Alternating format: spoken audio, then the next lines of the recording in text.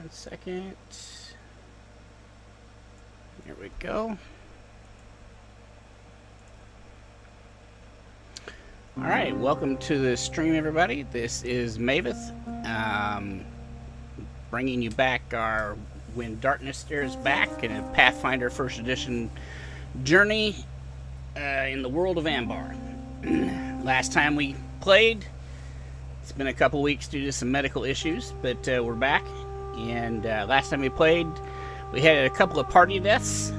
One of the party members did not want to be resurrected, so they're coming back in, and hopefully as another character in this episode. And the monk, the celestial monk, got called away on business, so when they went back to town to resurrect the fallen party members, he had to bid the party adieu and take a hiatus, and will not be with us. That brings us to, I've currently got the players on the map where the fallen comrades occurred, but technically they're back in town, so we'll use Theater of the Mind.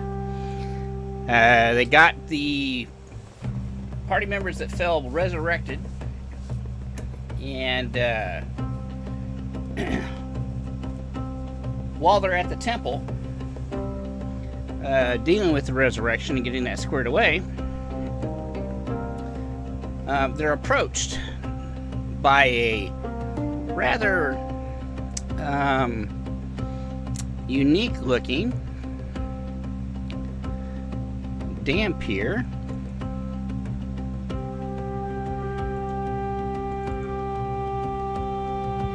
And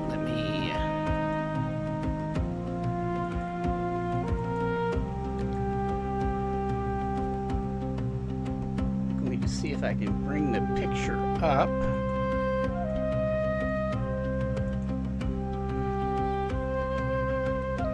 Give me 1 second.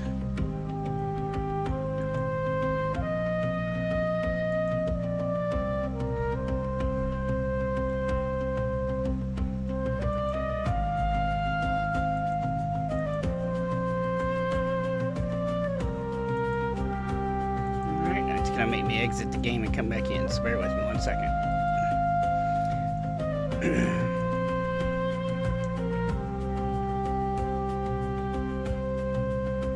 Let me know if that music's too loud.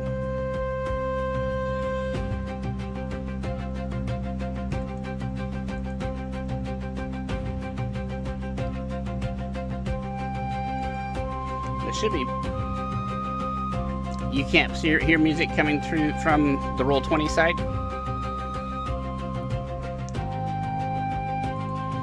Ah.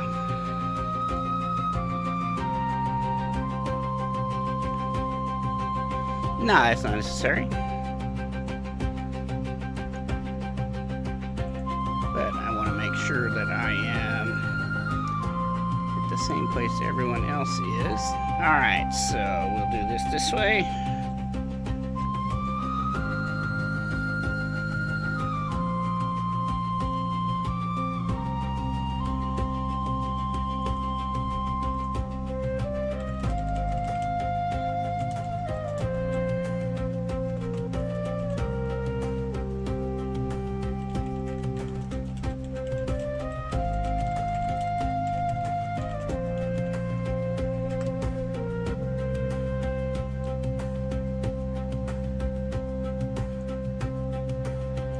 Me turning it down just a little bit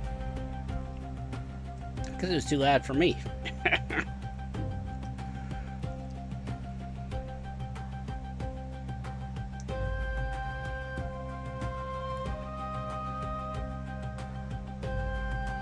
All right.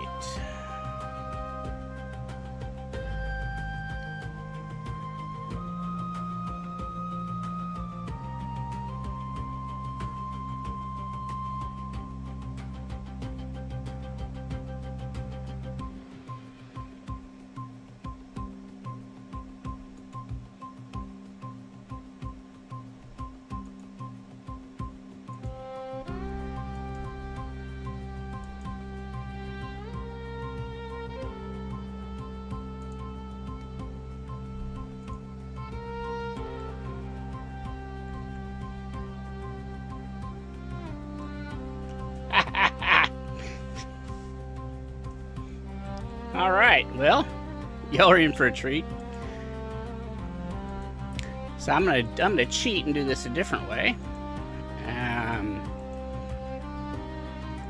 because I can.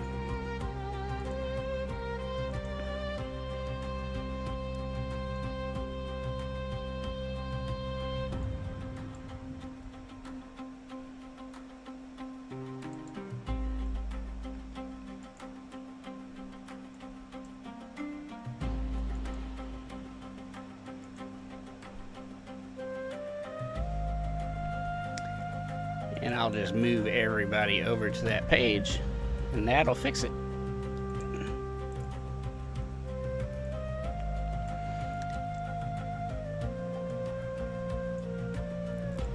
This young lady shows up, approaches the party, and asks if she can, and well, actually starts interaction with y'all, saying she's heard of your exploits.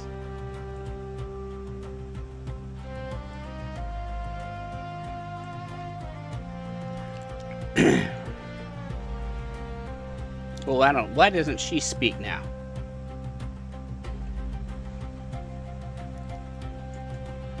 Vicky.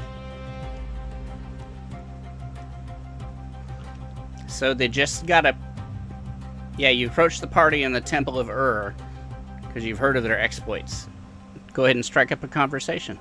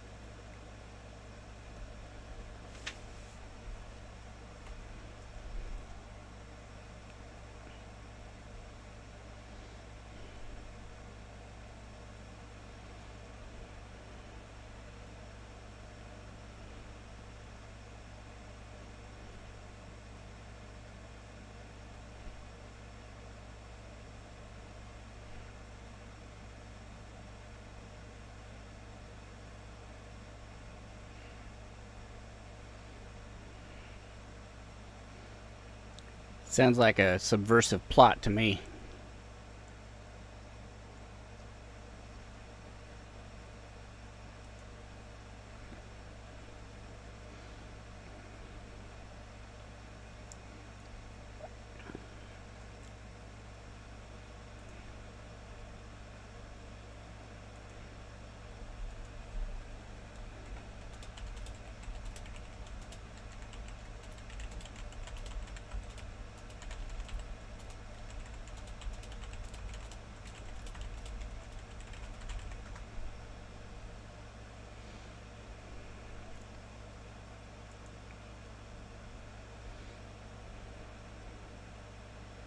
Well, you've got Dawn and Strangler, and Krusk, and Genrath, and yourself.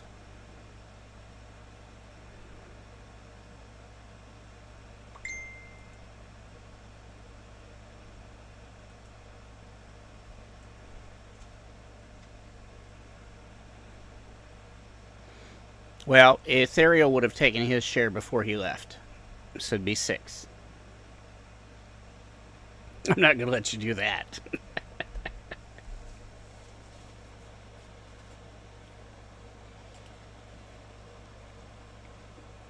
Yeah.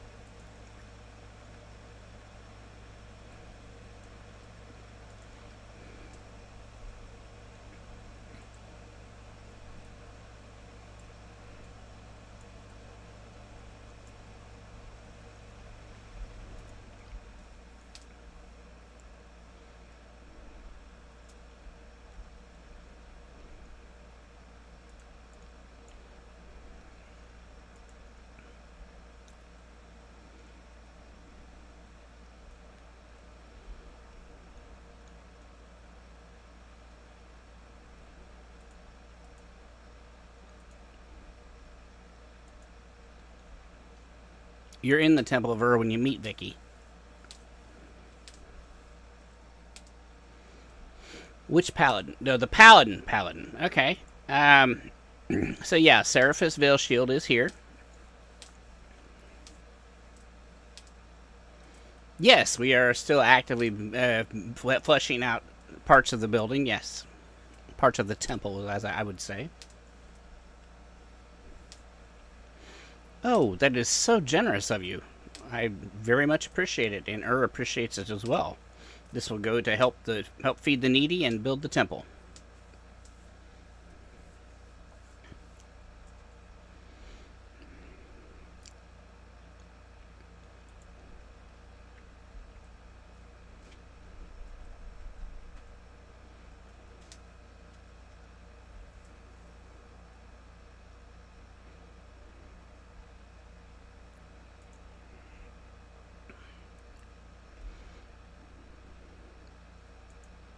So on Dawn's sheet, if you just want to put that down in the gear section.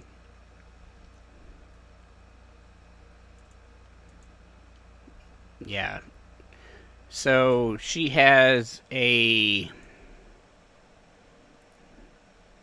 If you expand her character sheet, go down to where it says treasure. Yeah, just put it where it says treasure. Right now it's only got 191 gold pieces in her full plate.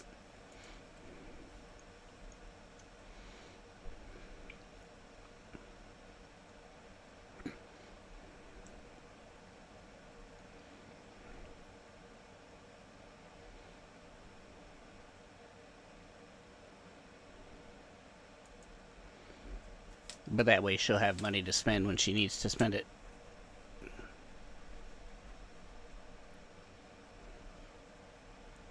Alright. So,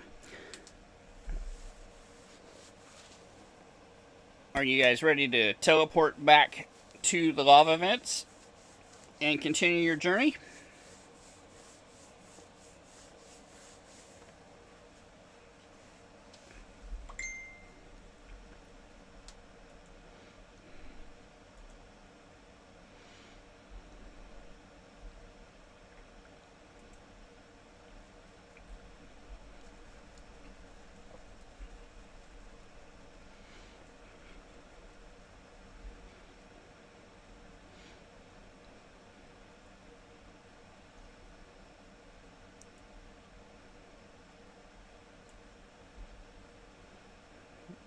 Alright, but you know what happens when you delay.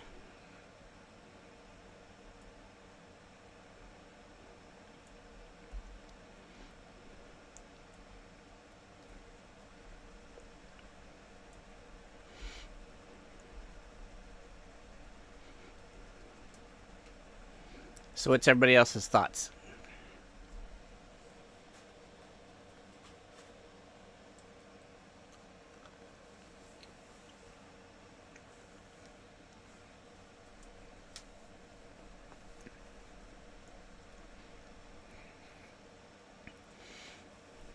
Oh, that's right. You weren't playing your own tune. Well, that's not quite true.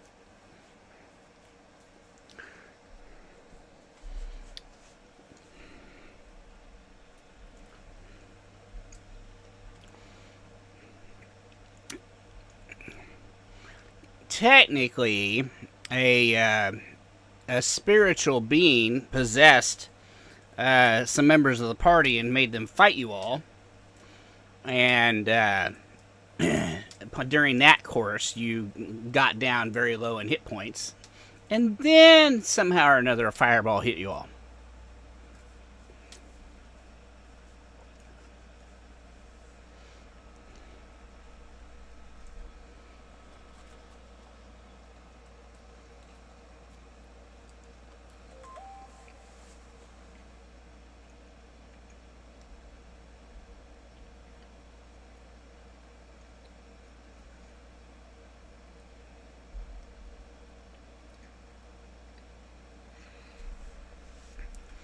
Yeah, she had access to it.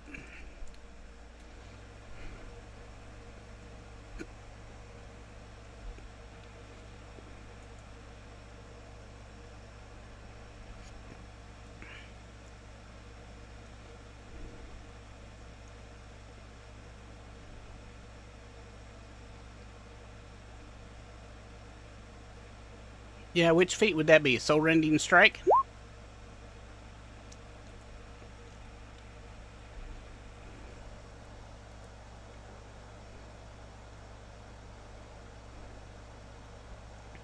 Well, that's only when you use the attack action against a creature that is possessed. But if you yourself are possessed, and the party has to beat you to death,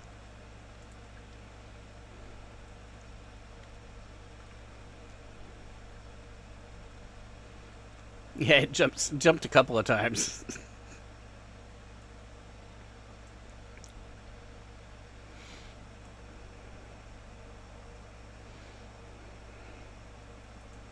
But yes, when you use it with that feat, you would be able to cause damage to the person possessed as well as the possessing creature.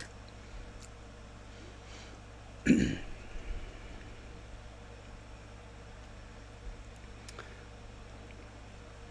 right, so you're going to spend a day here in town restocking. So if there's anything you want to purchase, I know what Frank does with that time.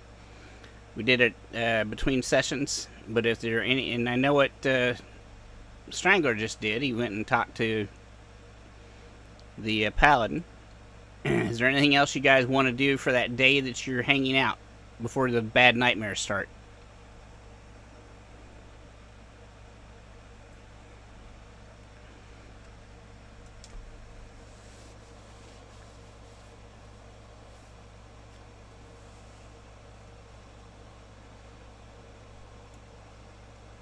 Well, unfortunately, there is an embargo against the town right now because the goblin armies are blocking all trade and travel in and out.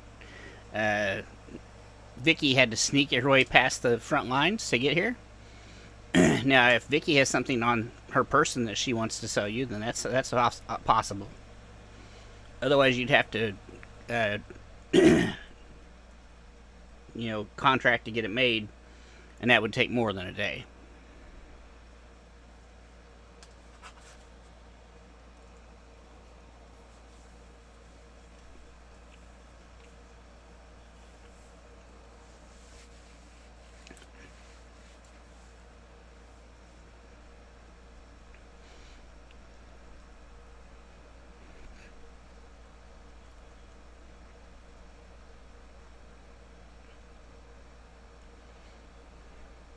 Well, you spend it wrong?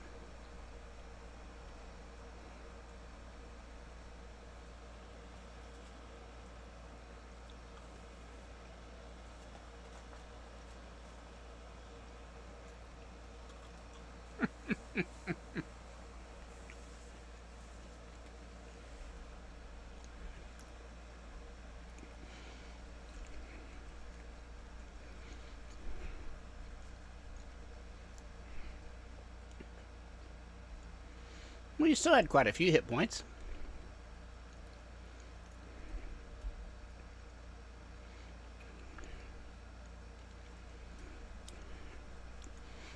$12. No, just 12 total. But then you would gain the 10 plus your con bonus of for your 12th level. So it kind of balanced out. When I looked at it, it looked like you had almost the same hit points you had at the 11th level.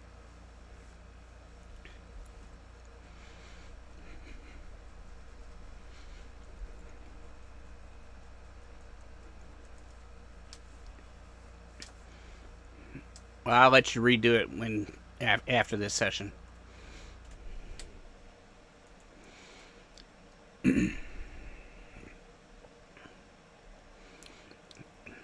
One point's only a 1 point on the attack and damage rolls. I'm not going to sweat it.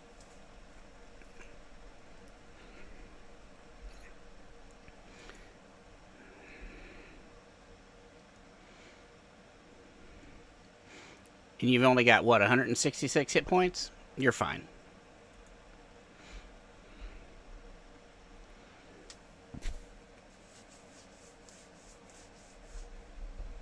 Well, you'll leave it as it is for this session.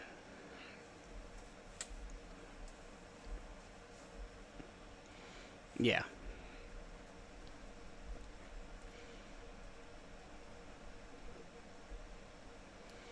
All right. Anybody else doing anything?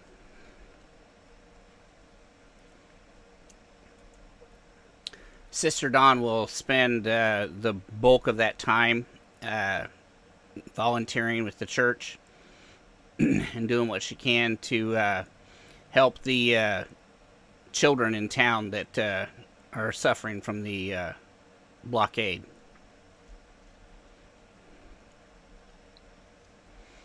That's awful nice of you, Strangler. Awful unlike you, but awful nice of you. All right, so you assist her. She takes some of the money from the church coffers and pays an exorbitant price for food because everything's getting more expensive in town right now. They can't get more food in, and they don't have any natural crops, so bread and things like that are very hard to come by. And she then uses that to make a broth of it's like a very, very, very thin stew / broth, and she will take that into the alleyways and provide it to the children of Ashport.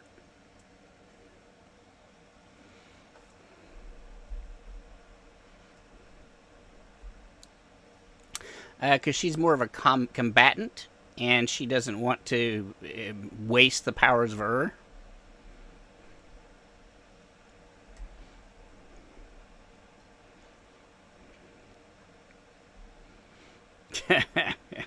However you want to look at it.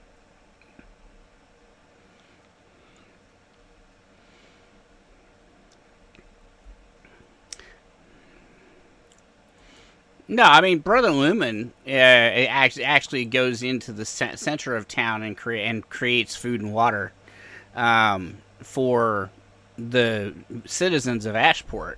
But there's a lot of children that are homeless and parentless that Sister Dawn is trying to take care of.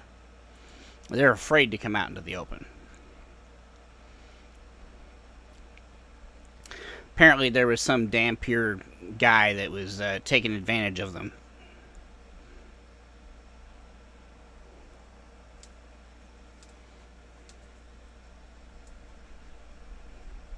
Yeah, me neither.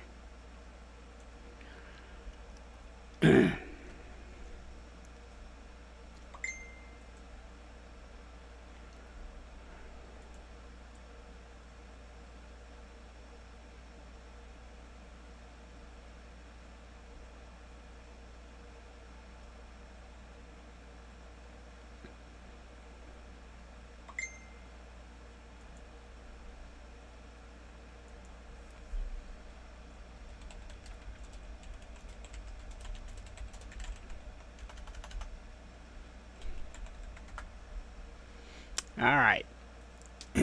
So a day passes. You get your item created, Frank. And the party gathers back at the inn.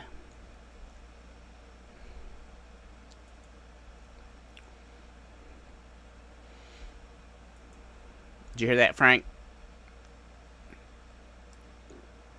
Yeah, I'll bet you are.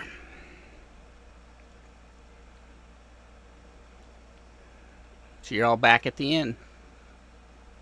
It's 24 hours since you reached town.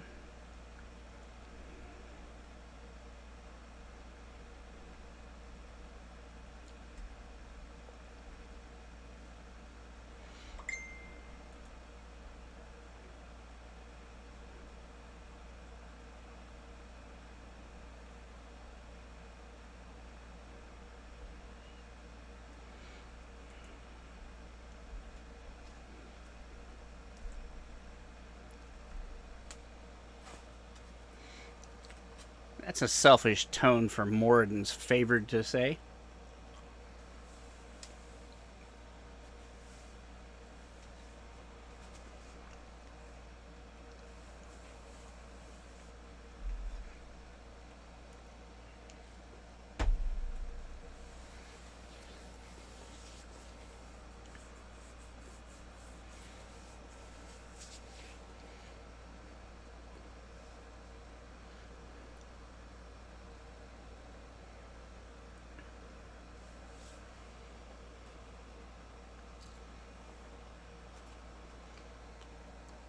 Definitely cheaper than rations.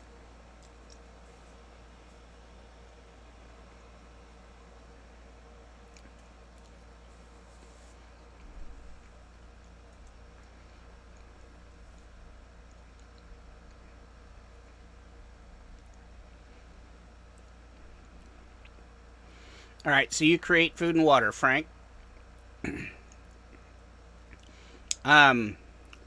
Vicky, where are you going to stay the night?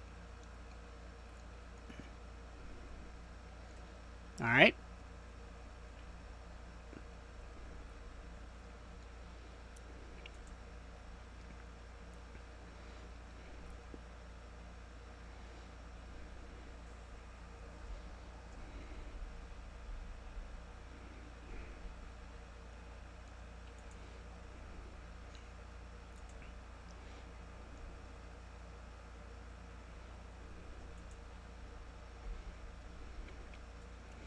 So the inn for a single night is 5 silver pieces. And okay, so you're going to the local jeweler. There isn't technically a jeweler in town.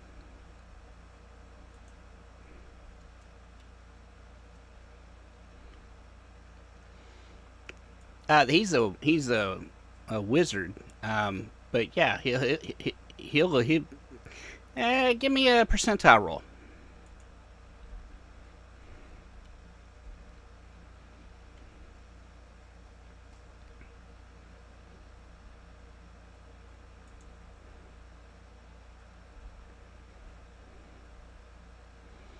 That's the way it always works.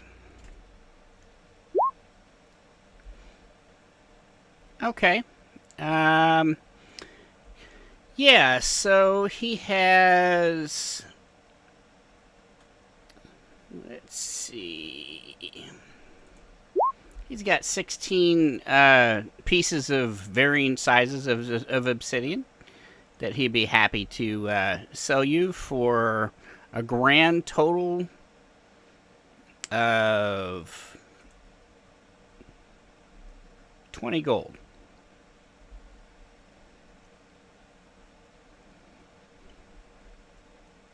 All right.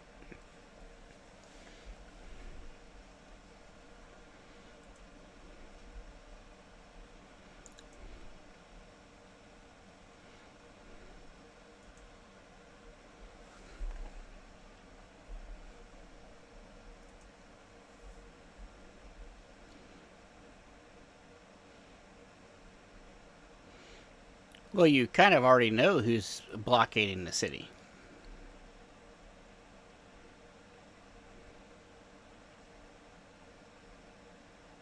Oh, obsidian. Gotcha. Yeah, nah.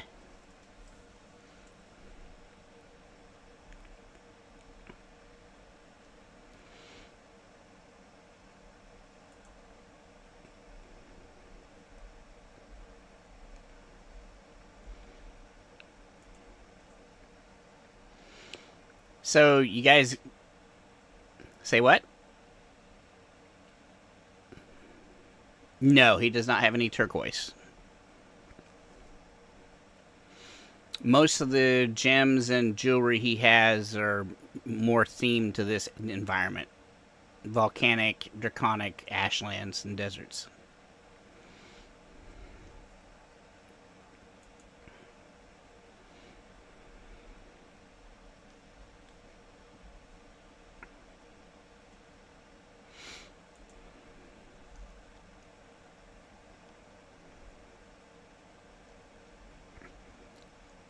So, who is carrying the first page of the triptych? Okay. Just wanted to make sure. So, when you go back to your room to spend the night, you find another piece of the triptych laying on your bed.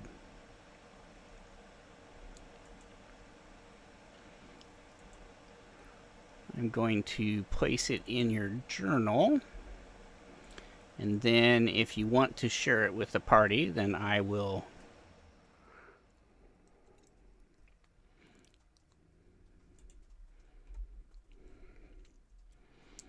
give them access to it as well.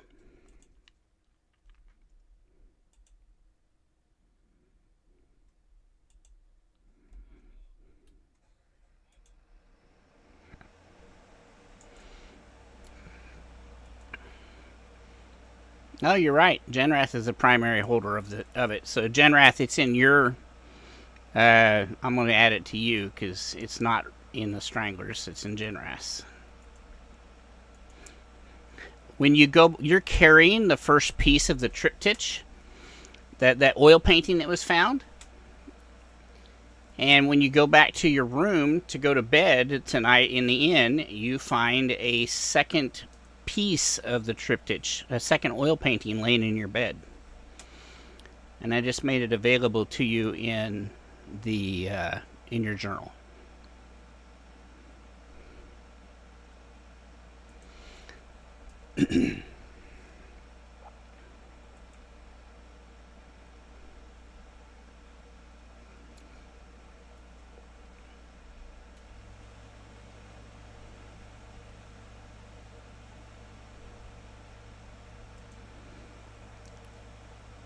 The first one is the creation, and this is the carving.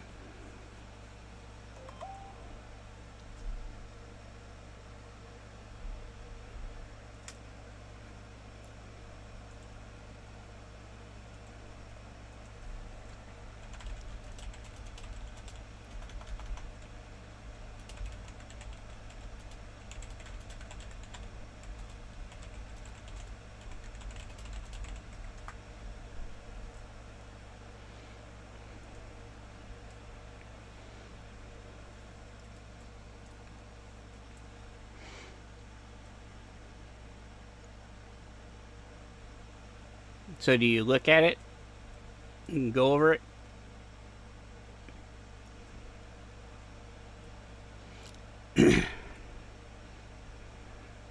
Alright, give me that will save.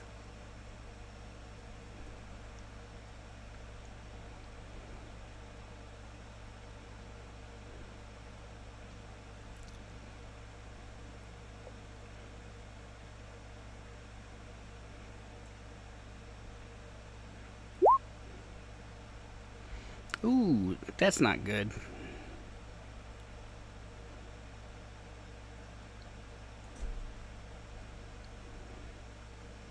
You rolled a 13. You rolled a 4.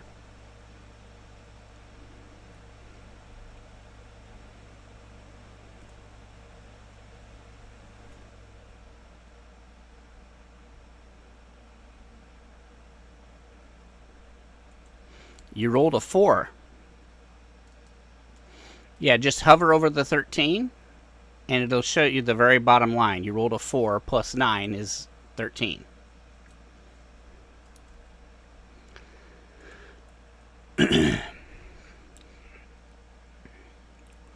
So you have an overwhelming sense of betrayal, and you feel like somebody in the party, you're not sure who, has betrayed you.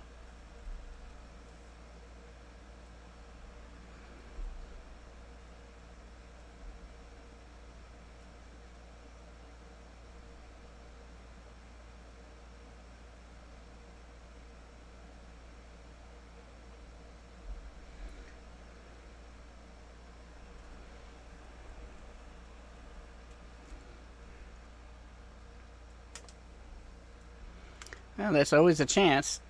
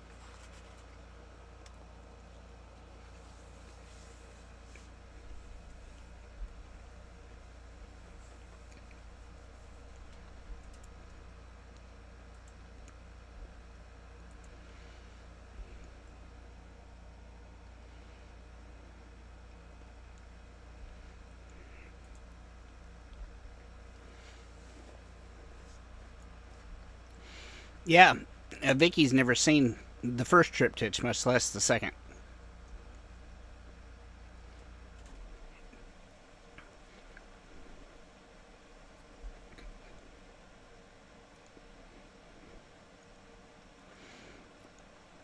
Probably doesn't have the intellect to even know what a triptych is. I'm playing.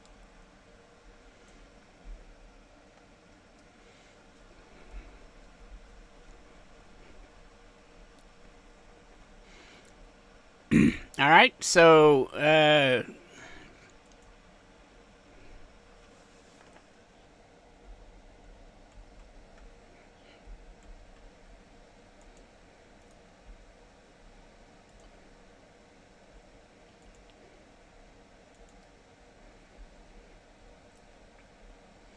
I'm going to make it available for everyone to see.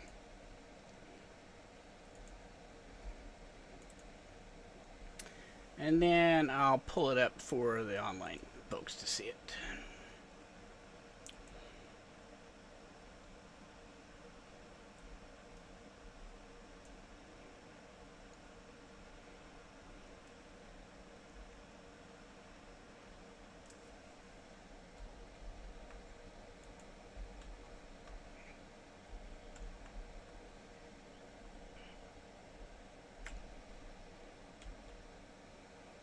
The guy behind him. You got two people holding the hammer.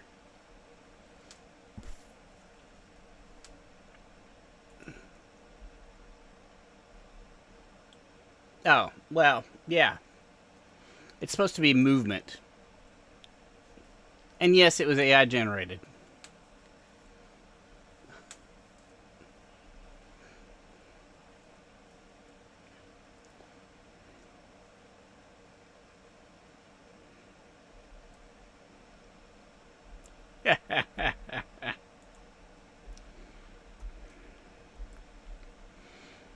All right.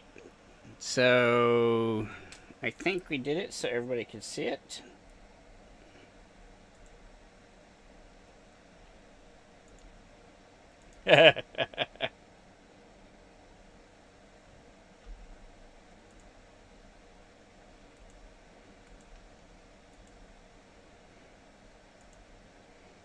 We wouldn't expect anything else.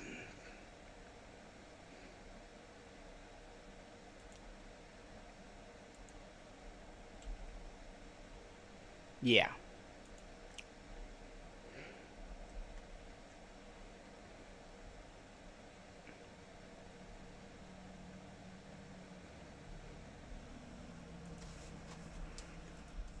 It's an oil painting.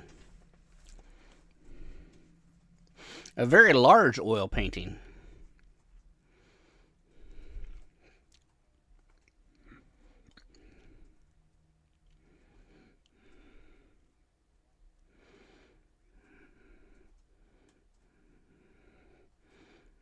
Well, it's time to go to bed. He found that as he was getting ready to go to sleep. But yes, we can move forward. So as you guys head off to bed, Strangler tries to take the painting with him.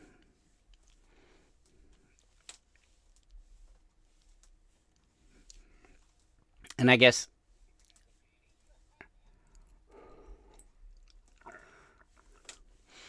All right, so you prevent that. And so as everybody goes to bed that night, again, you have the same dreams you had last time you didn't leave town right away to stop the threat. Each of the deities that you specifically follow or worship, with the exception of the half-giant, you come to you in your dreams pleading with you to fulfill the mission. Stop the darkness.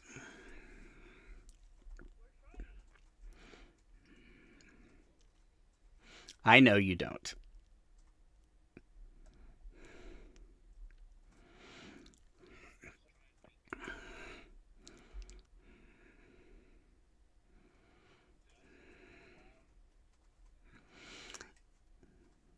Yes, his dream he got from your god. He got his dream from Tellus.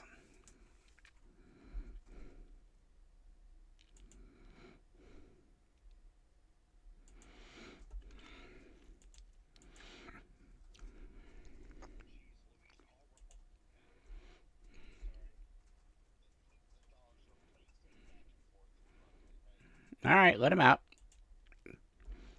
When he gets back, then it will go to the next day, and you guys can decide what you're going to do. All right.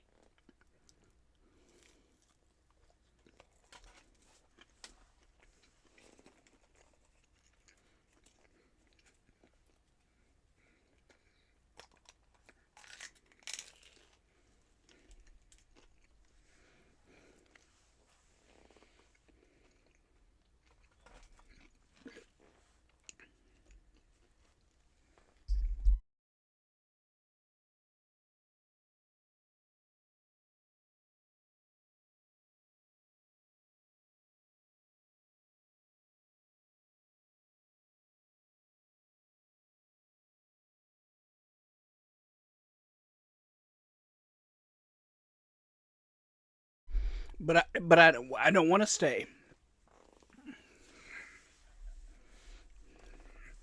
All right. So the night passes. You have your dreams. You wake up the next morning. You don't feel very well. You don't feel like you got a good rest. But it was enough to recover spells and move on to the rest of your day. Yes. So what do you do now?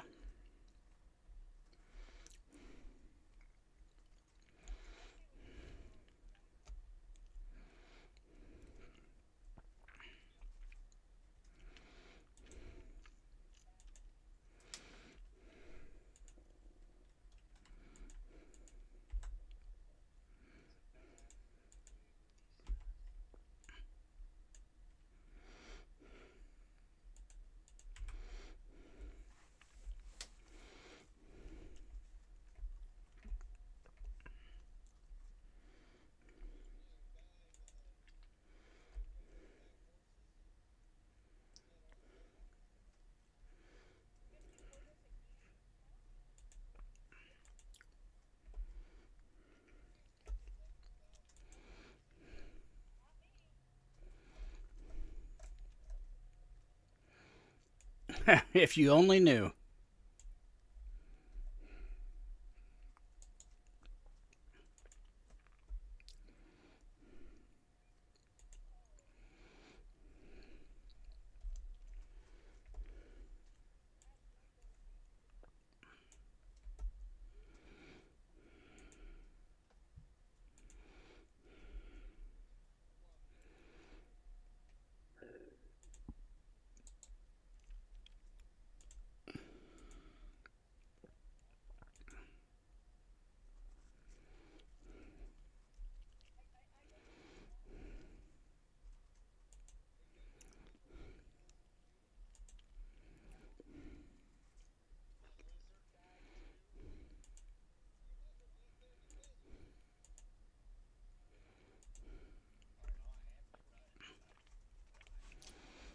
Yeah, you all had teleported. They had teleported everybody back to bring them back to life. They teleported back to Ashport. So, so your lizard's been out there fending for itself in the heat for about 2 days without any food or water.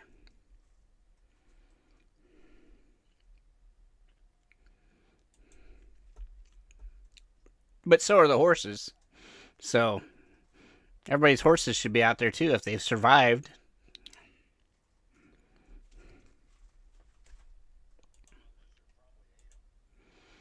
Probably.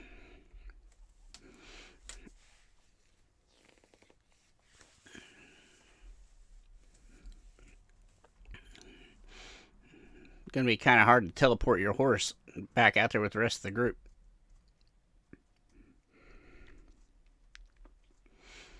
You might have to ride bitch with somebody.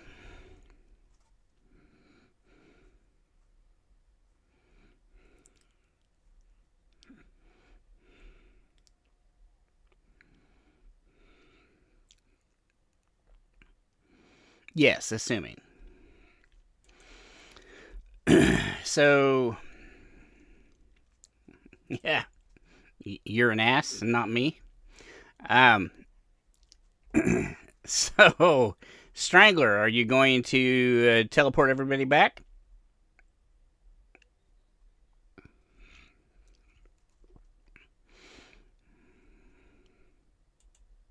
Oh, well, in that case, it makes sense if Vicky goes out to buy a horse.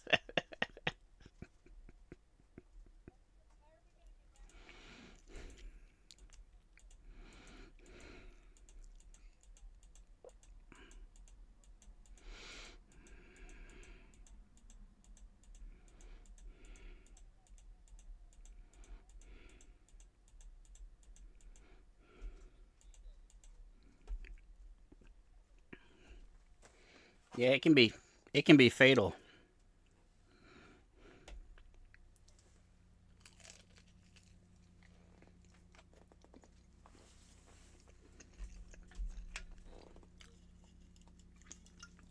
Two.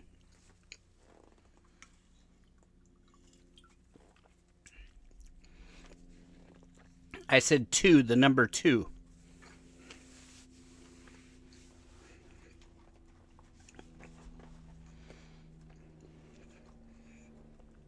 But I did have chicken in my mouth, so maybe it just came out bad.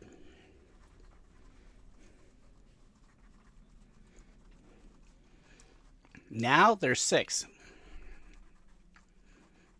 Not counting the horse that Vicky may or may not have bought.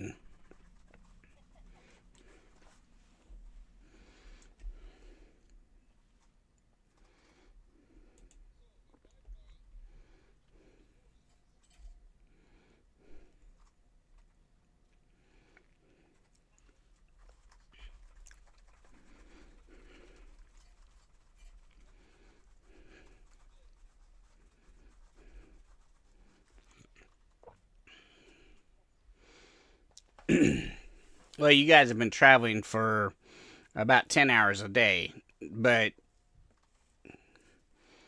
your horses wouldn't have to rest or anything, so.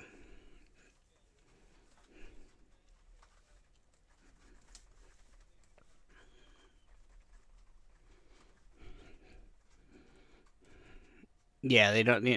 Yeah, difficult terrain, and they don't tire. So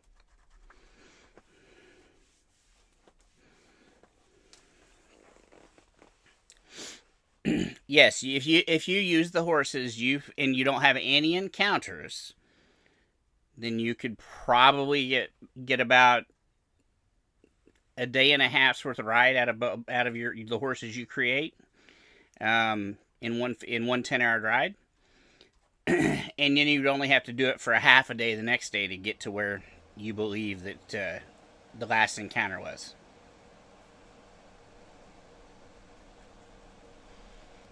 Fortunately, you stopped a number of times to rest after each major combat along the way, so you didn't get more than 2 days.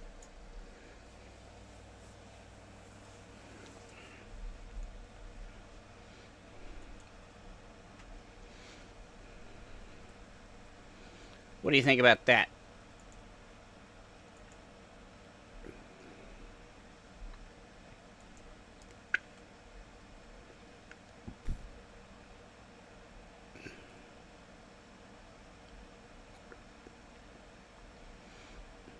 That would be problematic.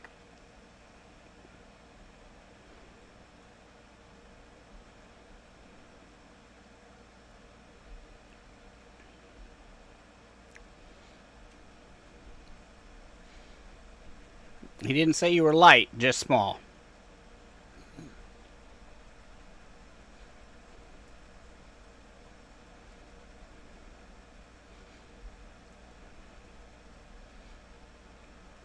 All right.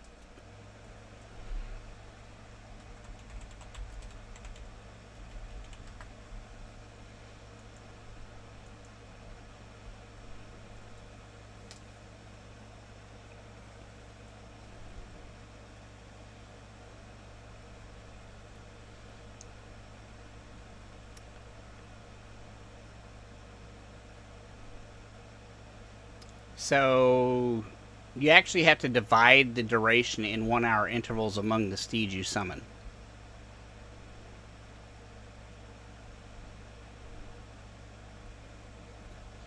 So you still would only get, if you have if you summon all 6 steeds, they'd each get, at your level, they'd each get, what, 2 hours?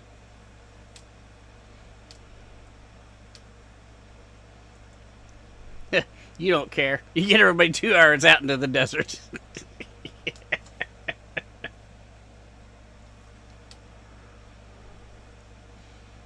Alright.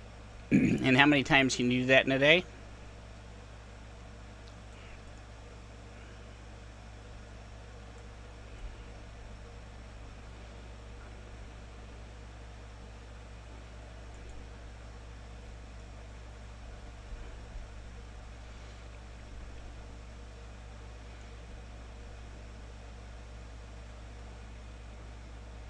Well, that's 8 hours of travel. So it'll still take you 2 days, but you'll get there at the end of the second day.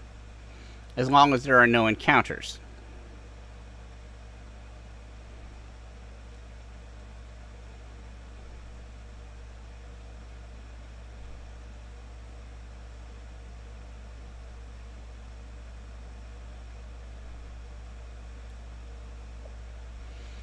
Well, technically a Phantom Steed has a speed of 20 feet per 2 caster levels to a maximum of 100 feet at 10th level. So they actually travel... what is the speed of a horse? I think they travel much faster than horses do. We'll go with a light horse. Their speed is 50, so yeah, they're twice as fast. So...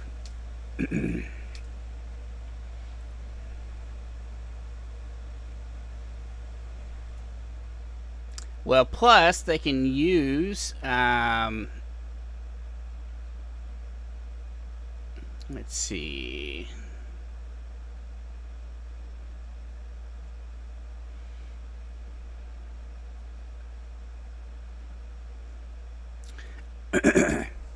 Well, I don't like the verbiage, but if you look at it as written, are you casting this at 12th level, or are you casting it at 11th level because of your mage's spell?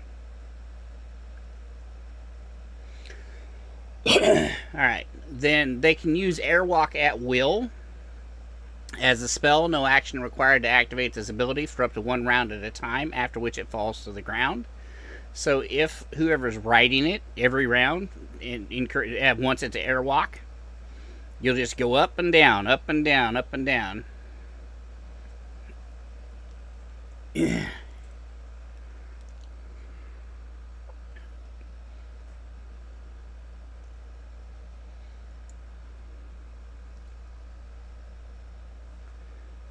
So, yeah, I mean, so effectively you're going to avoid the terrain altogether with that.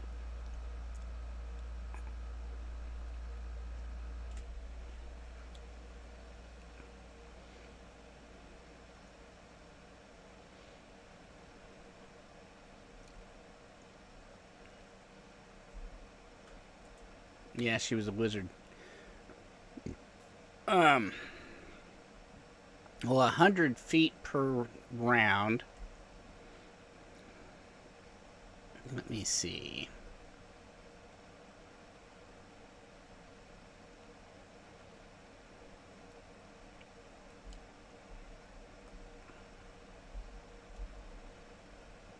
Do some quick calculations here.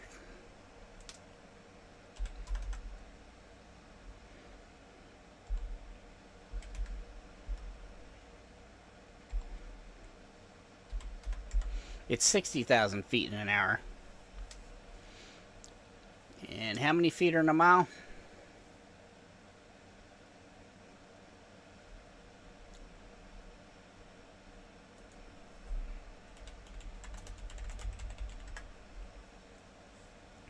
$5,280.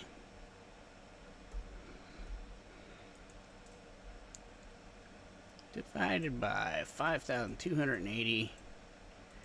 So they can travel 11.3 miles a day, which is about right, about double what a horse would travel in a regular 10-hour day.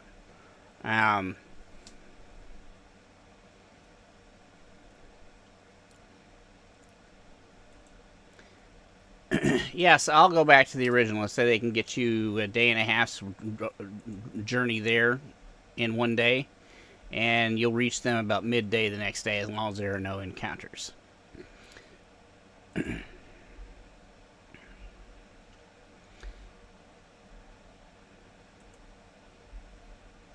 So everybody mount up on your phantom steed.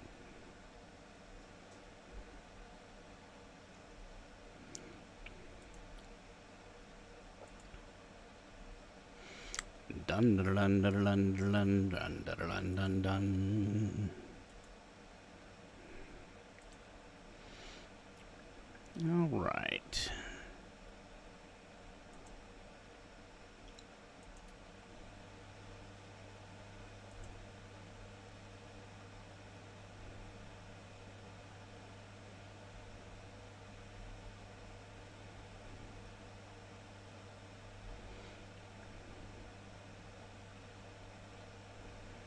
Of course you do.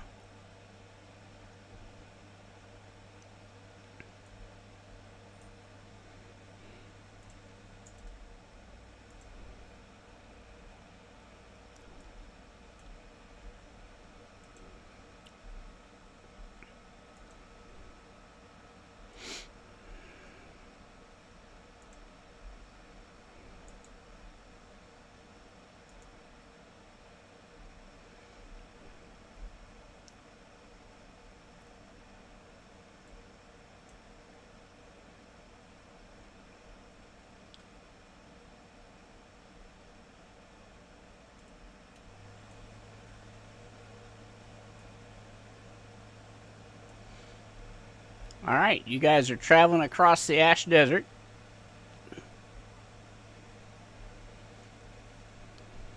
You have everybody there? All 6 of you? Yes. All right, on your phantom steeds, trying to make it back to where you were. Since the steeds are your steed strangler, I'm going to have you give me a D20 3 times. Let's do them one at a time, though. So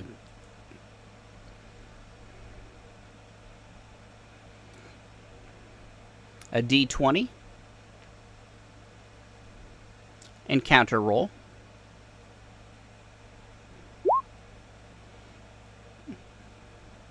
Yeah, I said one at a time, but, you know, that works.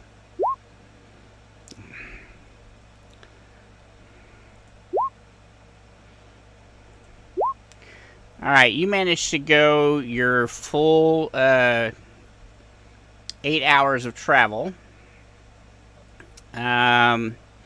Before you can no longer cast it and your 4th level spells are exhausted.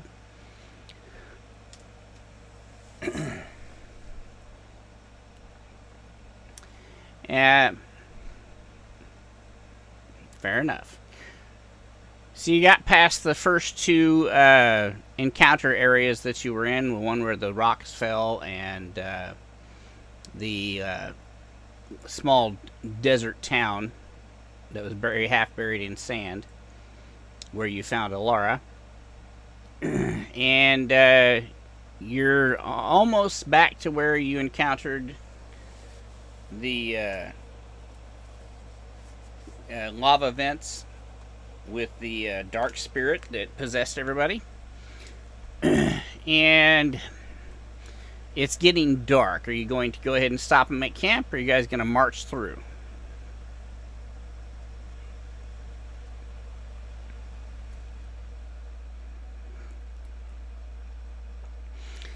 Yeah, well, but with his horses, you're about 4 hours away from where you last encountered anything. About 6 hours with his horses to Vorthalax Keep. Your final destination.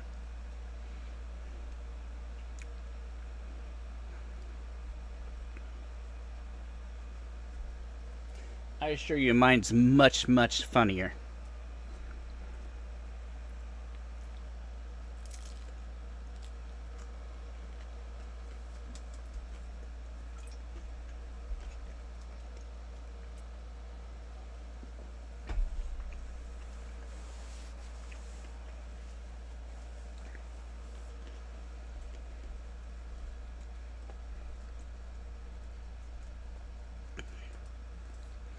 Fair enough. So since you have secure shelter, is anyone going to set up guard watches?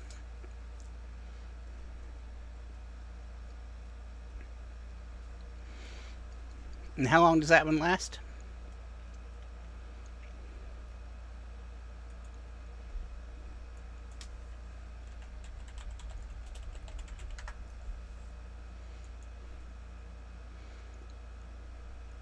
Yeah, 1 hour per caster level or until discharge, so.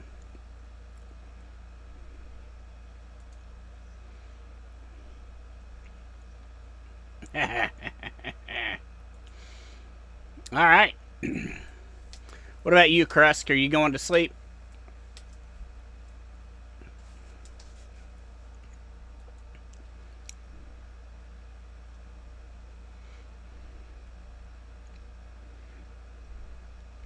Krusk?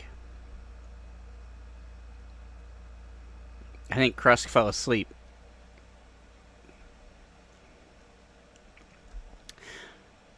That means Krusk is fine with just spending the night in a secure shelter. What about you, Vicky? Alright, I heard of that's fine. So everybody's okay with spending the night in a secure shelter. Sister Dawn will place her faith in the Watchful Hound.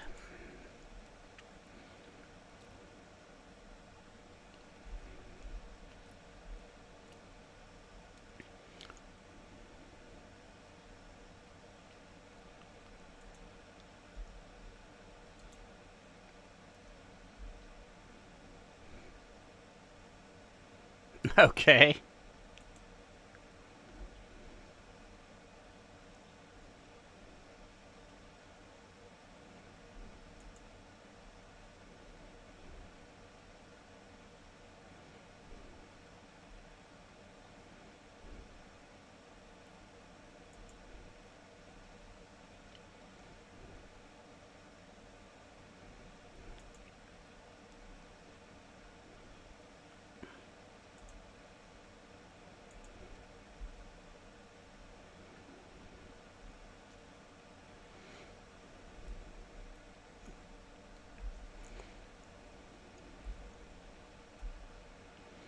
Alright, so everybody eats, creates food and water, and then beds down for the night. This will be 3 days that the lizard and the horses will have not had any food or water. Alright.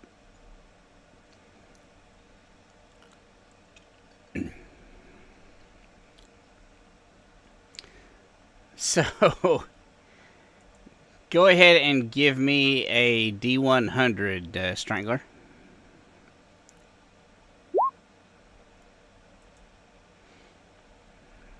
You're getting good at them low rolls. Fortunately, that wasn't low enough. And there are no encounters at night, so when you wake up, there's nothing outside waiting to kill you as you step out of the shelter. The Faithful Hound does not discharge until you discharge it, or the 12 hours goes away. Otherwise, it'll just stand there, even after you cancel the shelter.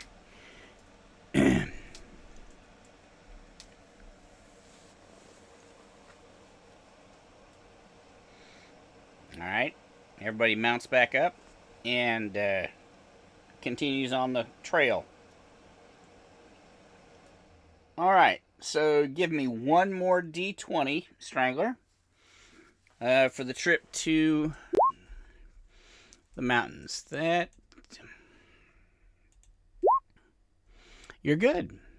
Alright, so you have no encounters. The airwalk thing really helps. So you managed to get all the way back to the lava vents.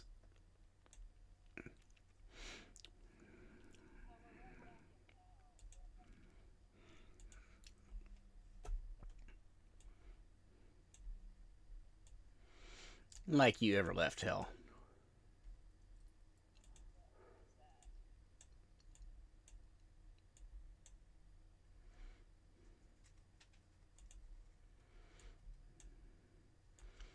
What did you do, Strangler?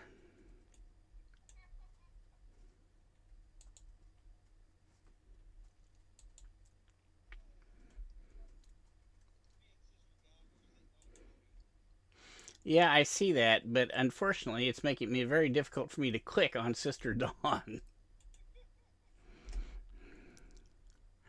There you go. All right.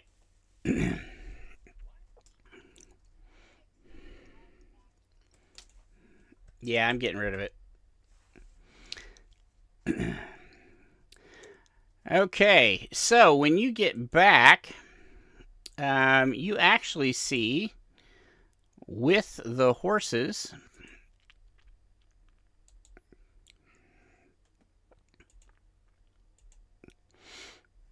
a very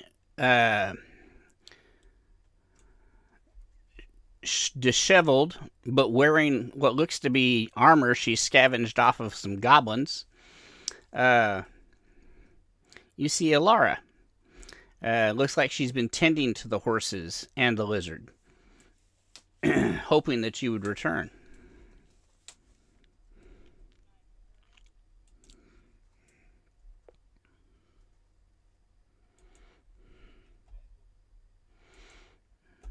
Detect magic on Alara.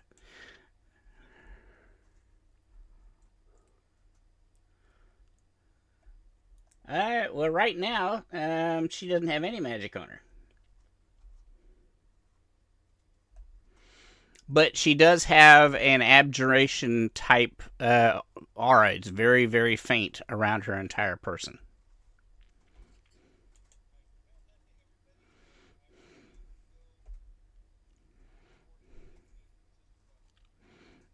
All right. Well, Sister Dawn, go ahead.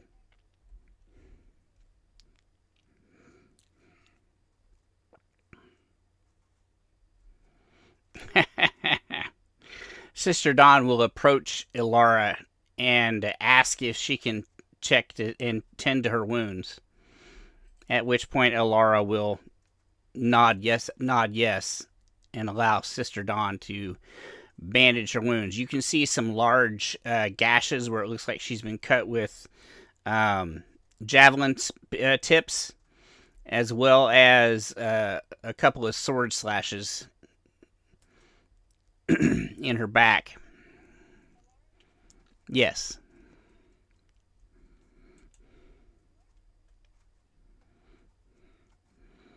Lara looks at you and shakes her head left and right.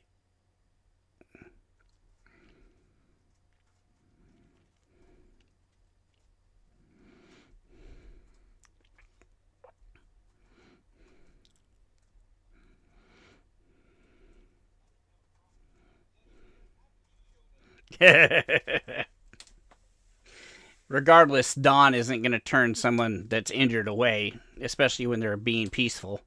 And she'll continue to tend to her wounds, and she'll actually do a cure light wounds on her to at least seal the wounds from seeping any further.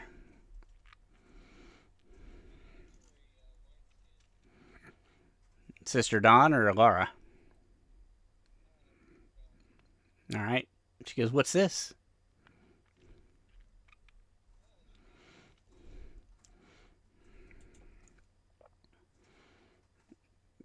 I don't think wine is a very healthy thing to drink out here in the heat. She looks like she's dehydrated.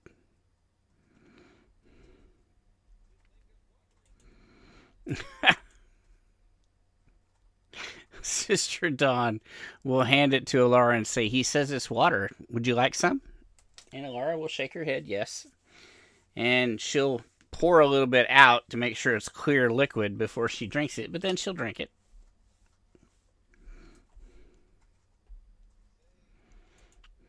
What is it?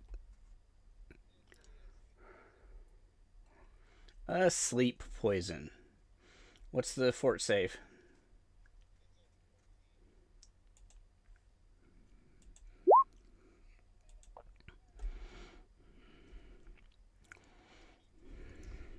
He tried to put her to sleep.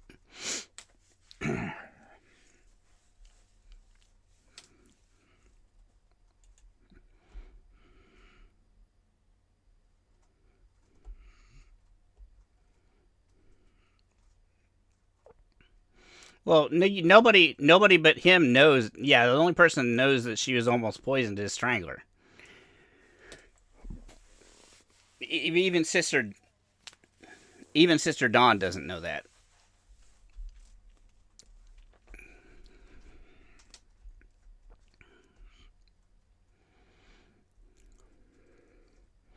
All right. So she looks like the water funnily, uh, gives a grimace, and then hands it back to Alara.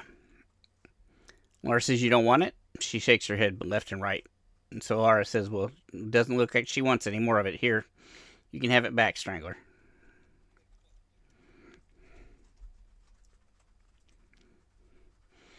No, she just did cure light wounds to stop her from bleeding.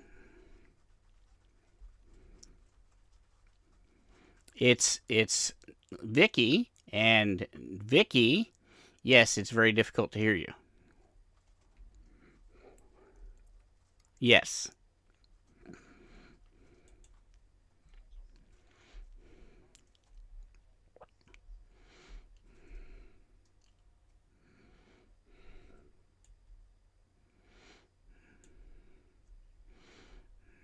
Yeah, she just cast a cure light wounds to seal up her wounds. Because she knows that Sister Dawn recognizes that there is some trepidation from the party with dealing with Alara. So until she knows what the overall plan is, she's not going to invest a whole lot more healing into it. But she did want to tend to her wounds. But I did move your token over to the area where they're at.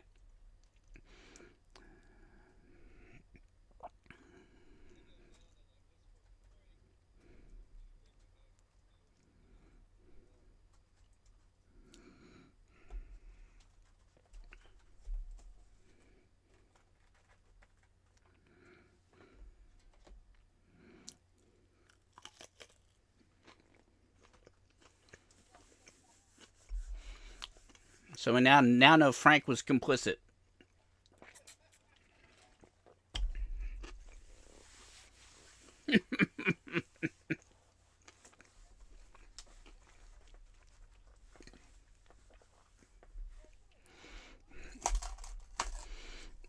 Welcome to the world of Ambar, and darkness stares back.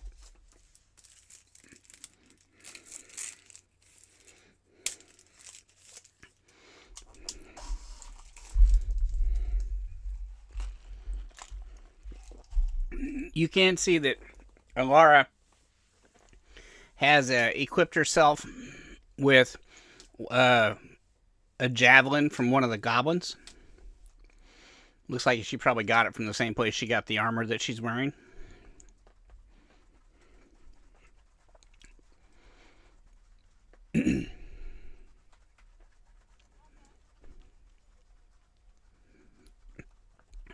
She nods, yes.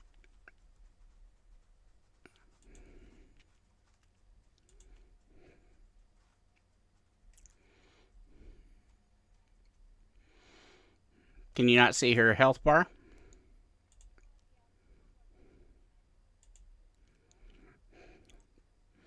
Well, no, it doesn't.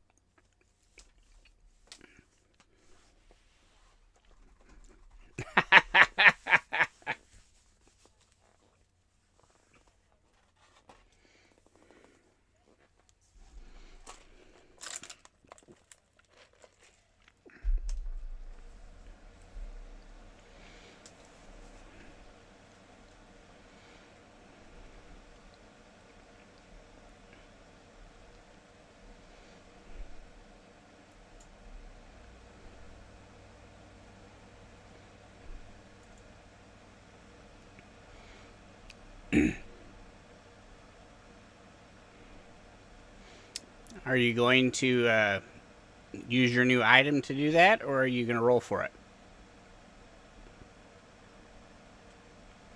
So you spend a round, your Warhammer glows,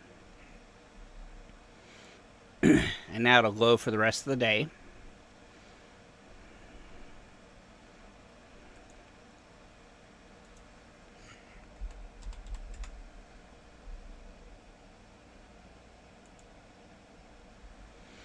and that you should have seen a difference in her health bar.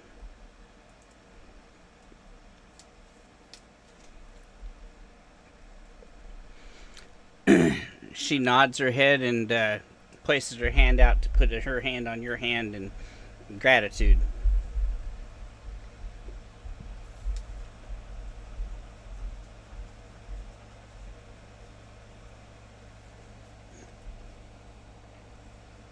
She'll change it to a fist and do the fist bump with you.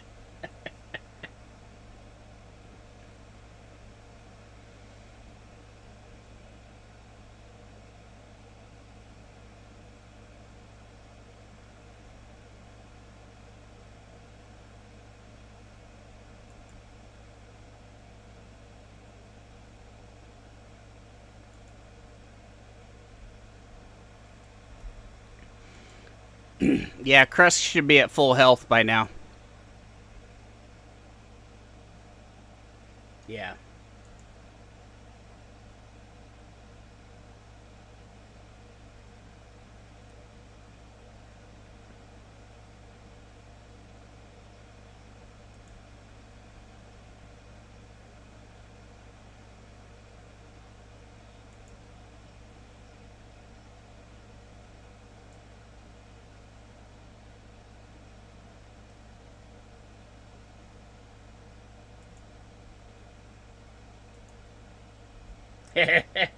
No. He said she.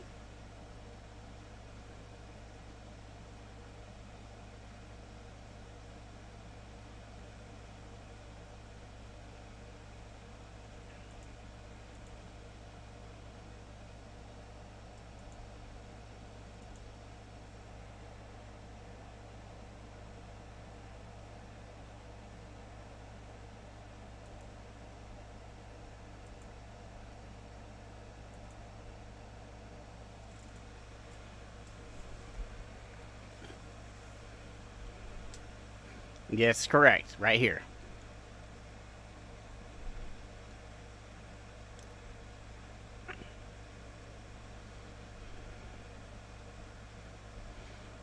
Yes, everybody else had traveled south.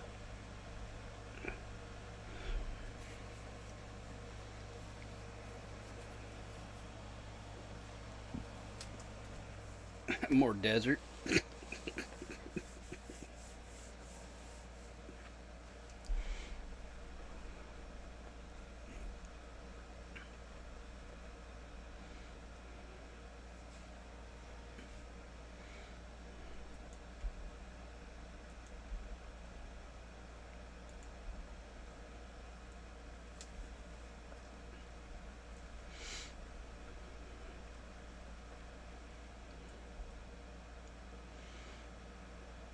Um,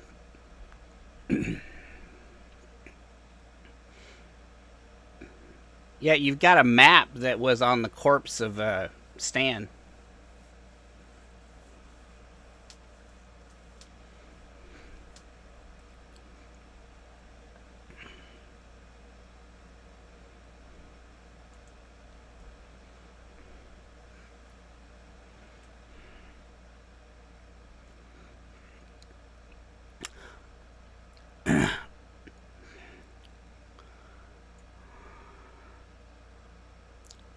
Oh,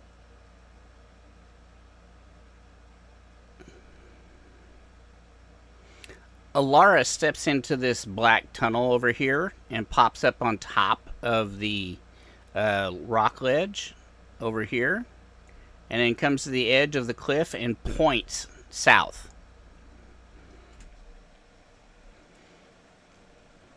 And she puts two fingers.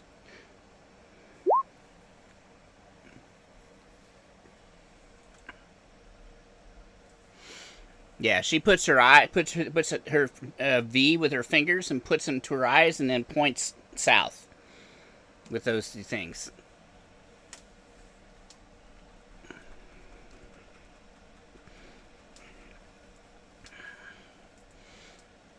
Yes, it looks like the map takes you a little bit further down that direction.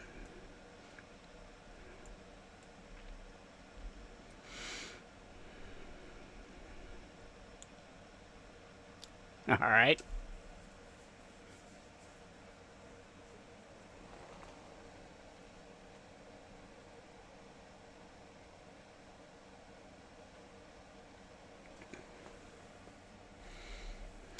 He's banging on the Krusk's door.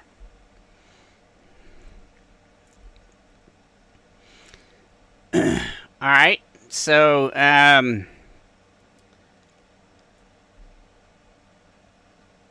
you're just gonna start. Well, you guys have your mounts here now, and you've got the lizard. The only person that doesn't have anything to ride on is Frank, Vicky, and Ilara.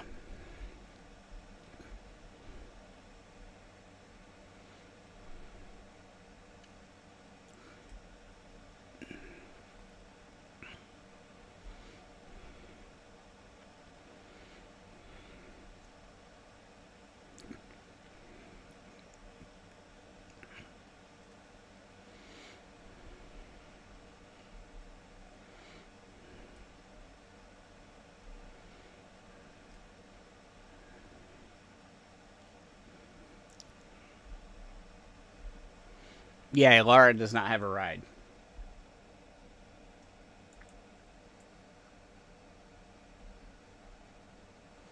Well, he's not here to answer that question. He stepped away.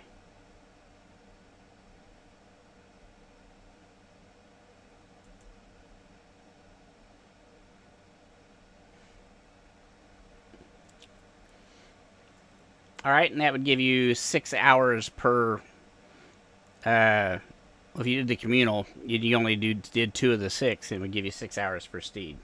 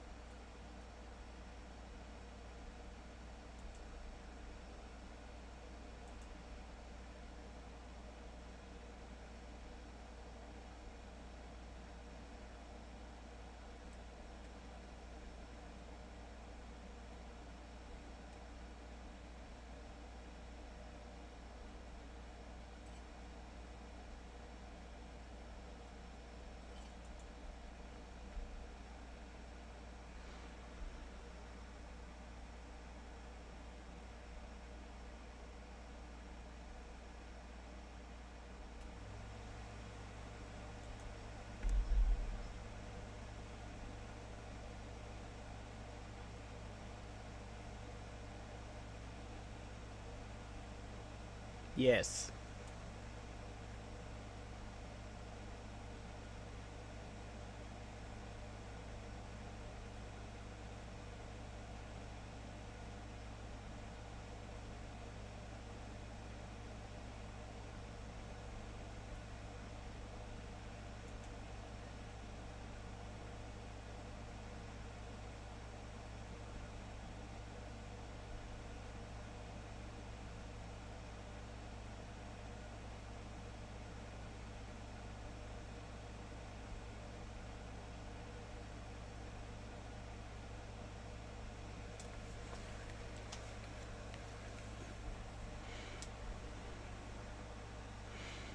Vicky and Ilara take the middle.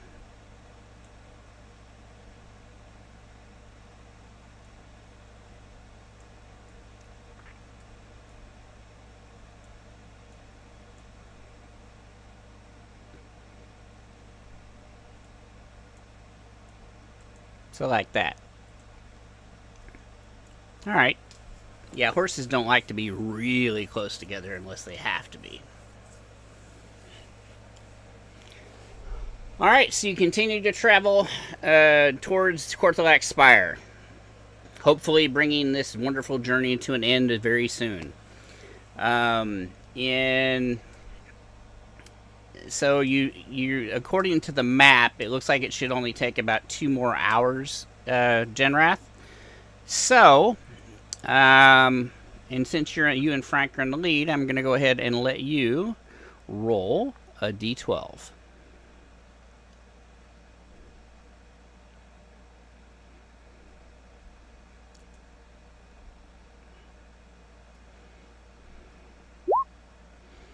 You got a 12. All right.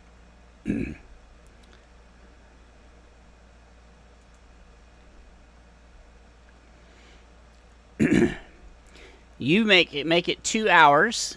So there's still roughly 4 hours left on the Phantom Steeds.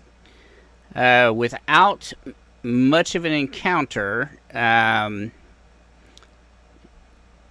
give me a perception check, Frank and Genrath.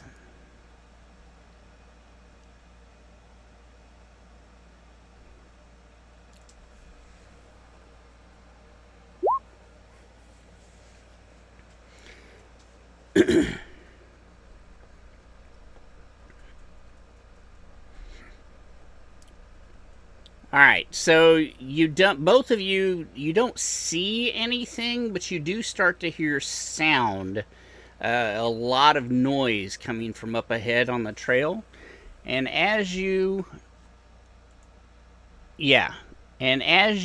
round a corner past a dune, yes.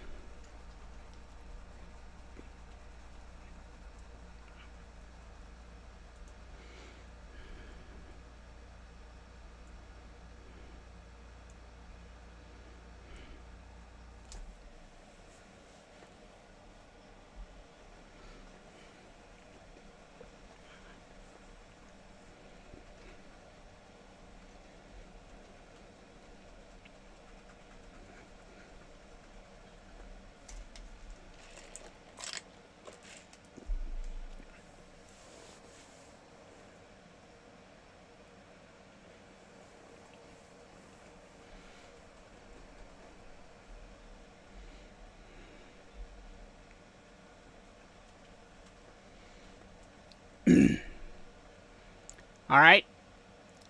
So what you see in front of you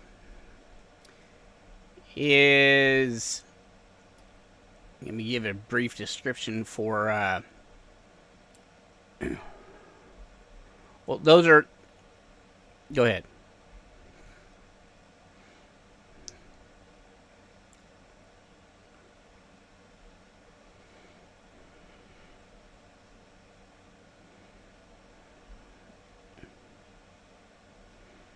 All right, let me give you a description so that Vicky can be caught up on what it looks like.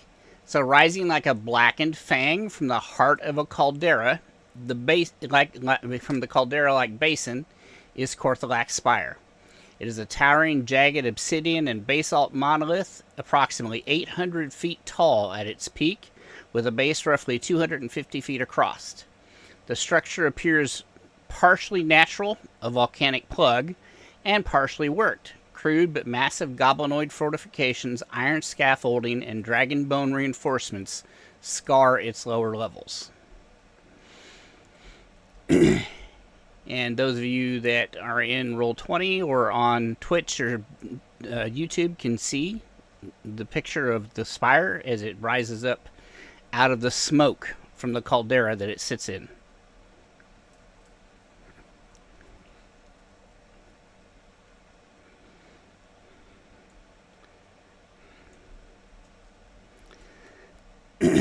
And so Genrath said he's going to take his dragon lizard and crawl up to get a look from up top. And you can see that there, and I'm just going to ping it on the picture here. There is a guard tower there, a guard tower there.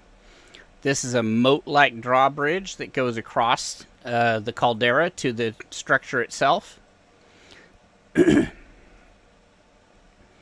And there are, you can definitely see armored goblins on the drawbridge itself and in the entryway of the front gate.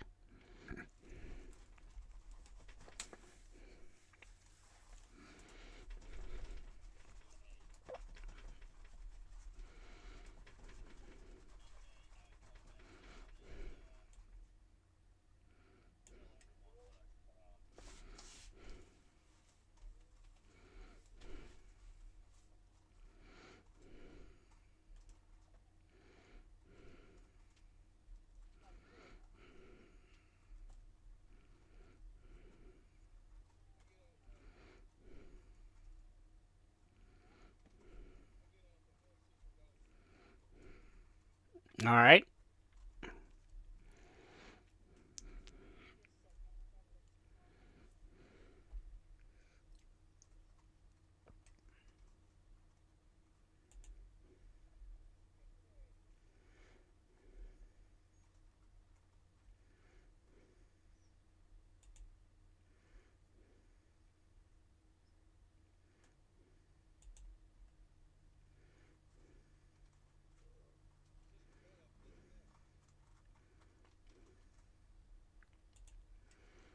All right.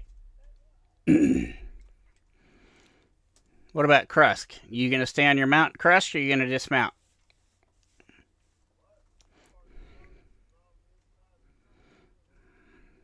Oh, okay.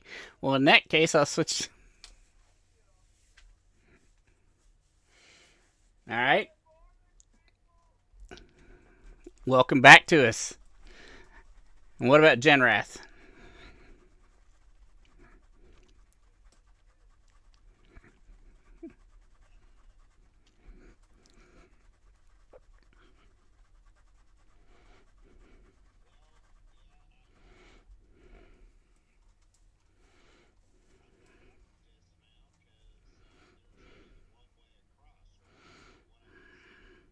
Yeah. All right. So Alara will dismount from the Phantom Steed, seeing that everybody else is dismounting. Yeah.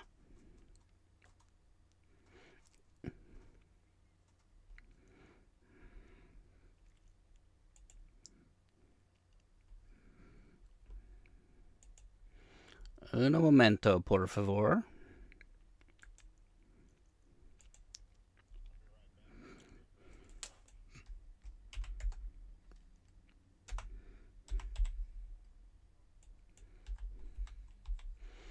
Yeah, probably.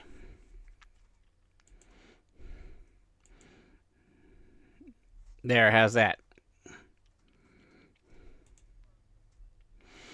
All right.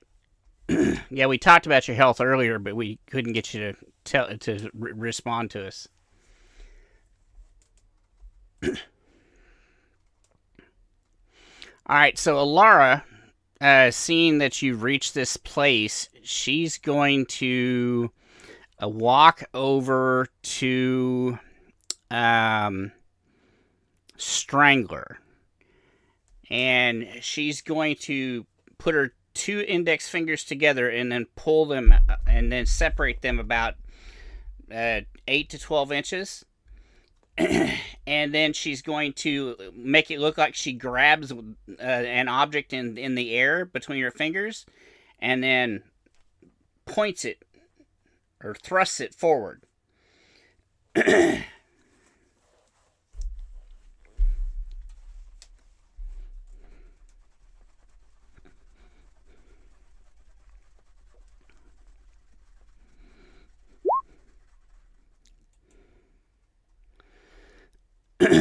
It looks like she's trying to use a wand. So it looks like she may be asking you for something like a wand.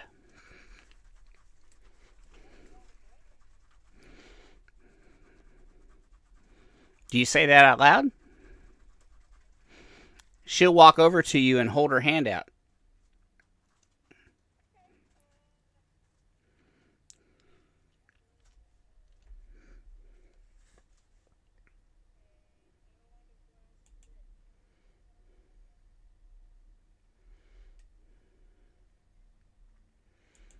All right. She thanks you, and then she turns and she takes the javelin that she apparently stole from a goblin, and she taps the wand to the javelin, and the javelin glows brightly for just a second, and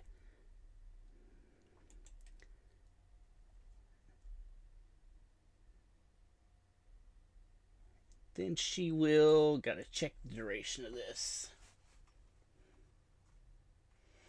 And then she will touch her chest with the tip of the wand, and there's a bright flash of energy, and it now looks like she's got a small magical shield in front of her.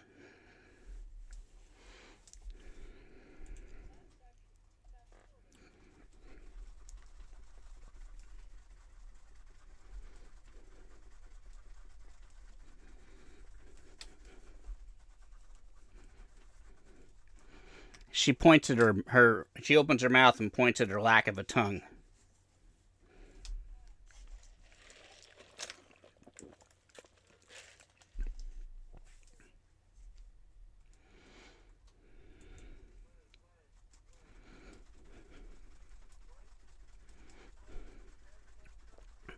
No, this isn't Clerk. This isn't Sister Dawn. This is Alara, the girl that you rescued.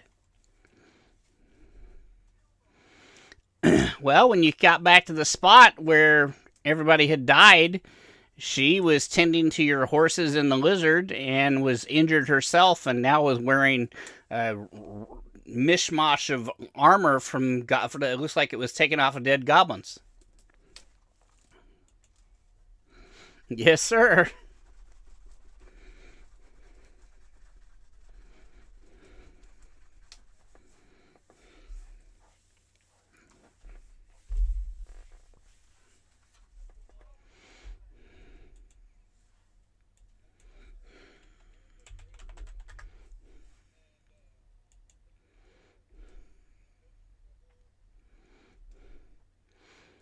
She looks at you and just does a real quick shaking of her head back and forth, and holds up the wand that she already has, and signifies that this is enough.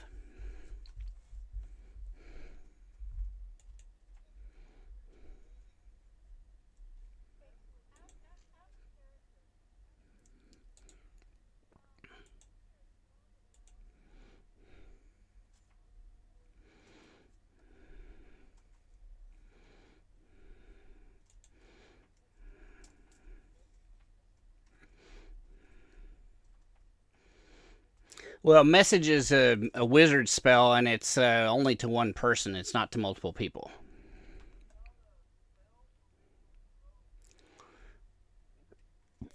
But telepathy is a spell as well. Um, that may be the one you're thinking about. Telepathic link.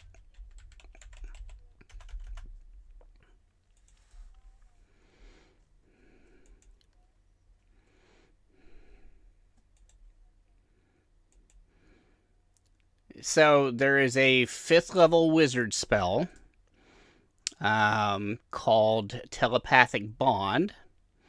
And that allows you to form a bond among yourself and a number of willing creatures with an intelligence 3 or higher.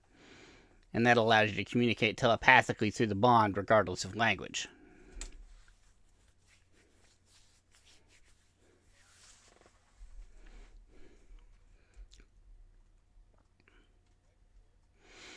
Yeah.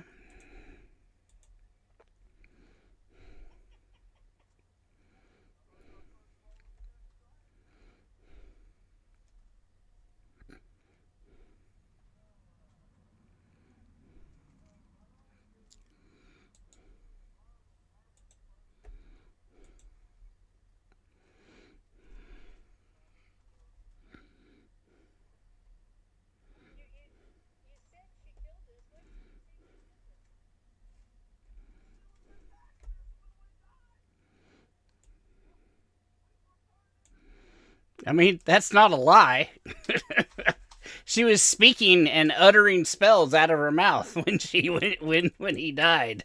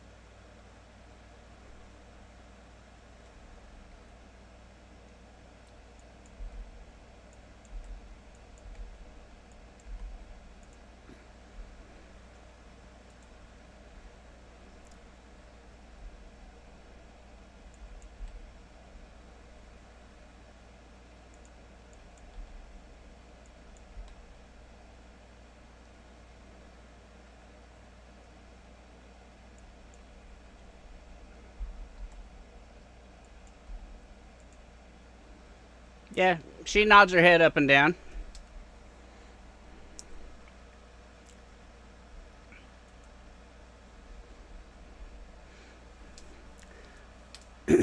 Well, we don't have ink pens.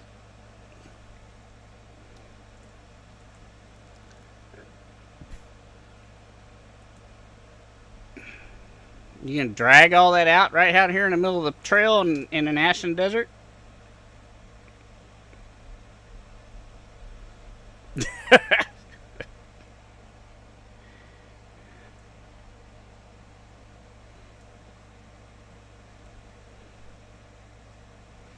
But she nods yes when you ask if there is a spell that allows people to do that. She says yes. Or nods yes. But then she points at her head and says, and shakes her head no. She nods yes and nods up and down.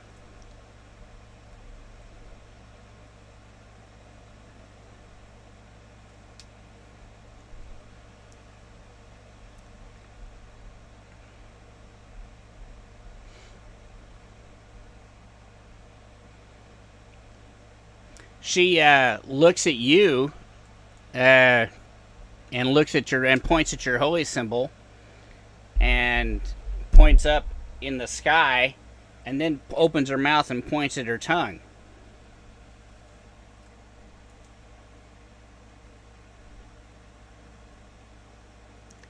She kind of gives a kind of guess and then nods her head yes up and down.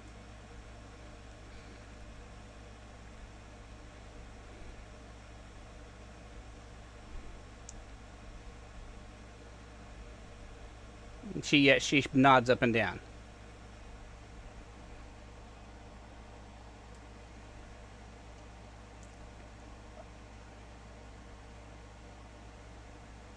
Okay, so this is Maveth to Frank. You know you don't have to memorize certain spells, right? You're what we call a free caster. Okay, all right.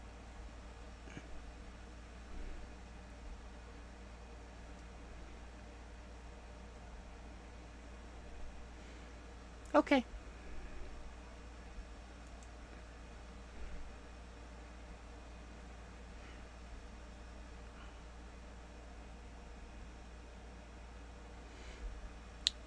Well, if you're not high enough level to cast regeneration, then it doesn't matter.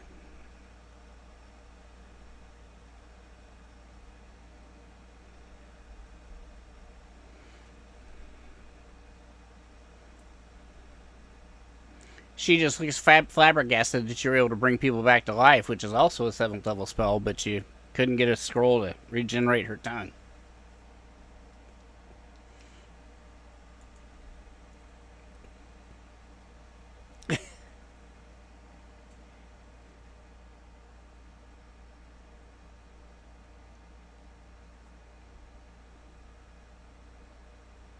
She gives you a frown.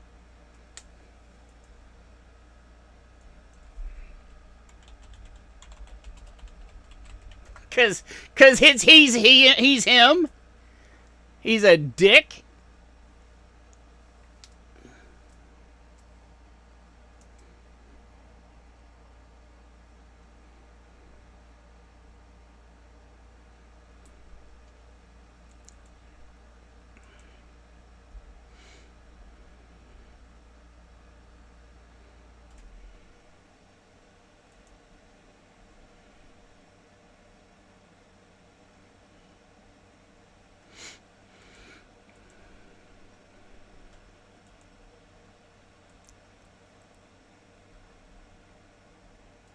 Yeah, that'd go over big.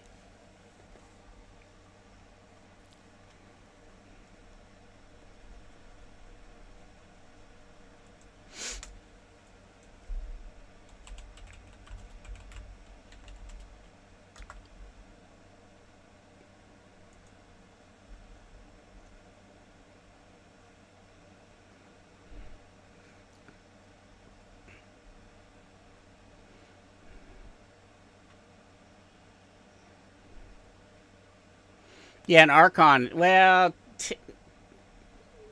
yeah, they're more neutral, but they are considered good.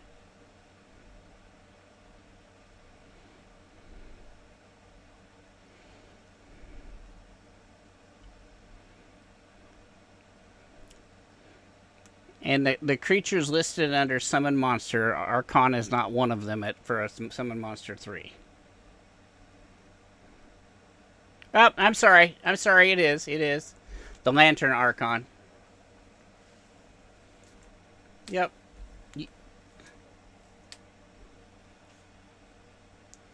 He did. Yeah.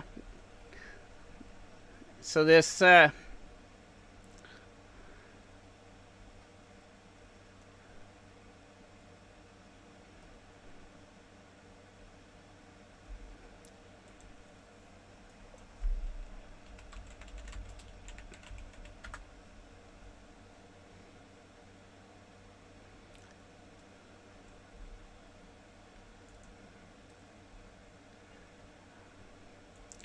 So this creature that looks like a light with three glowing fiery wings coming out in three cardinal directions from its center point hovering there in the middle of the gap, but you're right there in front of the spire, pops out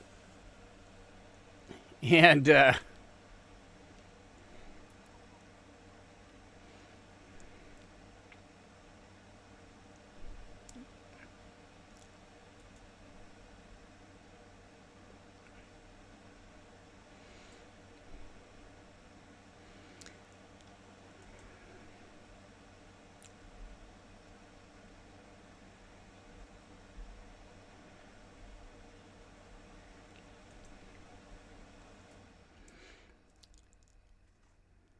so as long as no one's hostile near it, y'all can feel its aura of menace emanating 20 feet all around it. But as long as no one takes any hostile actions or feels hostile towards the creature, there's no issues. And it looks at the strangler, or kind of turns, and you can tell that it's looking at you, even though it doesn't have eyes.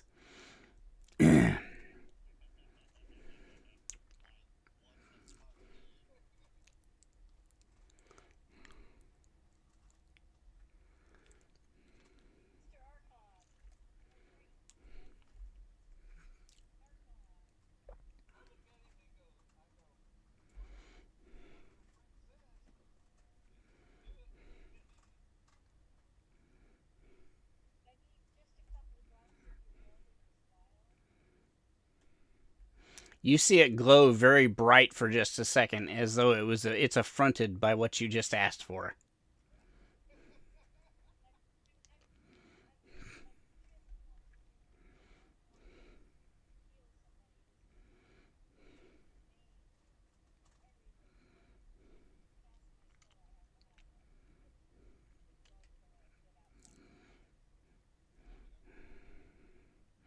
All right. What languages do you speak, Frank?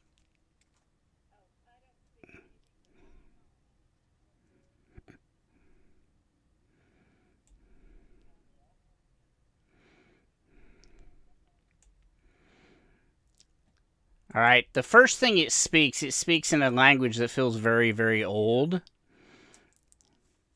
Um,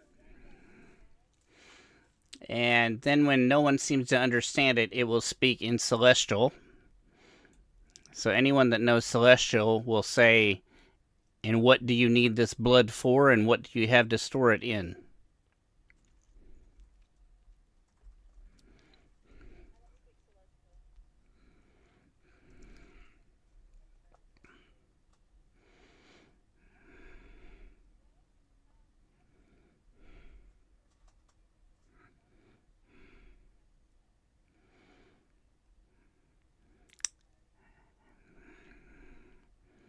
The Archon speaks in Draconic next and says, I completely understand what she says. You all are the ones that cannot understand me.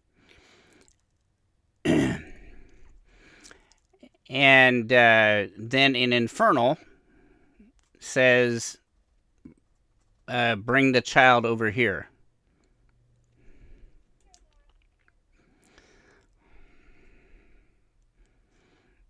Elara does not look very happy, but she'll go over there. And she looks at you in confusion and looks at the glowing creature.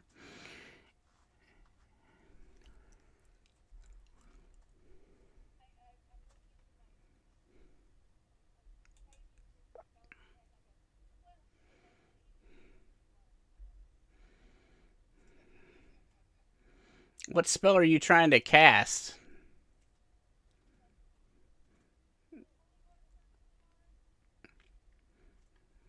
She shakes her head left and right.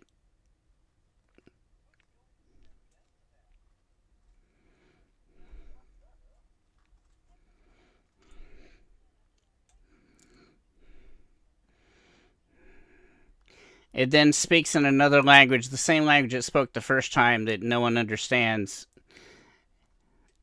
And then turns to the Strangler and speaks in Celestial. Am I released from service?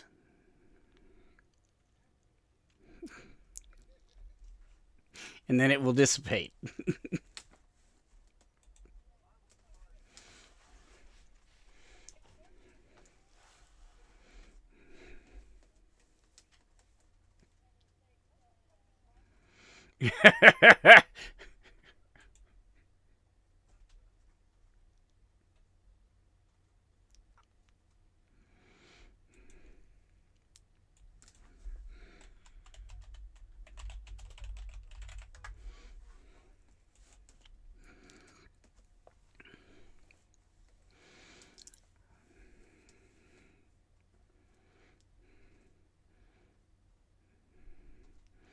All right, and so you're 12th level, so that's going to last 6 rounds. So she gets 6 rounds of fast healing, 1. And yeah, I'll say that works. That will bring back her tongue with that many hit points back. This focus specifically on the tongue.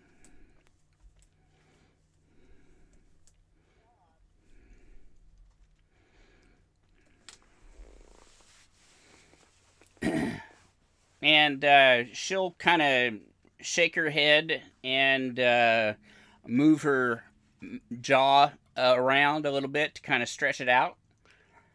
And then she'll test her vocal cords. Hello? Hello? Oh, thank you so much for restoring my voice and my tongue. Please allow me to introduce myself. I'm Elara Voss.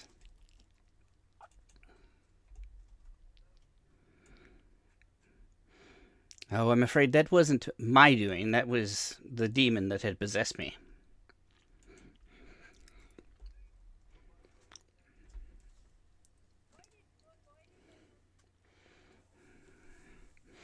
Well, it's a bit of a story.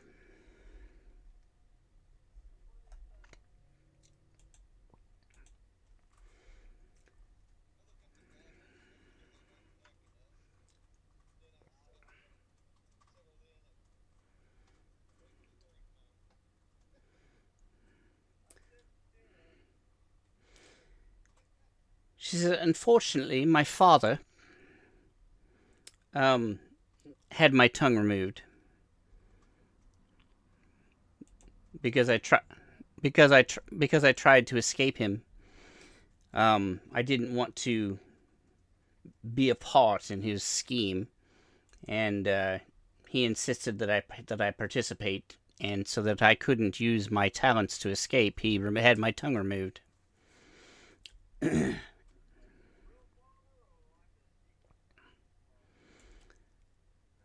Well, he's probably more of a father than your father was to you.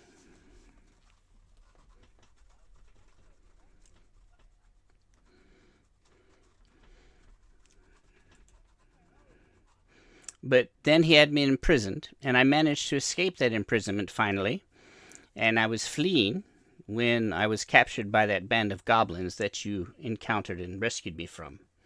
They were taking me back to my father to be placed back in his imprisonment.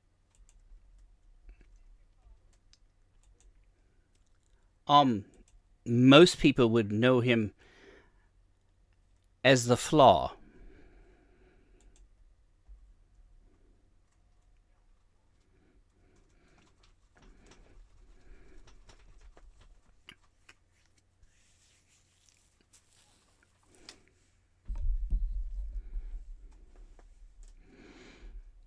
Well, yes, that's why I need to return to Korthalak Spire in order to stop my father.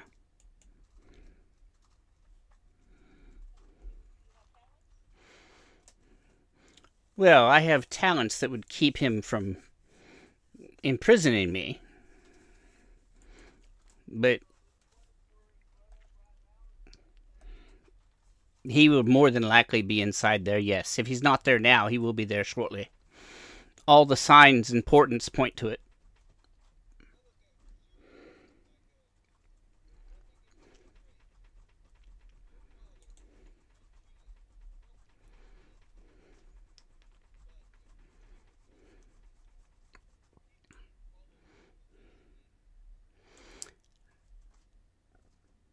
Technically, he could. It would just be a lot more difficult and take a lot more time.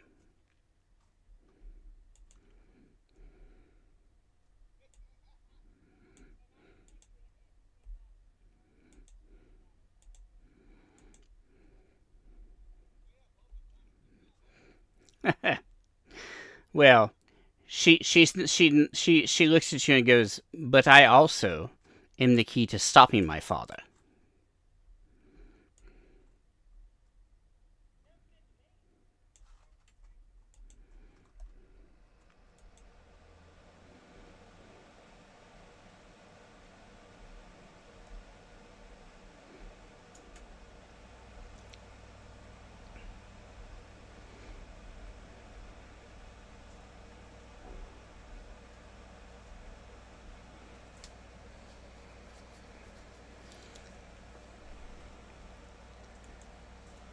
Well, I managed to escape because they left a wooden spoon in my cell.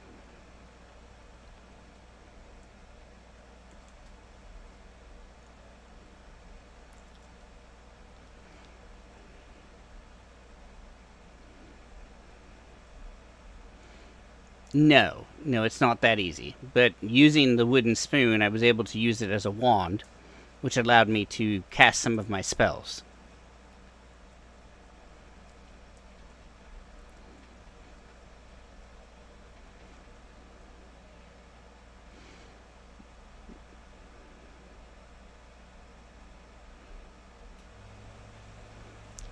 Well, it's not that easy.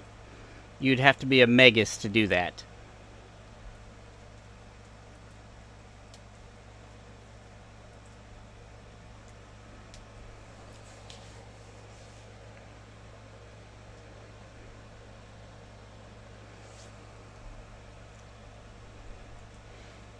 You're about halfway through the day. So you've got about 4 hours before dark. Go ahead, sorry.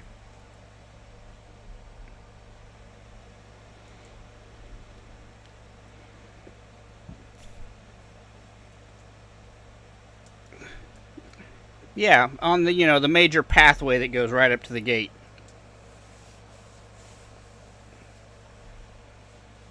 No, not at all.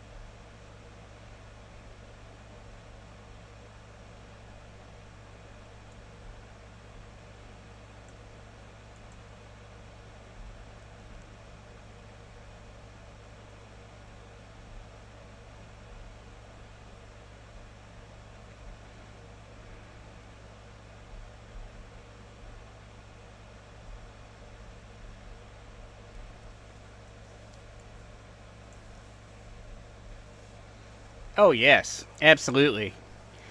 All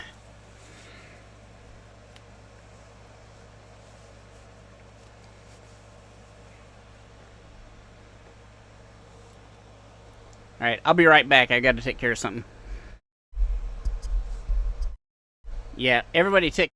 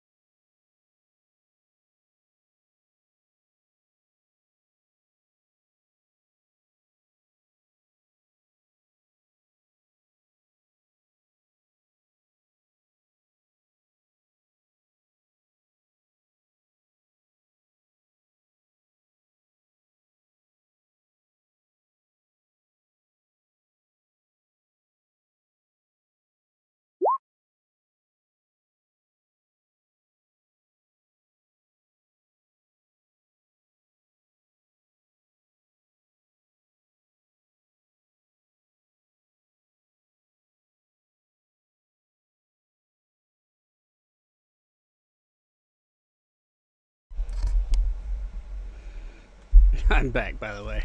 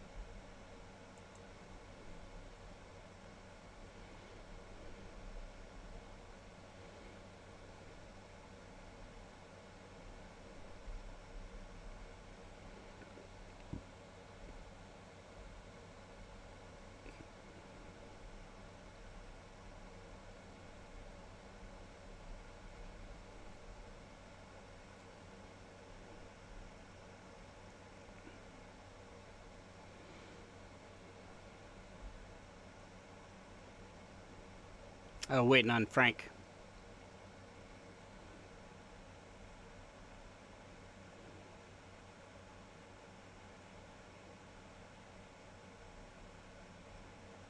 No, no, no.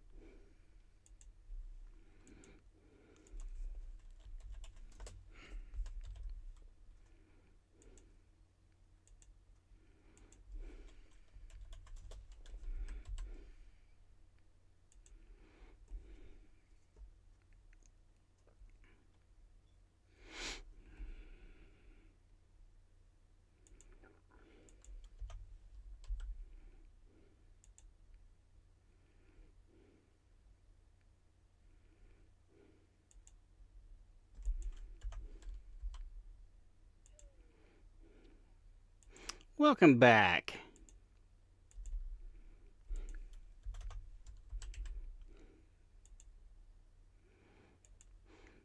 All right. So did you guys? So did you guys decide you were going to go ahead and push forward?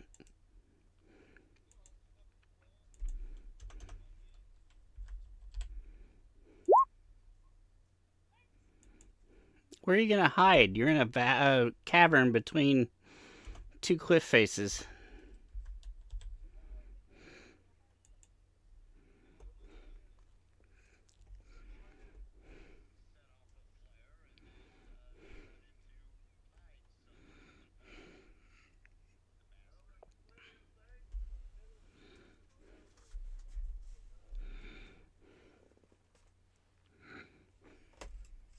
Yeah.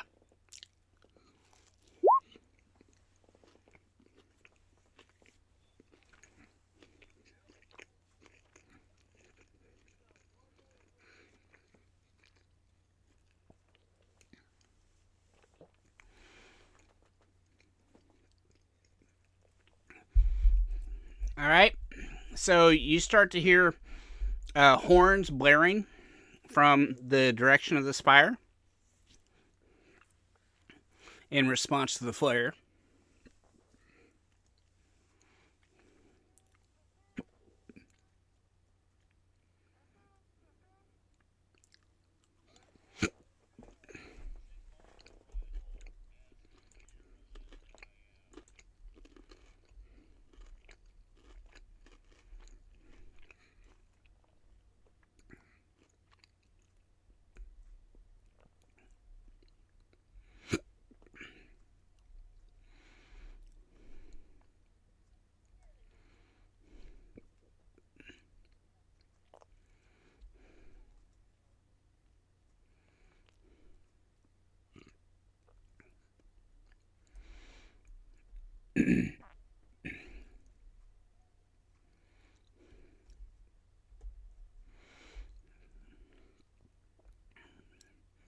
We need to make a stealth roll for Vicky.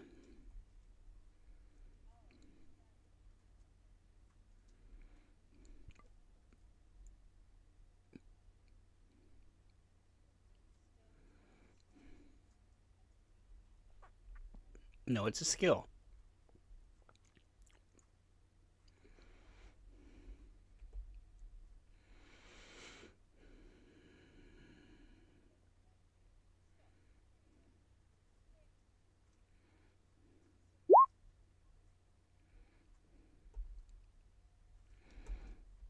Okay, it's a pretty good stealth roll.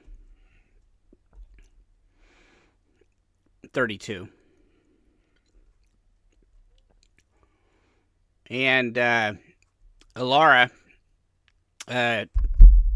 just she hands you back the wand, Frank.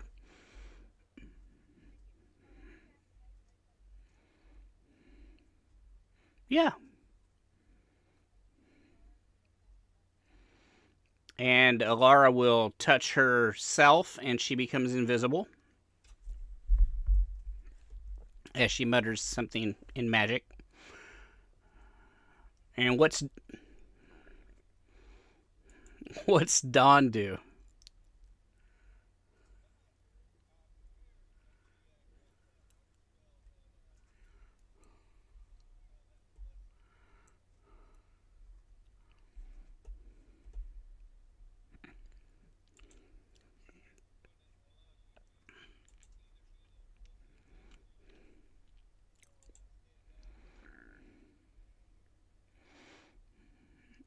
Oh, that one.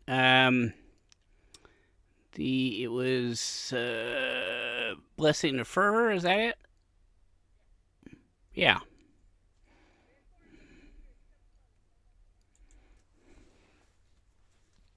Well, it's too late. Vicky's already disappeared, and Strangler disappeared, and Crust disappeared. It's just you and Dawn with a bunch of horses and a lizard. Oh, and Genrath. Genrath is there.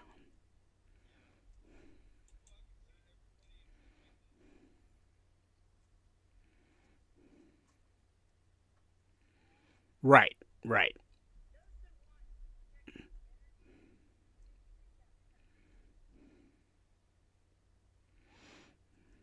Yeah. Sure. You'll feel someone groping you.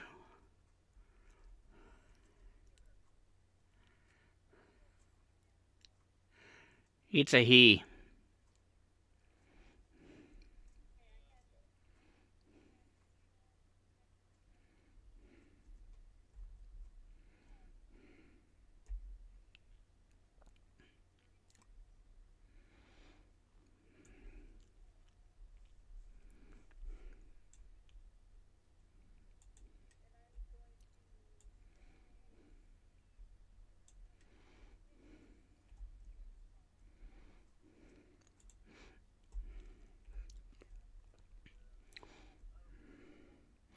So it's how many points against fire?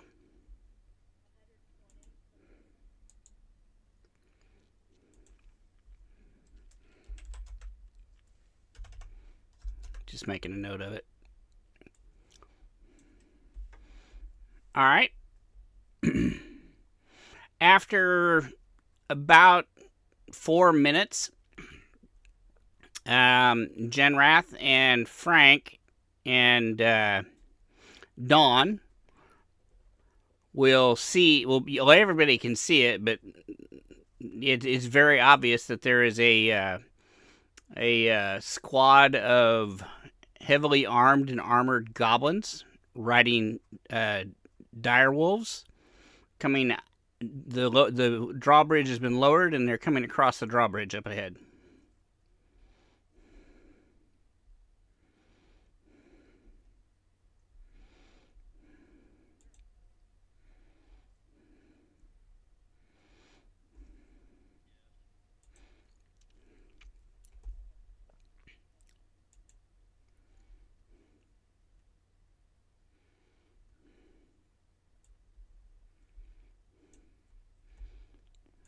There, I sent you a picture of where you're standing right there in that gap.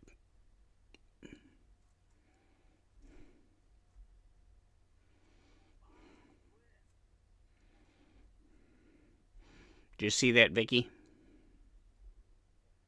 All right. That's a pretty tall jump.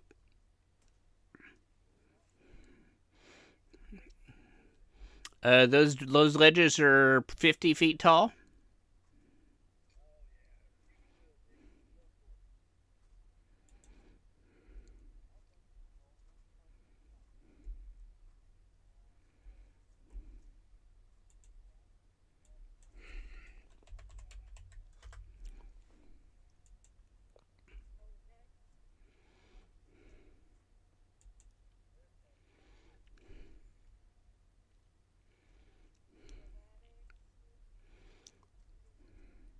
What type of jump are you doing?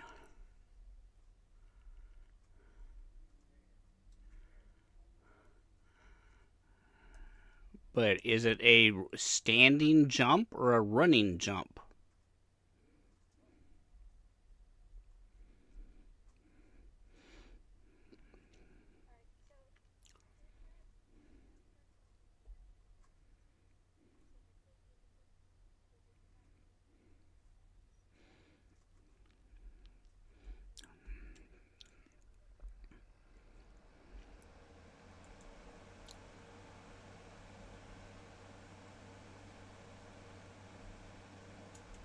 So yeah, you're gonna add 13 to the dice. So when you do a modifier, you're gonna add 13 to it.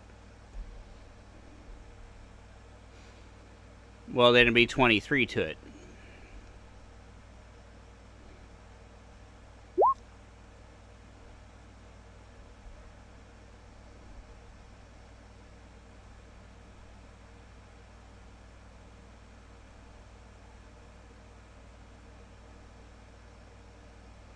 Hold on, I'm finding out.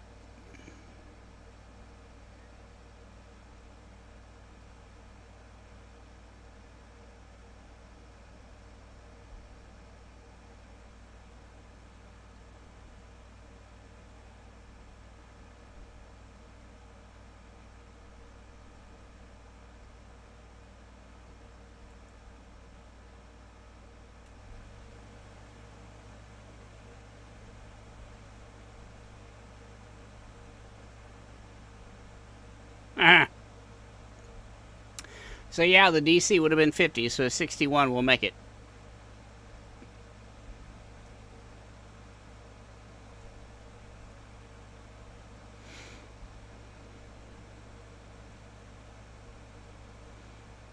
Oh, I did that wrong. That was a long jump instead of a high jump. But so 50 feet, it's every 4 feet, or every foot adds a 4 to the DC. So you're looking. No, you would have failed that jump because on a high jump, the acrobatics DCs for high jumps. Jumping for a high jump of 4 feet is a DC of 16.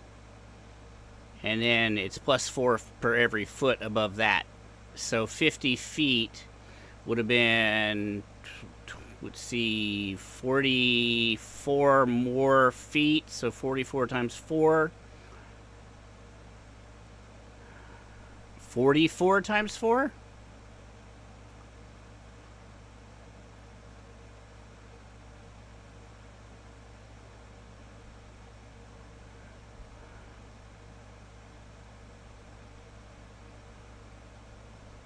So you're wanting to parkour your way up.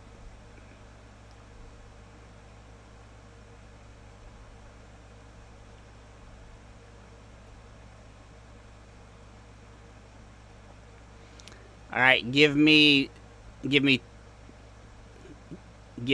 more rolls. Yeah.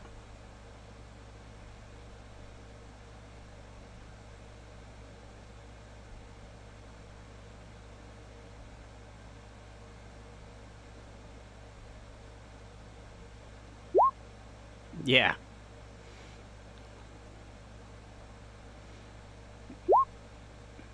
And he still managed. So in three hops, you managed to scale the thing using parkour.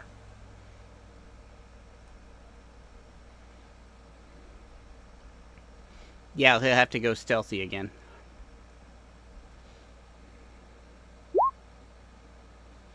$31 on stealth. All right.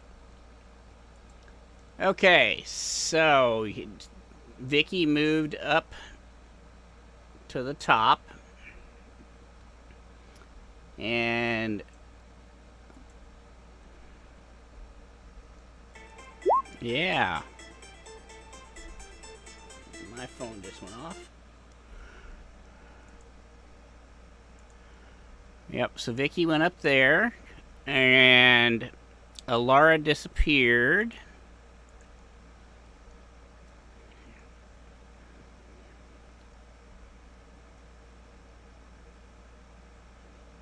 So right now it is Genrath, Frank and Don standing in the middle of the road.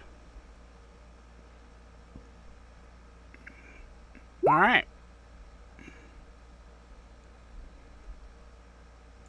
Let me change to a battle map.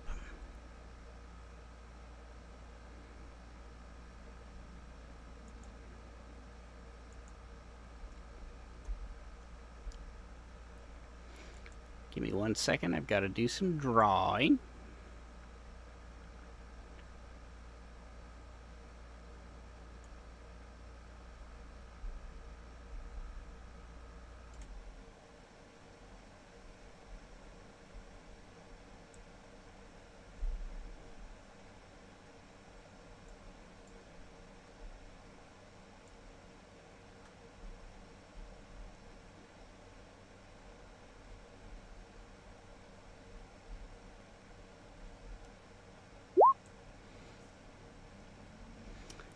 All right, and I gotta move her up here, and Krusk is over here hiding. Strangler is over here.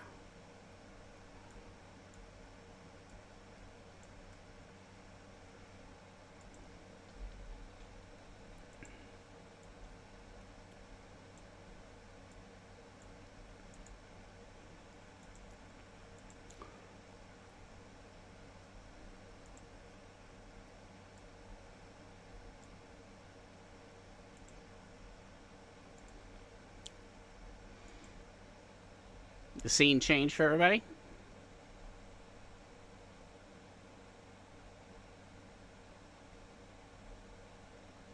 All right.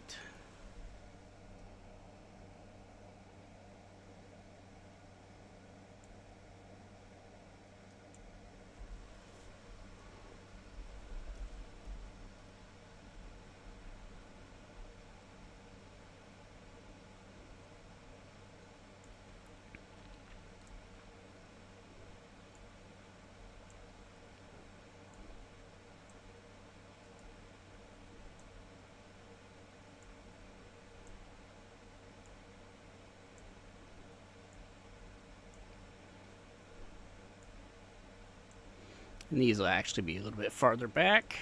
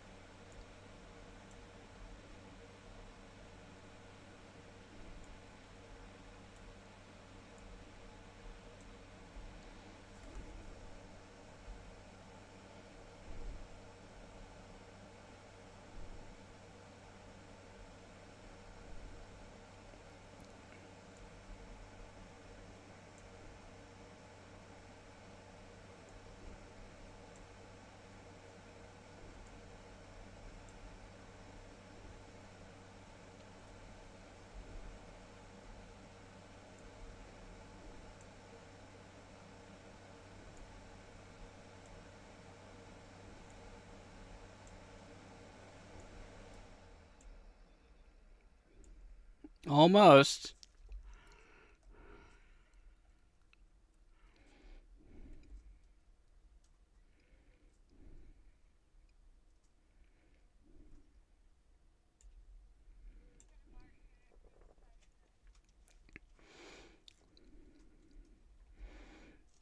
You can't be in the wall. You can be right there. The only reason Vicky's on that side, the other side of the wall, is because Vicky's above it. All right, so you see that a large group of goblins mounted on wargs come riding into the pass. What is Frank, Dawn, and Genrath doing?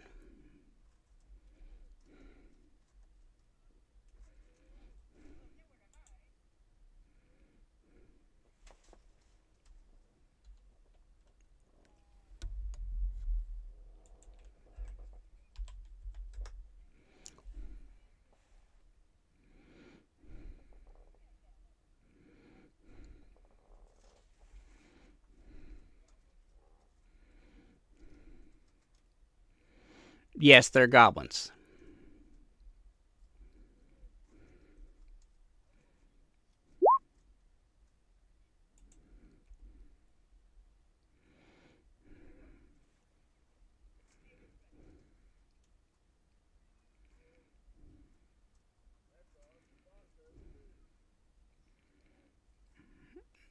So she's going to channel?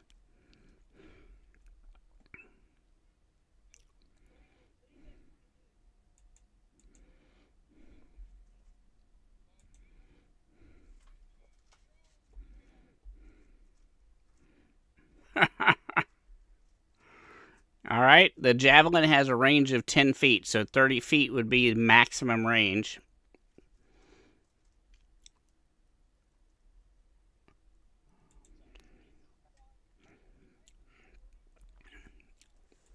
Well, I could be wrong on javelin range, but I thought it was 10 foot.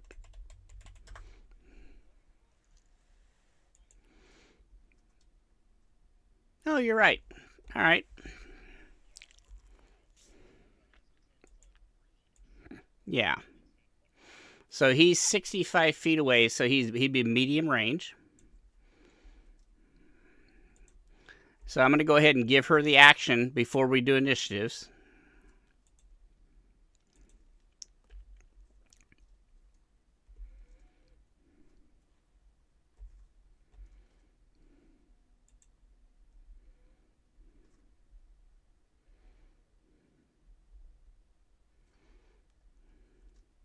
So go ahead and make the javelin attack roll.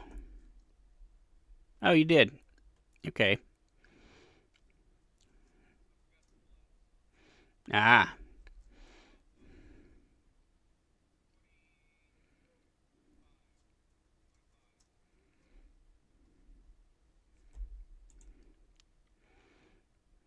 All right. That will actually hit him. And it hits him for 11 points. And then we're going to roll initiative. So let me go ahead and get that done. I'm going to have to add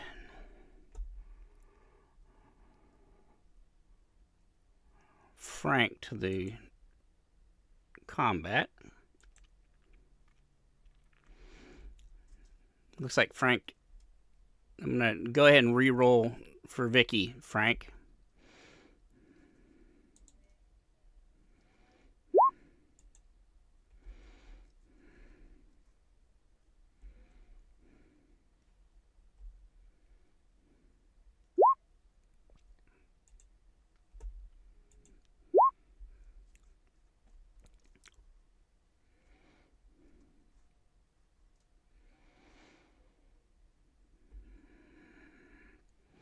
Yeah, we'll fix it later. Or we'll fix it now. I don't care.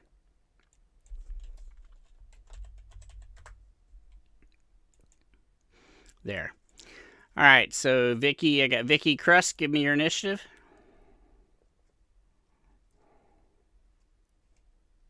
Krusk.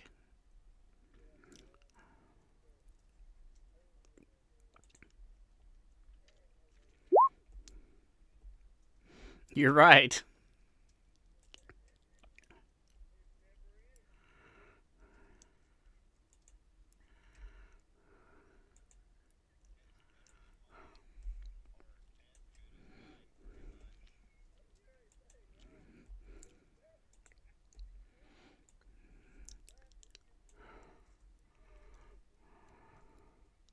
What's your initiative, Frank?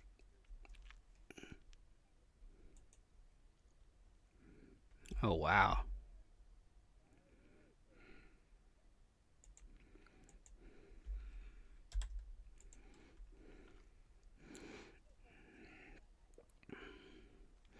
Okay, so when you rolled that, did you click on Vicky's character sheet? Okay, well, but then did you click on your character sheet to roll your initiative? All right, so you didn't. You just rolled dice. Okay, and you got a 6. All right, so I got Genwrath, I got Crust. Strangler, did you roll? Go ahead.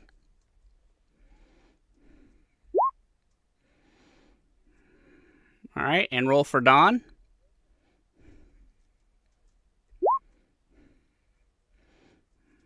Oh, wow. Which one of you has the better dexterity? All right, so I'm going to change yours to 8.1.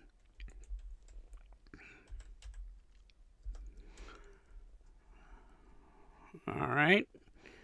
Who am I missing?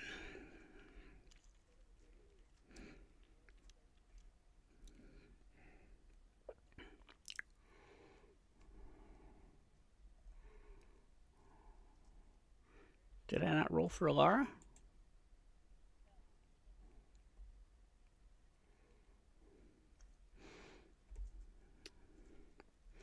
Oh, I did, but because she's invisible, it didn't show up.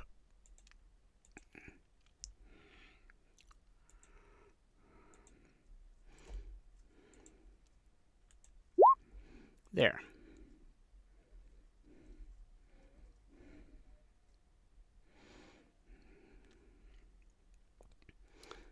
All right, so I'm gonna get him out of the way. His initiative.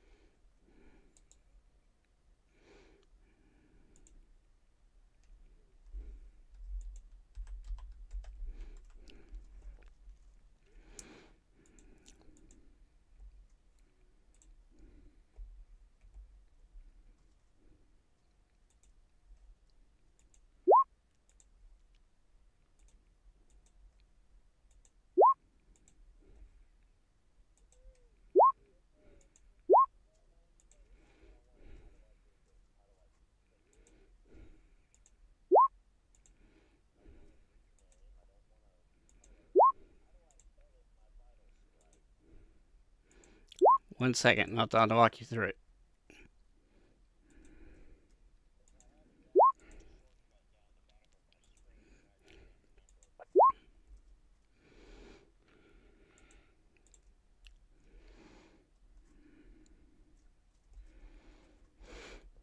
All right, and let me expand the map a little bit so those that are watching at home can see all the action. There we go.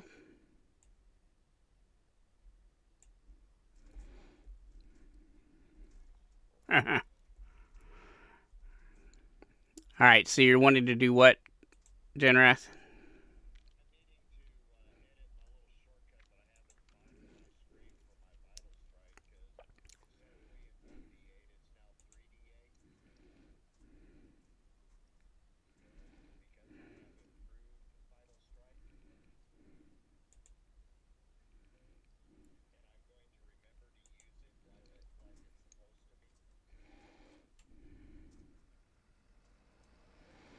Roll the weapon's damage dice for the attack 3 times and add the results together before adding bonuses from strength weapon.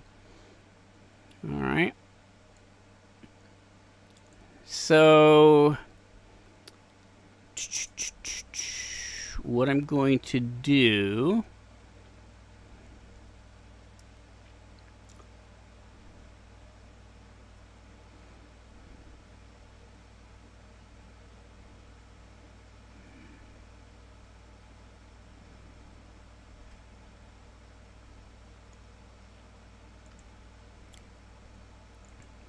yeah, so what we'll do is we will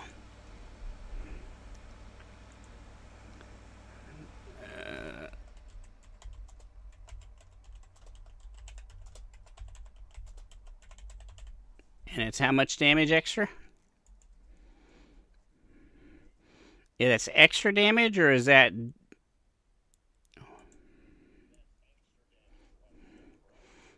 So when they use the attack action, you make one attack at your highest base attack bonus that deals additional damage. Roll the weapon's damage dice for the attack 3 times. So it's 2 dice extra.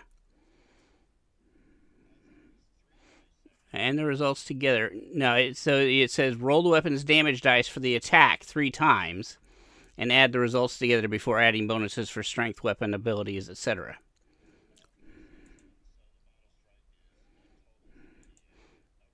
Yeah, so it's an extra 2d8 to the attack, right?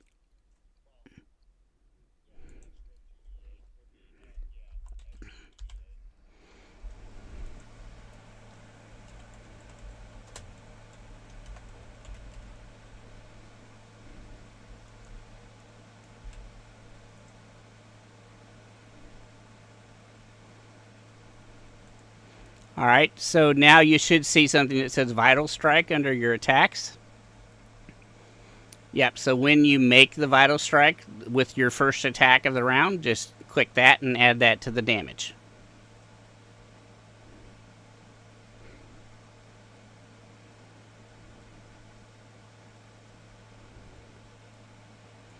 All right. So we've got everybody's initiatives, escalation die. Let's add the escalation die.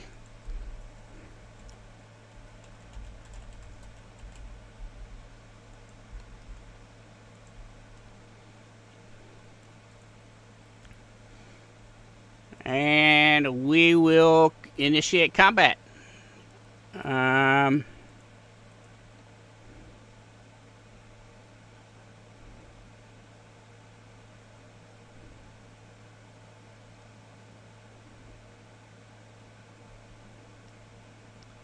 Okay, so the first person to go is going to... No, it's going to be one of the archers in the back. Let's see, what range is this? 85 feet, so that's going to be well within medium range.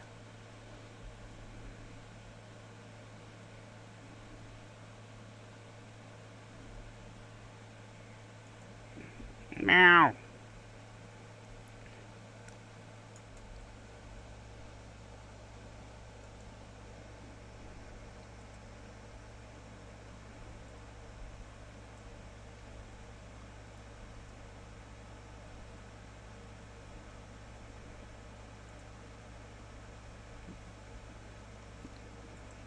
What is that?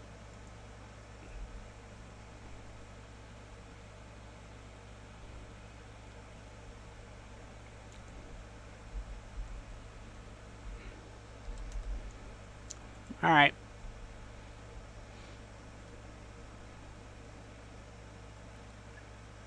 So it's going to fire at Dawn.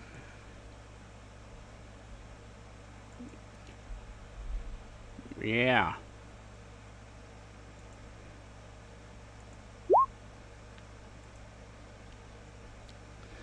And he will miss Dawn completely.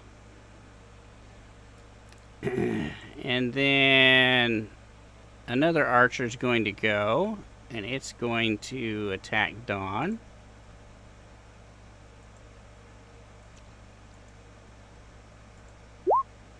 Missing completely. And then this goblin on his warg is going to... And I'm going to move the warg first.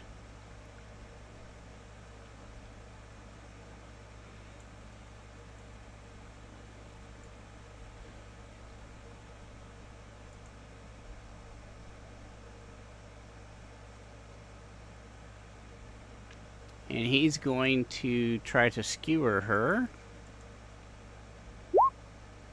And misses with his Masterwork short spear.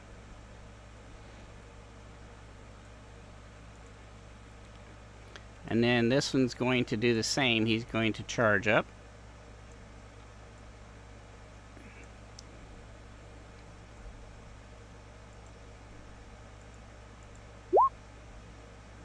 And missed. Because you all ran away to hide.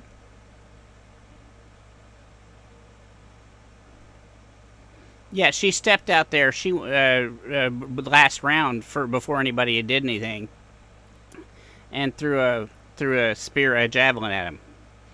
And now it is Vicky's turn. Now, Vicky, you are up on the ledge above the combat, hiding. Let's see, so 50 feet down and some odd. We'll add 25 feet to this. So yeah, so about 50 feet away is Dawn in the center of the pass. And directly in front of him, about 45 feet is, 45 and 50 feet considering, are two heavily armed goblinoids riding wargs. And then in the back, behind them, that haven't gone yet this round, is what looks to be a goblin leader on a warg. Another one of the heavily armed goblins that directly behind him, 10 feet. And then directly behind that guy are 5 goblin archers on the backs of wargs.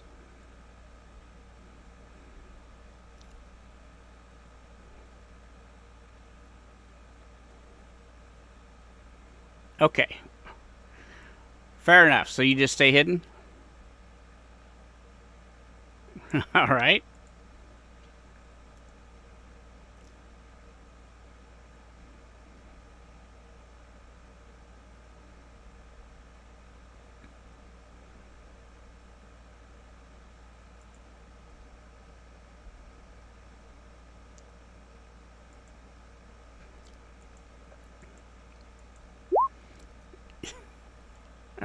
That goblin archer misses. And this guy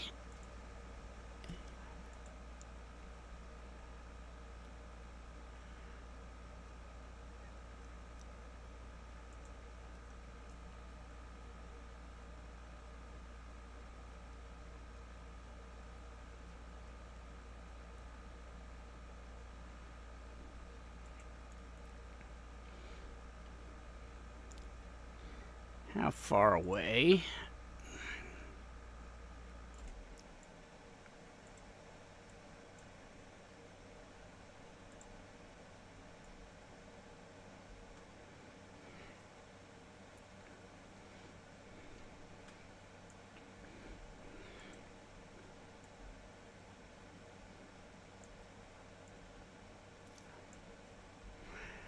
And he is actually going to, the warg is going to continue movement with him on the warg's back. And he's going to do a ride-by attack at Dawn, giving Dawn an attack of opportunity that she can take. But when he gets to this point, he's going to swing at her.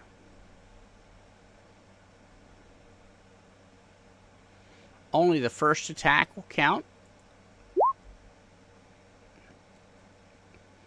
Yeah, so she got the 33, and that will hit him, I believe.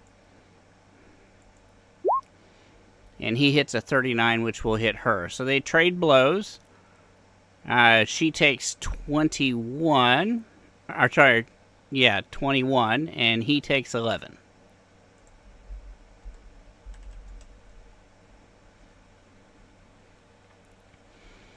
And he screams in Goblin. Does anybody speak Goblin?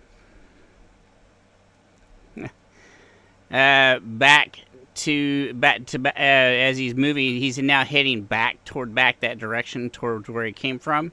He screams, "Send warning! We have intruders."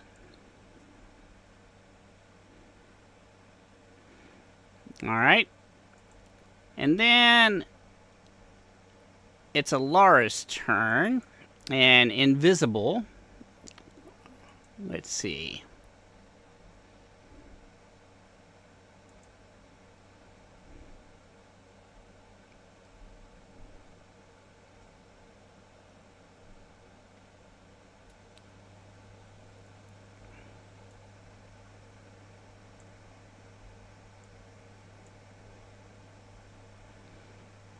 Nah, that didn't work.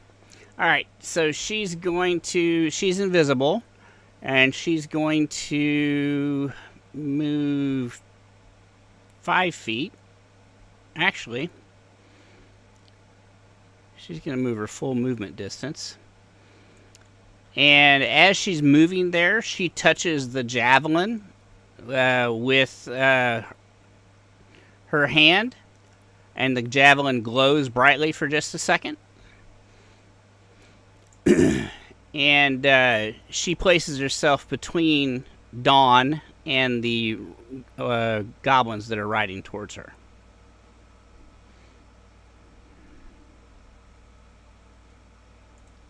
And then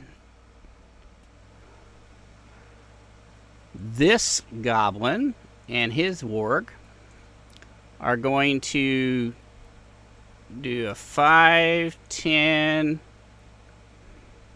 and ride off the map in the back. Back towards the drawbridge. And then it's Strangler's turn.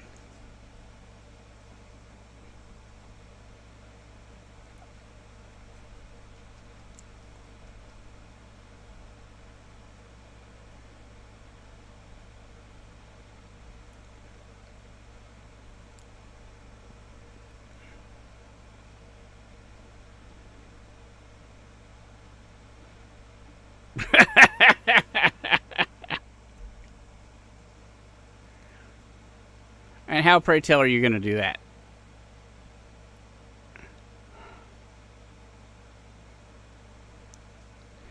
Or if you hold your attack, you can only hold it to the end of the current combat round.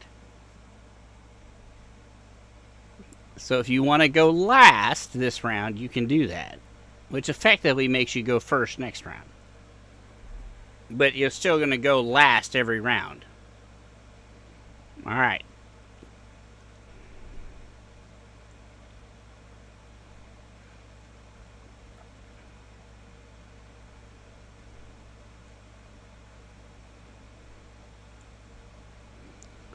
Alright, so you go right before the escalation die. Alright, and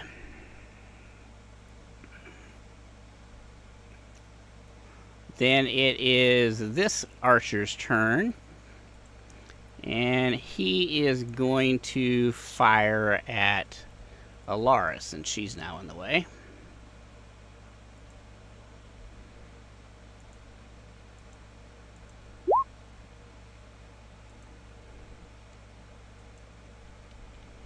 And we'll miss. And then it is Sister Dawn's turn.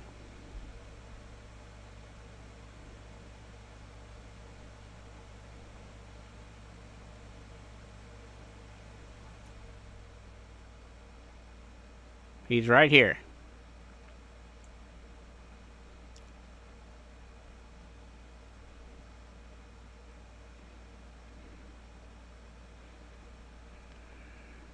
And he's only about 15 feet away. What'd you say she does?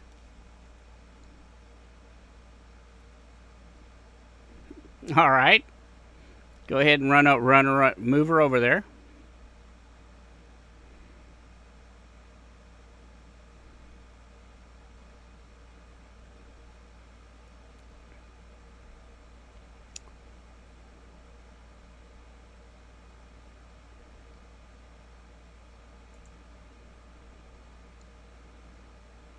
So she's trying to get in the path of the warg.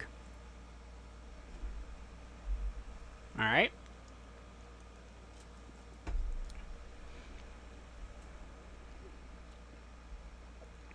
So she did her move action. Now take her single attack. So she fumbles.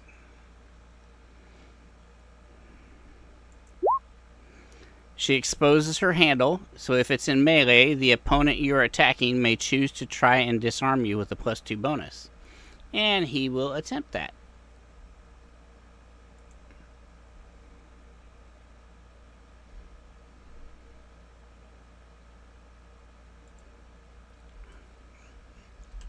Only the first attack counts for this.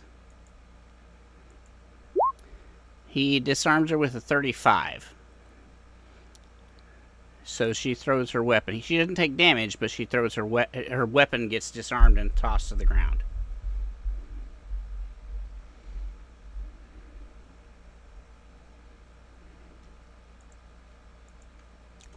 Oh, I'm sure.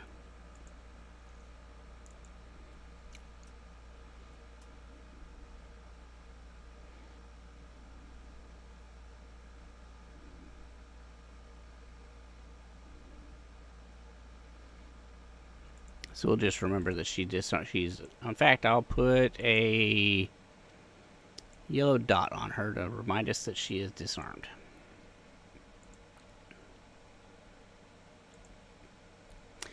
All right, Genrath, you're up.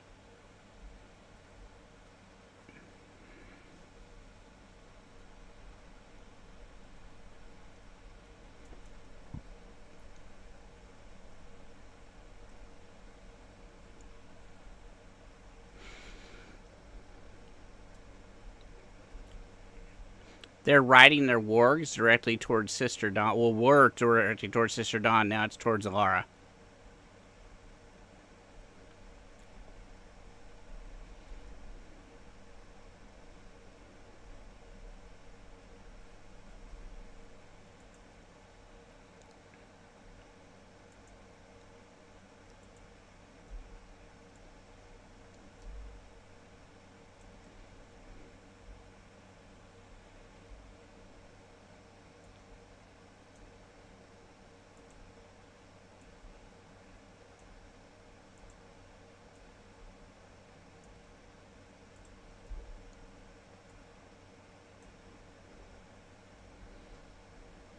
Really?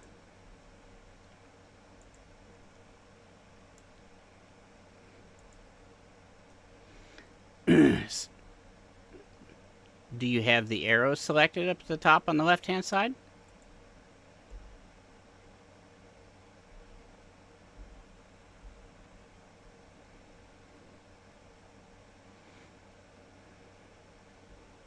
So you're running up there to get in the middle, okay? And you'll attack at the end of the round. All right? And are you attacking the dire wolf, or are you attacking the rider of the dire wolf?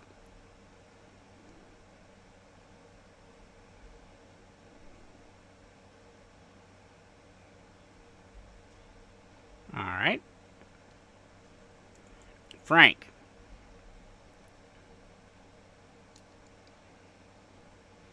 Keep in mind that that range radius right there will not hit Vicky.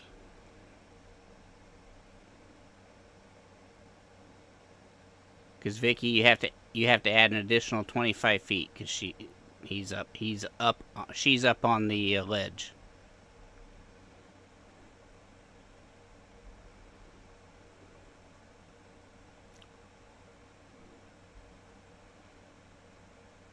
Yes, but in a three-dimensional space, being 50 feet up is going to be outside of your 25-foot radius.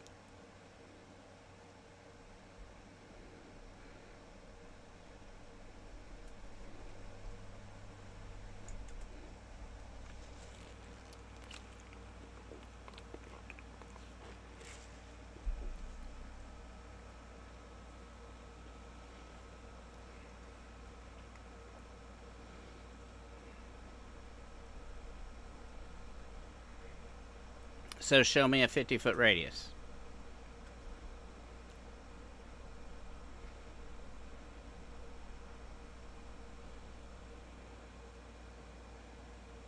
Yeah, then that would work.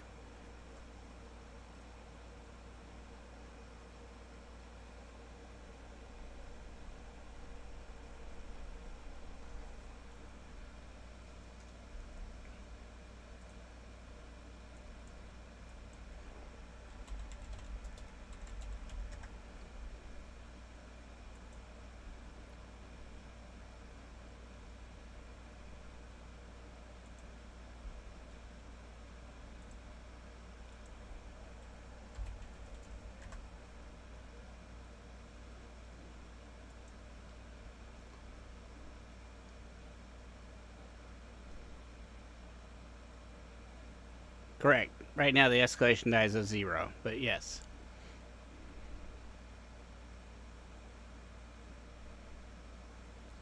Yep, and you got that for 12 rounds.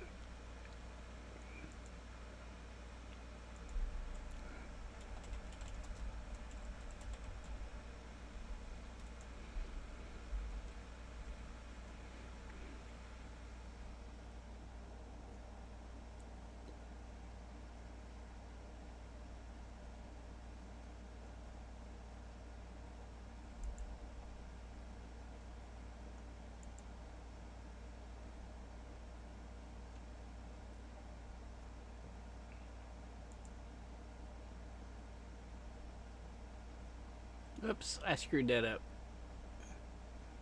We know it's Frank's turn.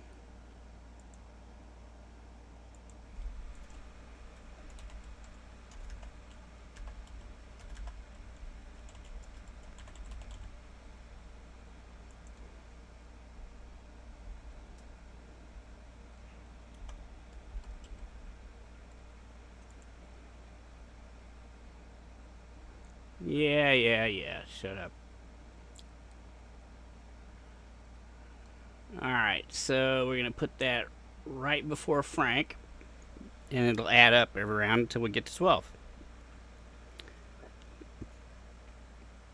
And ignore this while I get us back to Frank.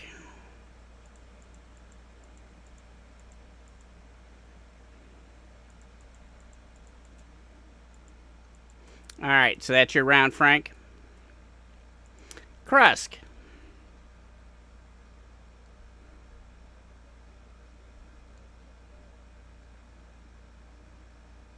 You rolled a 6 and it says 5?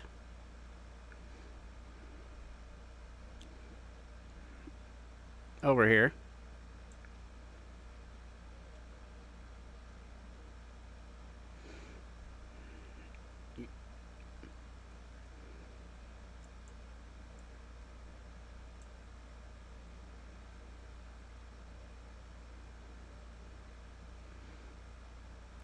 If you move your movement, then you get 1 attack. But if you move 5 feet, then you get your full attack. All of your attacks in a round.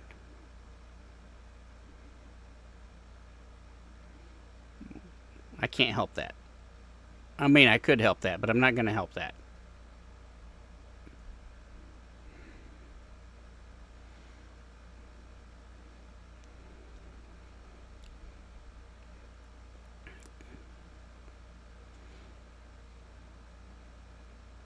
So there is no escalation dice yet. It's at 0.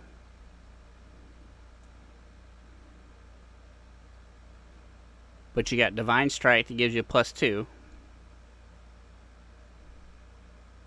And that only gives you a bonus on weapon damage. It does not give you a bonus on attacks.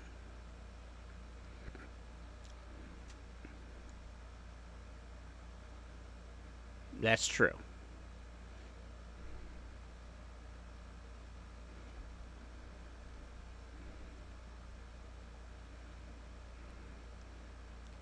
Well, actually, you might be at more than that. Because Sister Dawn's ability lets you choose something every round. Blessing of Fervor. And you can choose to either... You can make an extra attack as a part of a full action, gain a +2 attack on attack rolls and a +2 dodge bonus to AC and reflex saves. So you get, depending on what one of the 4 you pick from her, you can either get an extra attack or you can get a +2 on all your attack rolls. Alright, so it's going to be +3 +4 this round.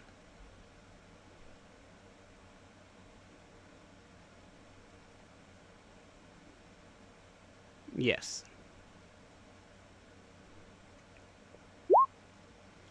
So your first 2 attacks will count because you get the extra attack because you chose that from her ability, her Fervor ability.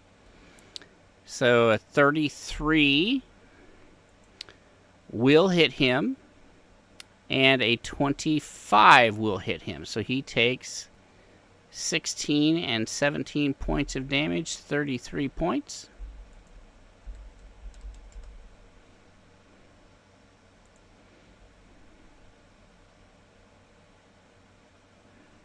That's the way it works. All right, and that ends your turn. All right, and the last one here is going to... Well, I recorded damage, I assure you. Here, and you're mid-run, so he's going to wait for your charge attack, and then he's going to attack with his weapon. But I'm going to go ahead and just make the roll for him to attack you.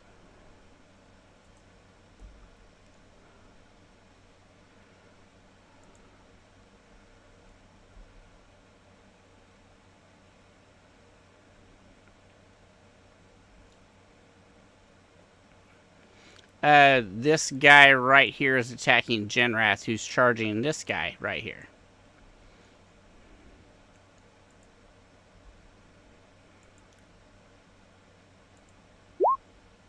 You'll hit a 28 for 13 points. I believe that's your armor class, is it not, Genrath? Well, no, if he tied you, then tie goes to the defender on attack rolls.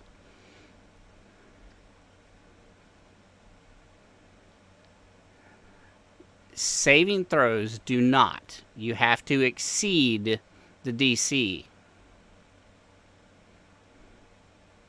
I don't know, but your armor class and your character sheet you gave me said a 28.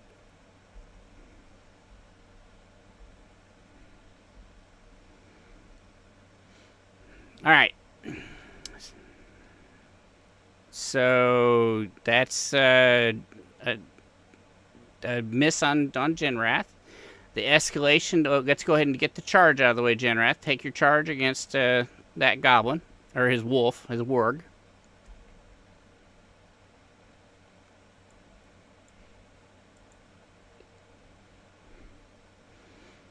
+3, +4.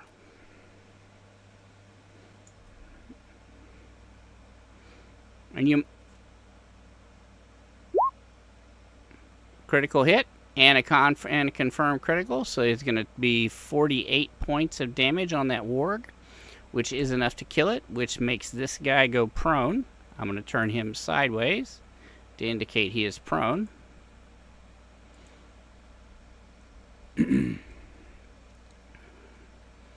No, you did not.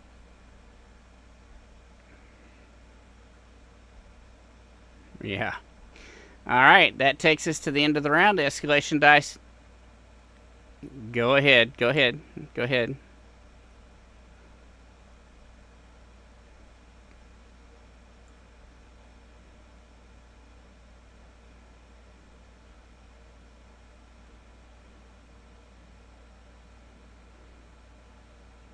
Which one?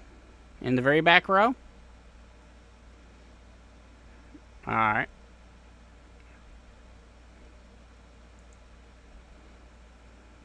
Gotcha. Alright, I'm going to start on the left and move my way around.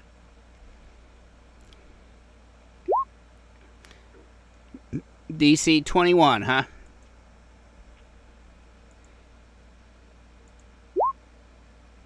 He failed, so he's going to take damage.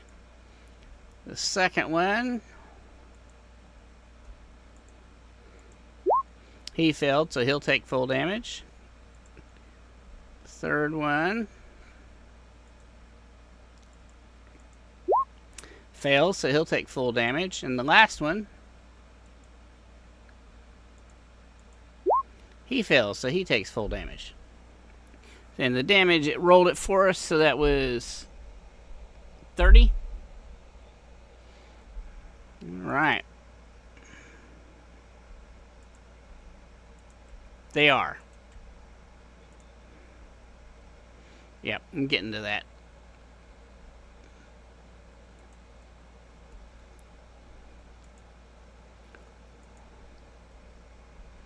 So we're gonna start the same we did before. First one fails, so he's gonna take damage.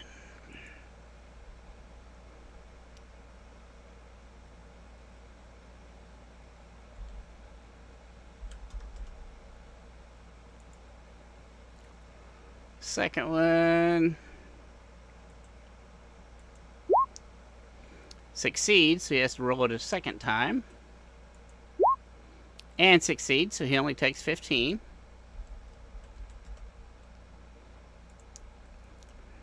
Yeah. Third one fails it, so he takes 30. And the fourth one, he critically fails it. Alright. So you didn't kill him, but you hurt 3 of them really bad.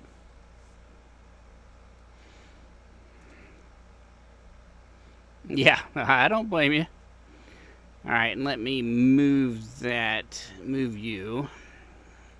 So you are, where are you at? Right there. There. Alright, and then that takes us to the top of the round. Escalation dies at a 1.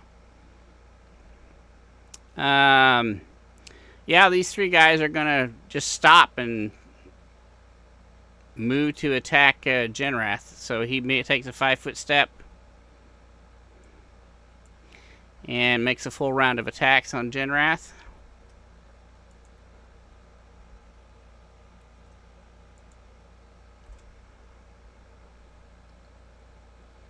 So that's going to be...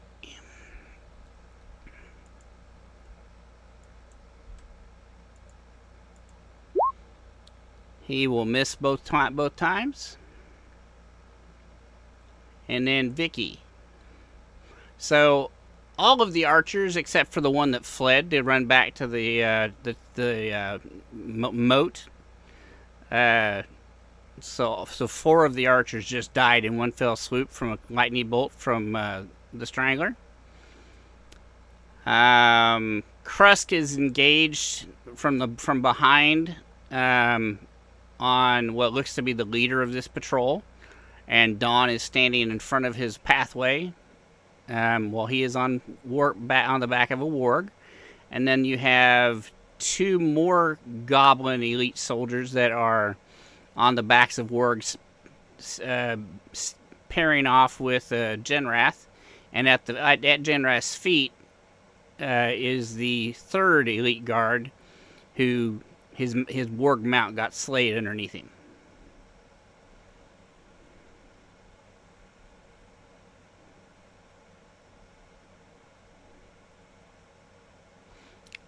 Alara? No, because Genrath stepped in the way.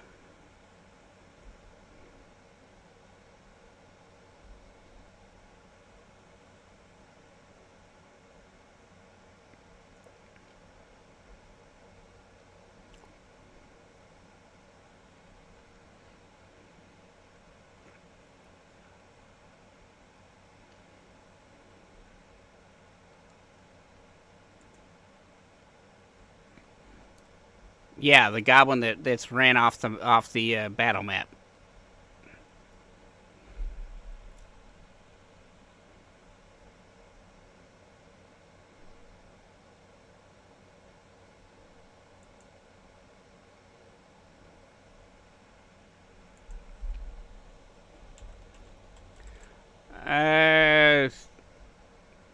Really, I mean, there's only 4 people still left alive, not counting mounts. And yeah, you could drop down on top of the guy that's in between Krusk and Sister Dawn.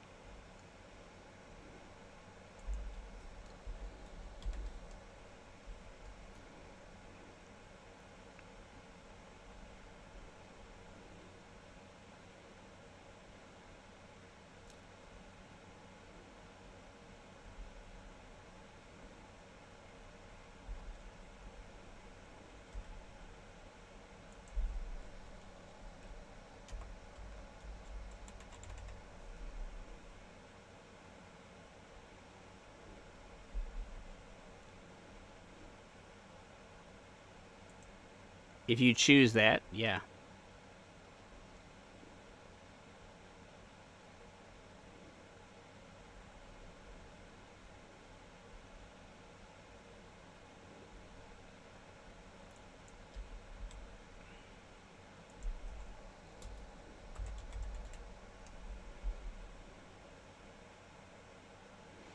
All right, give me 1 second.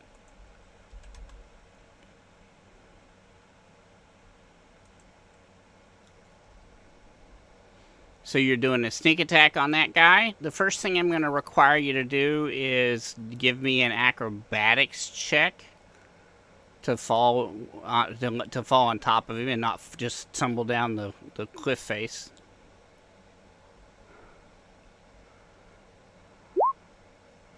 All right, so that's successful. Yeah, doesn't count. All right, so now you're going to make an attack roll. He's doing a he's technically you're moving more than 5 feet, so I'm only going to give you 1 attack to start with. But no. So on his character sheet, on Vicky's character sheet, there is under offense, go ahead and roll the +3 rapier single weapon, but we're only going to count the first attack.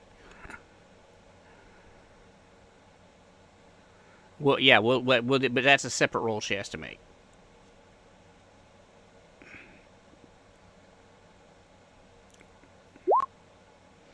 So a 25 to hit.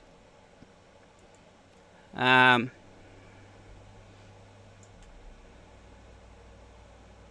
you didn't include that? All right, so that'll hit. So it's going to be 10 base piercing plus where it says sneak attack on that sheet, sneak attack damage under special attacks. Roll that. Yes. No. And then an additional 22 sneak attack damage, so that's a total of 32 points of damage to him.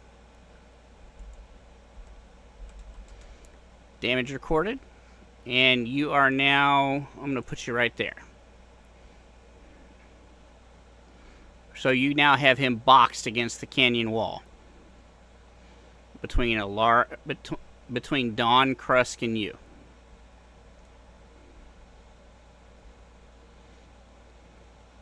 All right. Then it is this guy. He's going to stand. No, that's a different guy. Not the guy you're on.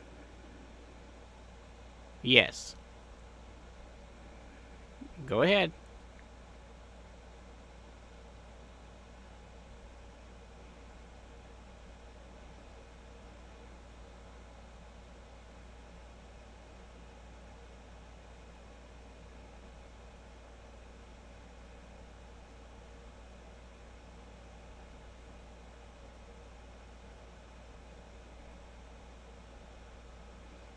Well, now it's the second. It's a new round, so it's +5, +3.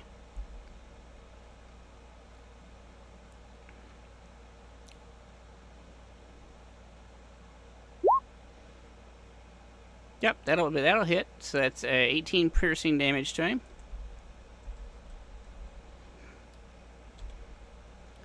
But his movement action is to stand, and then he's going to make a single attack on you.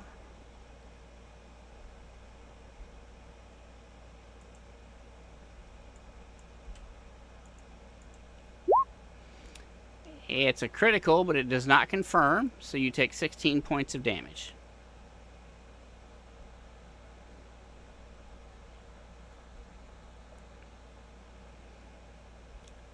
And then it is Ilara's turn. Ilara takes a 5-foot step.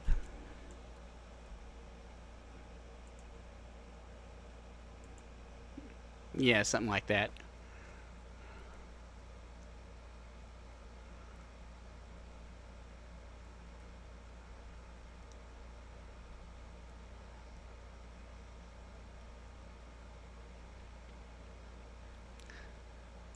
Wouldn't that be awesome?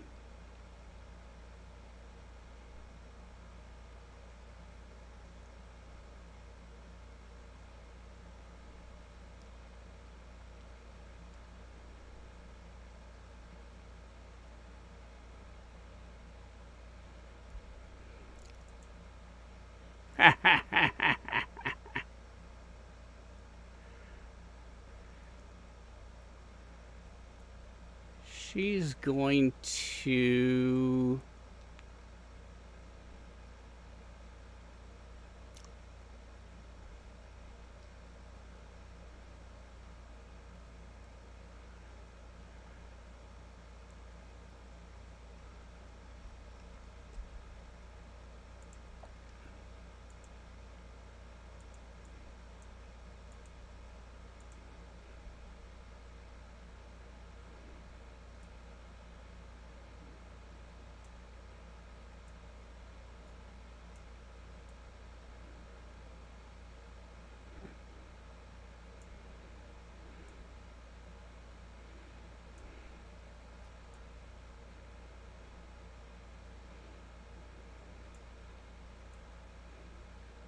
Alright, so she does two things.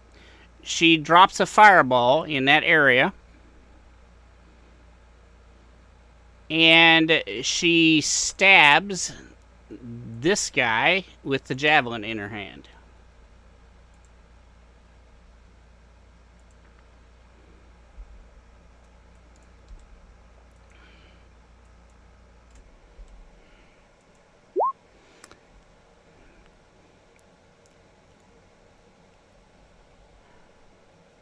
So she does 23 points of damage to him.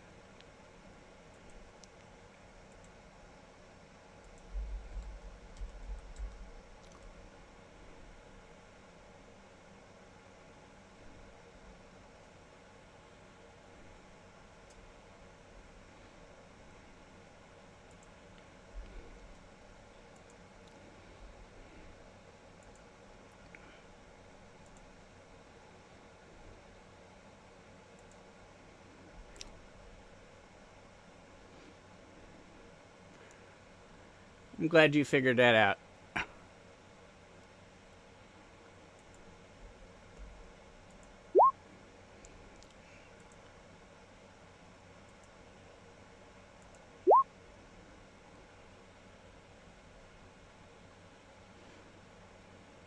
Alright, and they both fail their saves to the fireball, these two up here. So they are going to take... I gotta do it this way.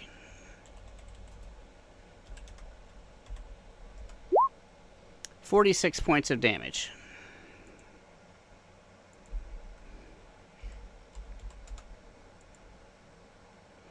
And he dies.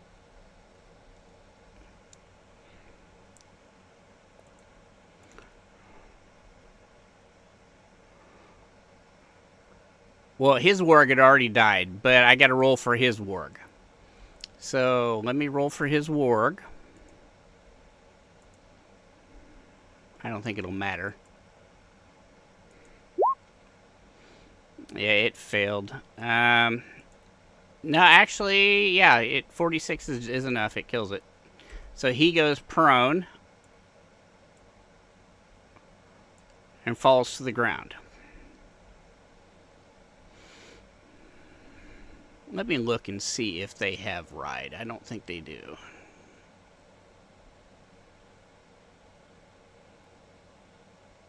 No, they don't. Alright. If they had ride, I'd let them make a ride skill to land on their feet rather than go prone, but they don't have ride. Alright, so that is Alara's round. The big guy that just got jumped on by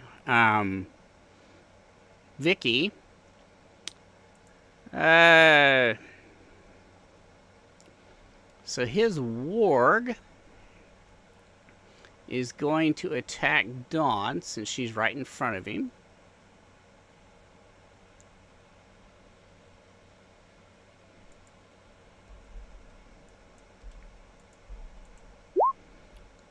Missing. And he is going to, since Vicky is right to the side and did the last damage, he's going to attack Vicky.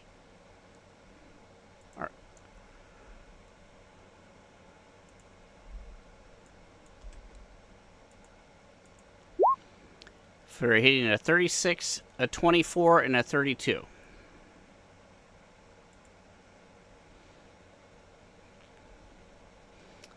He had a 36, a 24, and a 32 armor class.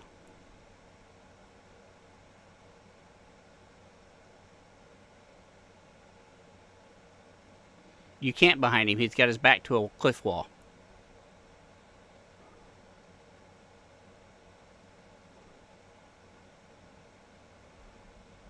Alright, give me the acrobatic dodge. It's an acrobatics roll.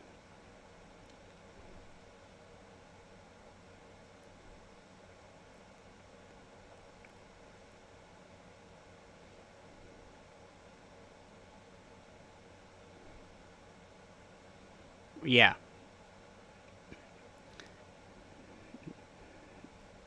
Just acrobatics. Click on acrobatics. Alright, so 34 is successful. You jump back 5 feet. Alright. Yeah, he'll get 1 attack of opportunity. No, he doesn't. That isn't how you... No, I'm not betting that. It was a joke.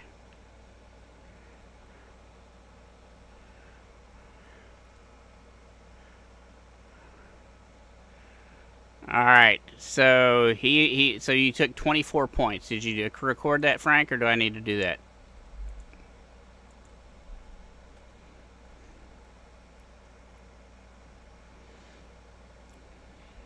Alright.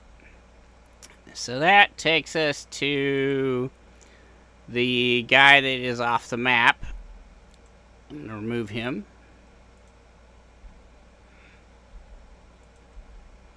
And Sister Dawn. Alright.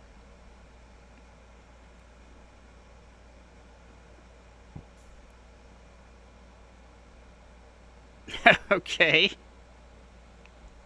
Poor warg. Y'all are picking on him.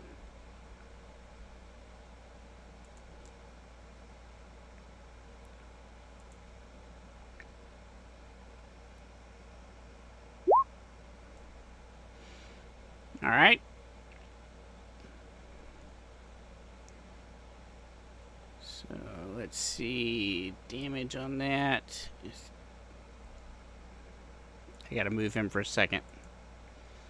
Yeah. Alright. Damage recorded. And then it's Genrest round. So there's a guy northwest of you that is prone and badly injured. And there's a guy immediately to the east of you that is badly injured but not prone.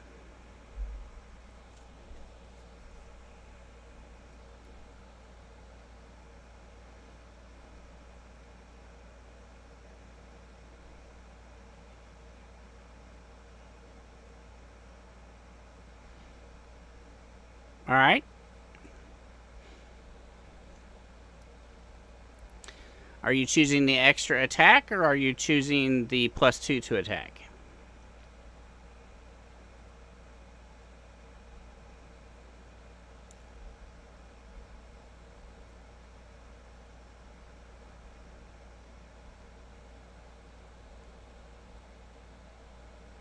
Alright. No, you can only do Vital Strike. It's very specific. You can only do it on 1 attack per round.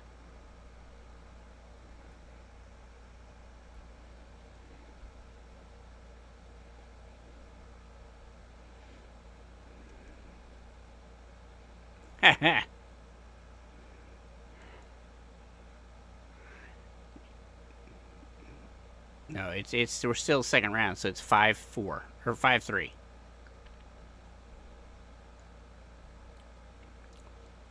Would have been 7-3 if you'd have chose the +2s. Alright, you fumbled on the first one.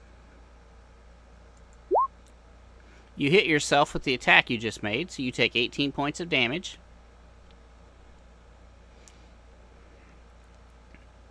Bad. And you said you were attacking him, correct? Or were you attacking his warg?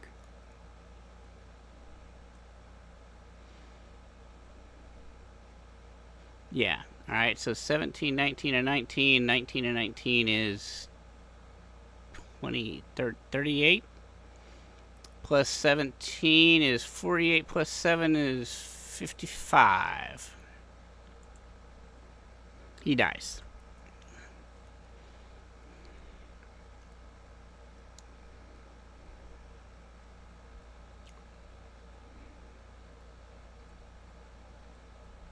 Yeah, go ahead.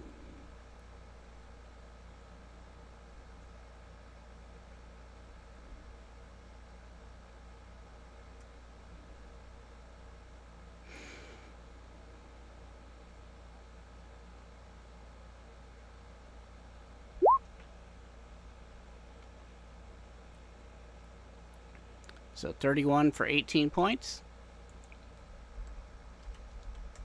All right, does not kill it. The Divine Strike is now advances in rounds, and it's Frank's turn.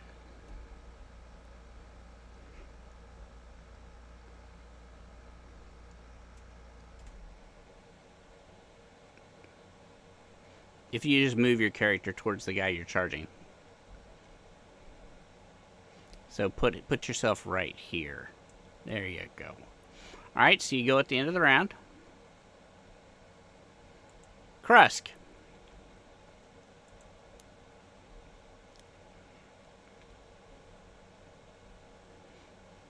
Two guys and a couple of wargs.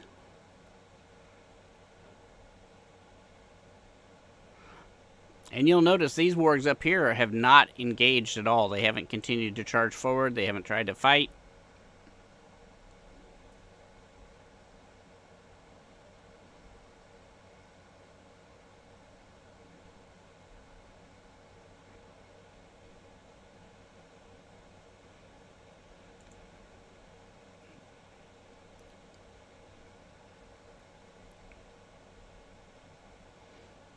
You gonna move out? You gonna give this guy, the Goblin Warlord, an attack of opportunity?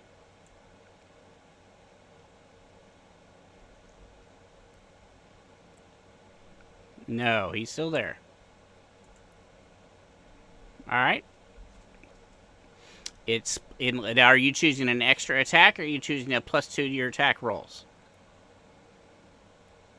All right, so it's +5, +3.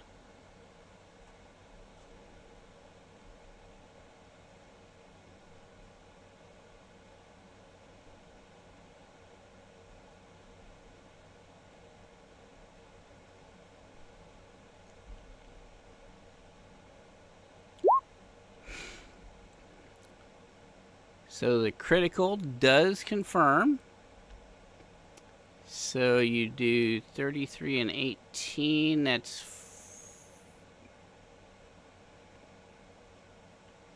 so you on your character sheet. Do I not have an extra attack button on there?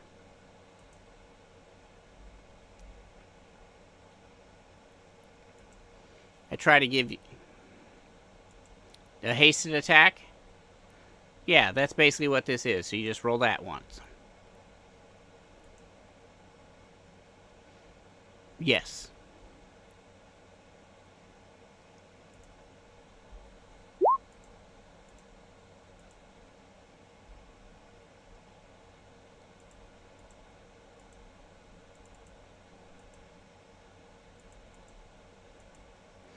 And that criticals, so that's another. So all in all, this round you did 139 points of damage. And that actually does take him out. Do you have cleave?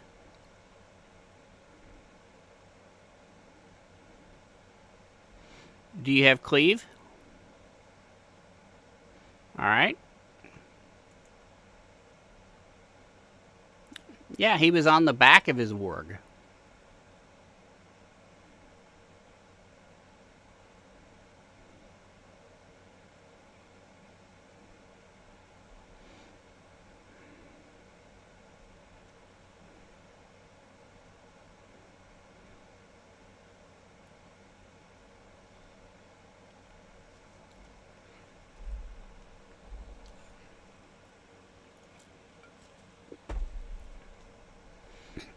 Well, then take a hasted attack against the warg.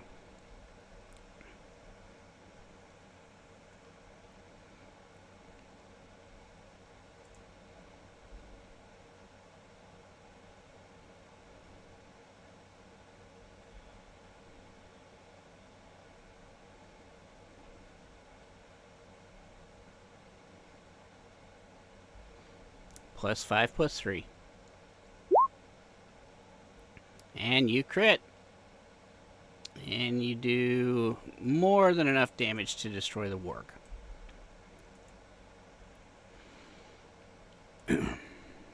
Alright. The goblin on the ground stands up. Genrath.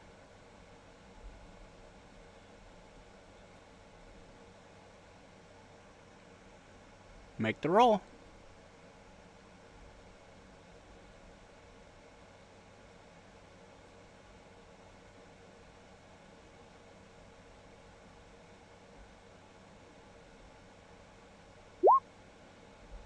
That will hit, and you do 13 points of damage. That is not enough to kill him. And he's going to take a swing at you.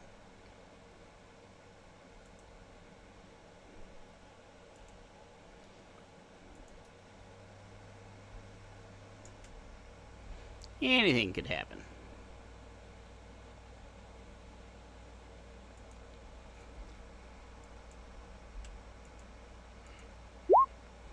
And he misses you, because you've got a high armor class.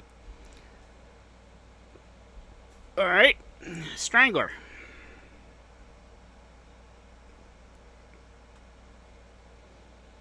Gonna run a lightning bolt. Let me do this. Do a line. You can do a lightning bolt like right there.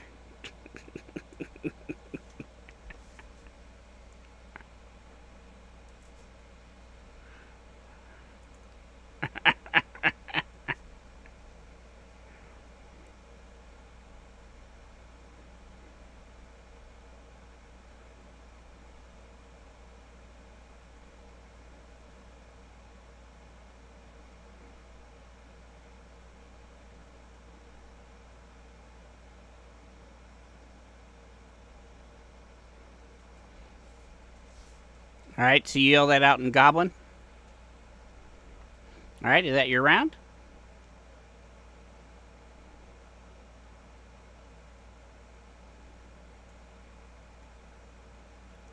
Alright. Is it not working? Let me pull up your character sheet.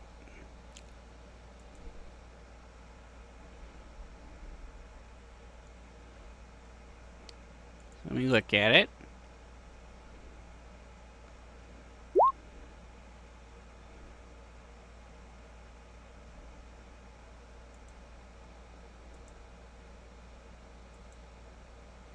Yeah, there you go. So they all hit the one guy. So that's 3, 4, 5, 6, 7, 8, 9, 10, 11, 12, 13, 14 points. That's enough to kill him. Alright. End of round. Frank, there's nobody for you to charge.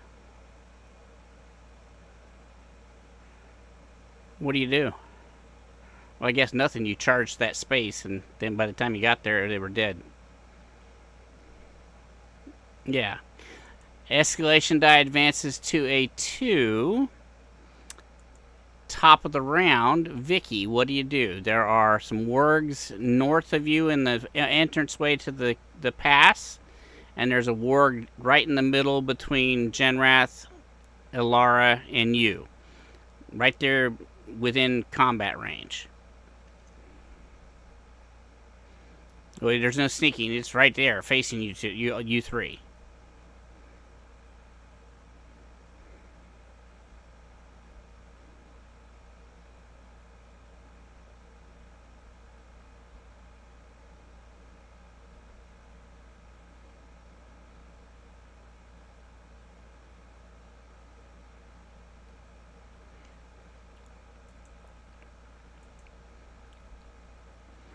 Well, they were being ridden by goblins who primarily spoke goblin. That's all I can say about it.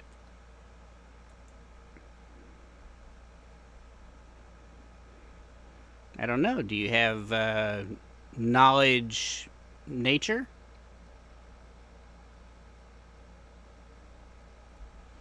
You have knowledge nature?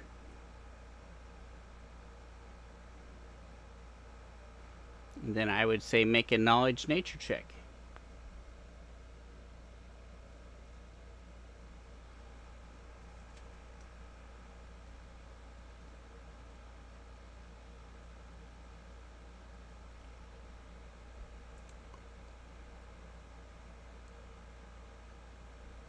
It's down under statistics. Mm-hmm.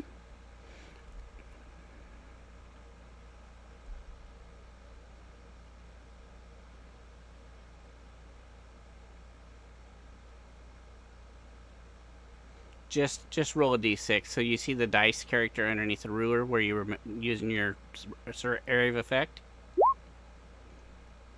Yeah.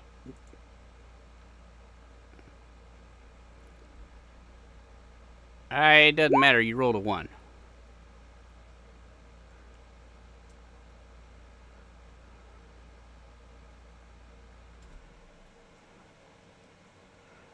The knowledge nature check was a 1. So for the life of you, you have no idea how smart wargs are. Kill it?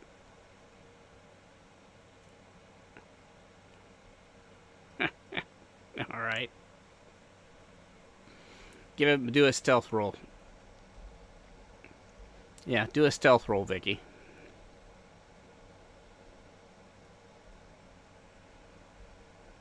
It's under his skills.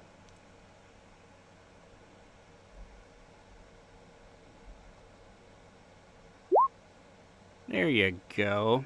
And he rolled a 1 for that, too.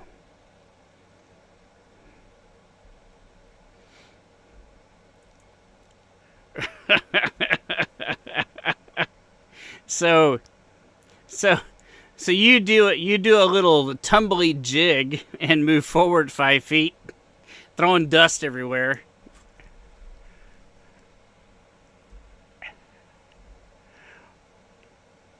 Yeah.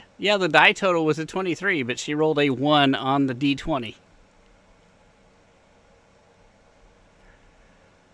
All right. So Vicky thinks she's hidden. Laura actually speaks speaks Goblin and knows what you said. So Laura takes a 5-foot step back to disengage. Sister Dawn. After coughing on the dust that just got raised by Vicky, what do you do?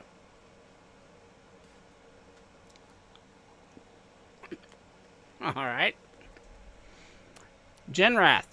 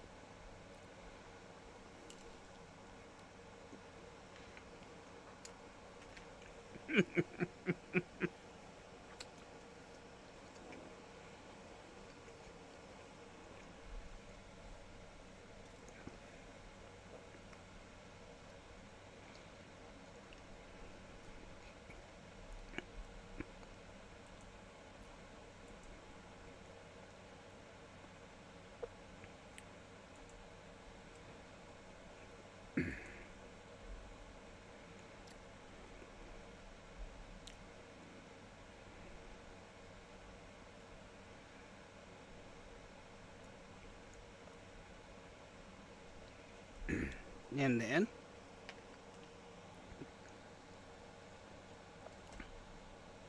Alright. Then the Divine Strike moves forward one more round, and Frank, it's your round.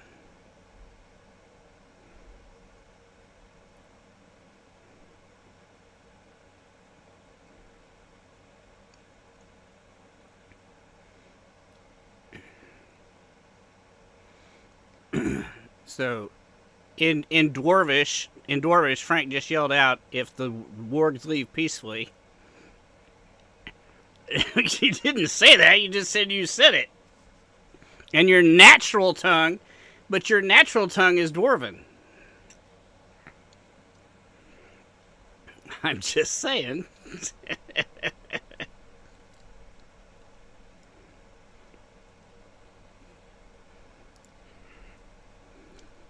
That's all right. I thought she said that if the dwarves leave the area, that they weren't going to kill them. And I'm going, huh?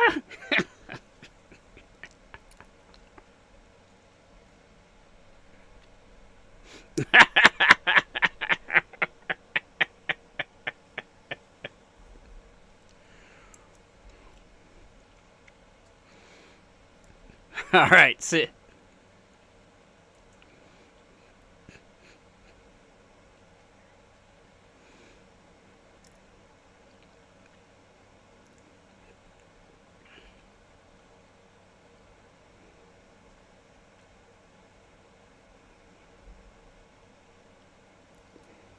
All right, you activate your Warhammer. So, Krusk, are you gonna kill the dwarves or the wargs?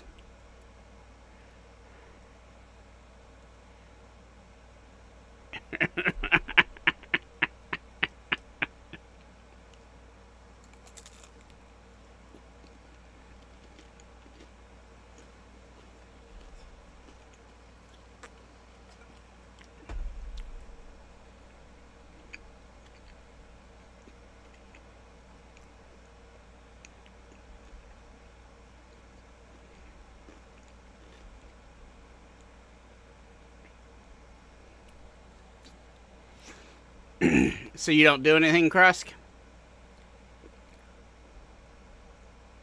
All right, Strangler.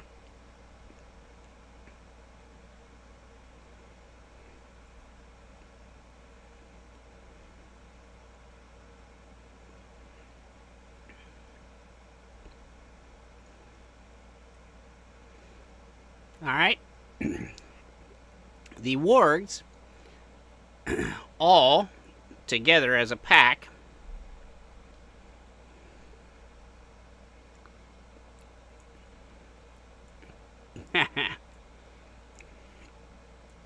move to the northwest of the battle map, off the map, and those that follow them with the visibility that there is can see that they are not heading back towards the drawbridge. They are actually moving away from the spire as well as away from this pass.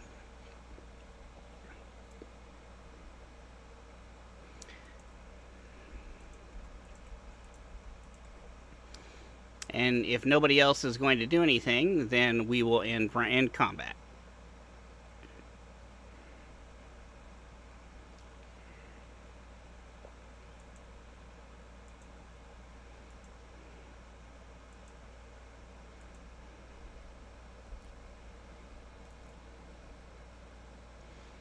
All right, so the 3 heavily armed goblins had... Yeah, I'll just give this to you. They each had +1 breastplates and +1 battle axes and 200 gold pieces each.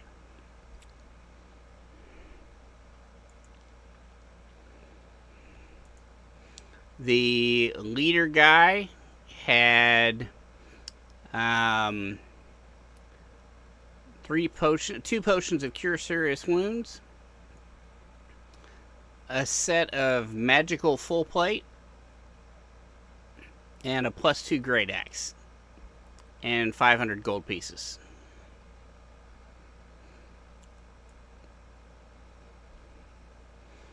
+2 great axe.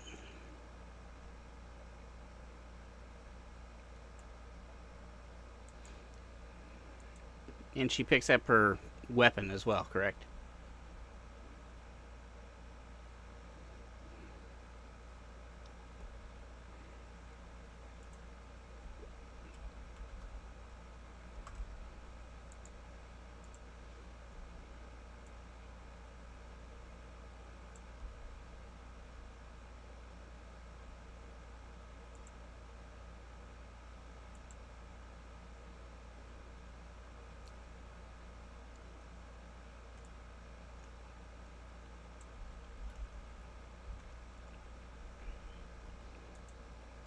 All right, I'm going to get you a list here.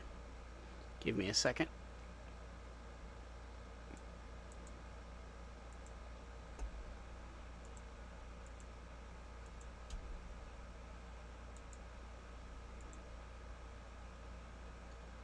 Everybody's so friendly.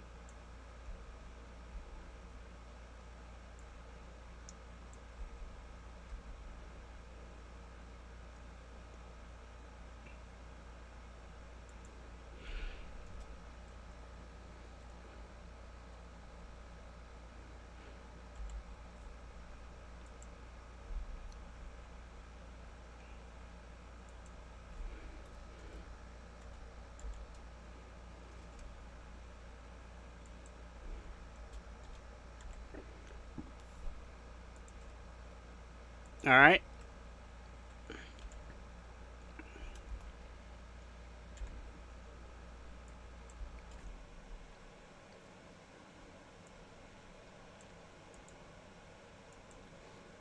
And I'm going to put this in the general chat.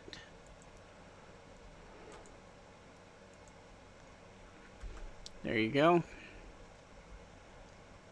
And the Goblin Archers just had Masterwork short bows. There were 5.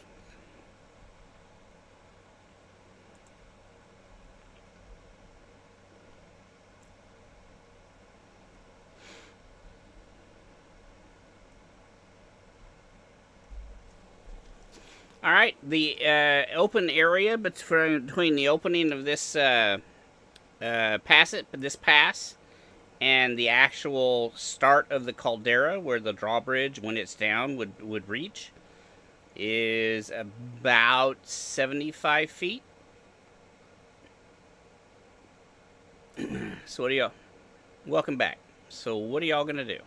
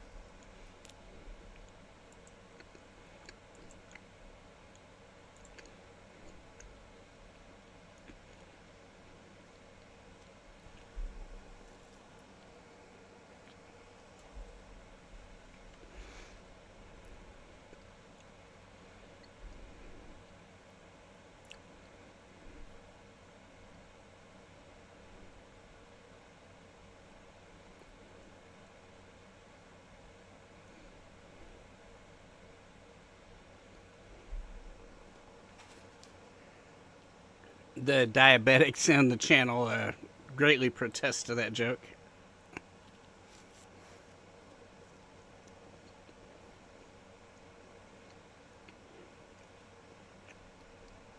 All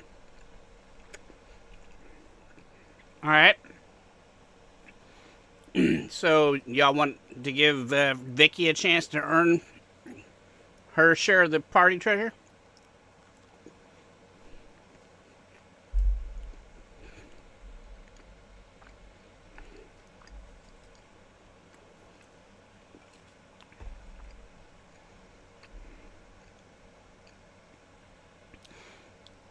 That's just your entry fee.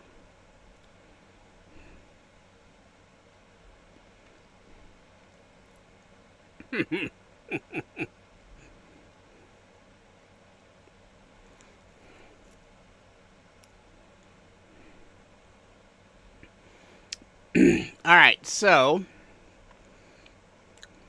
what I'm going to do is, what's the easiest way to do this? Well, easy and most realistic.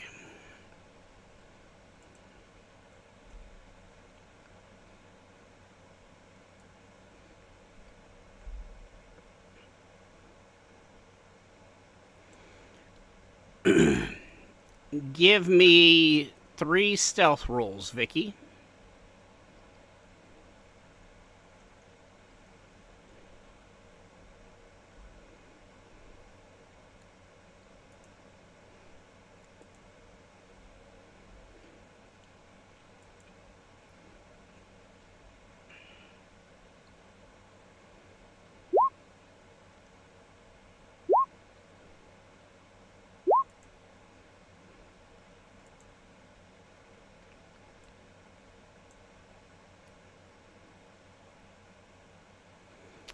So a 27, a 34, and a 39, and no ones.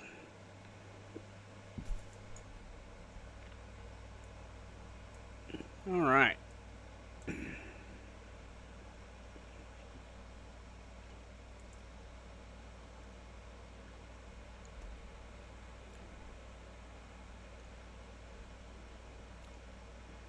Yeah, that's what happened.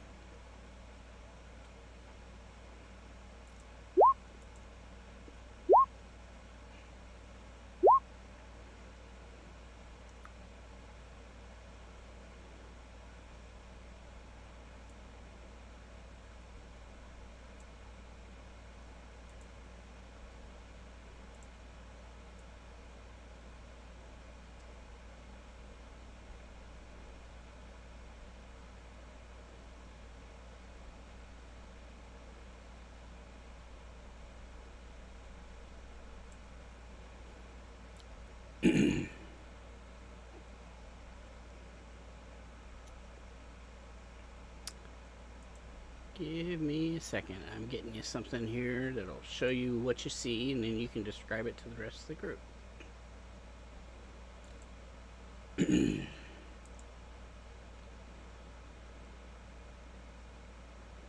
We will.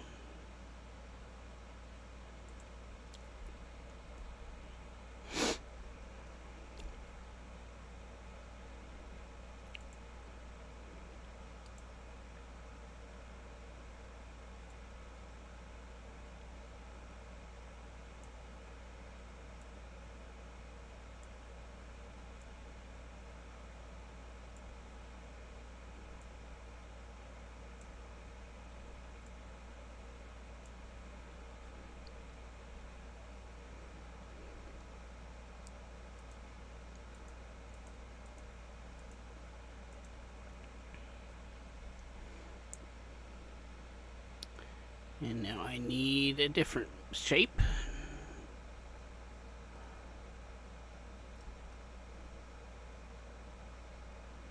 Yeah, that's good enough. Alright, so now we'll take that image.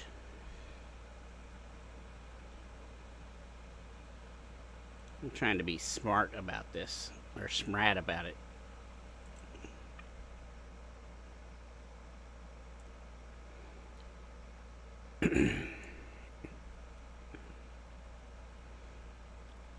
Alright, so I'm sending this directly to you.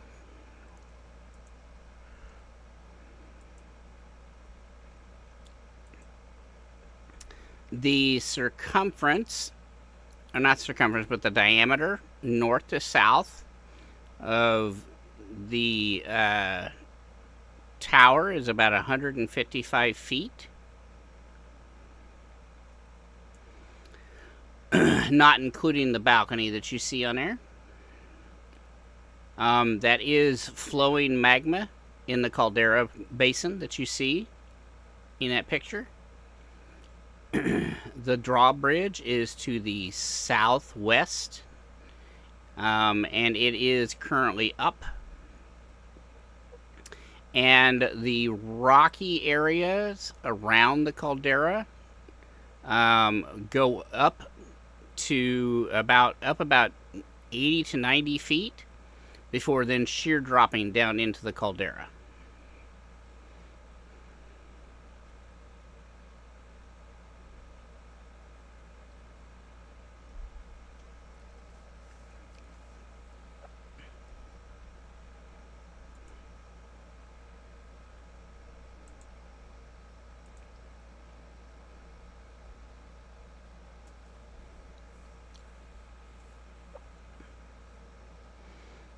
You gotta roll 3 more stealth rolls.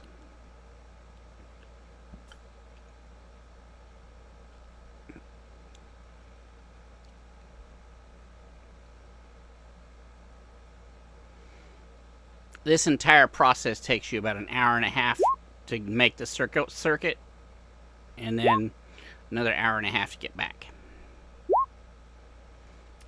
So after 3 hours, he comes back and gives you basically that outline of what.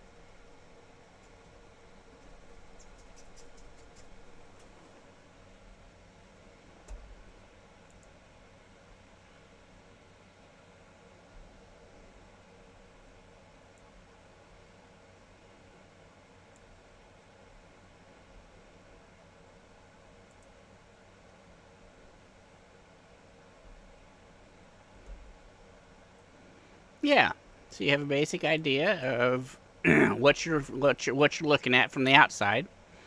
You have the picture that shows. I showed you the picture before of what it looks like from the front, where you're standing in the little chasm, and I'll drop that in there for you guys as well.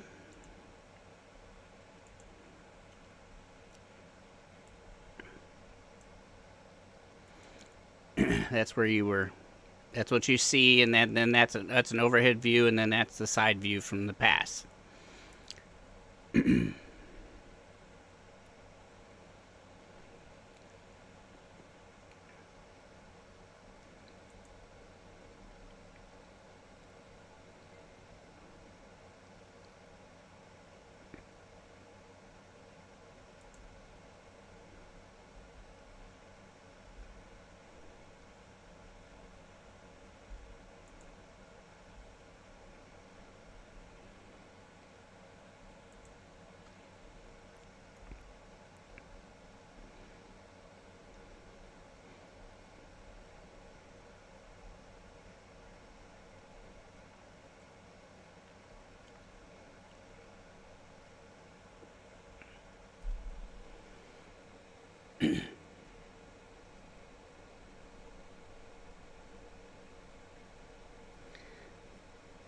Well, I don't think we've got time for that.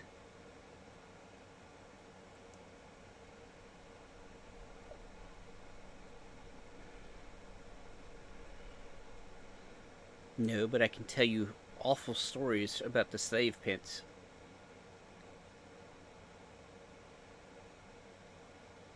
Yes, they have slaves in there.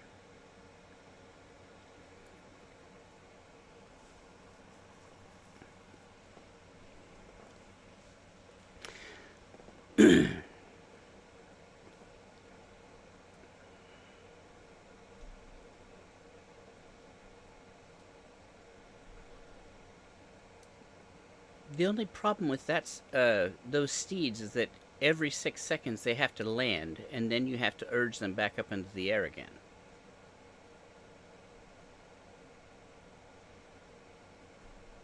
No, it specifically says every round. It,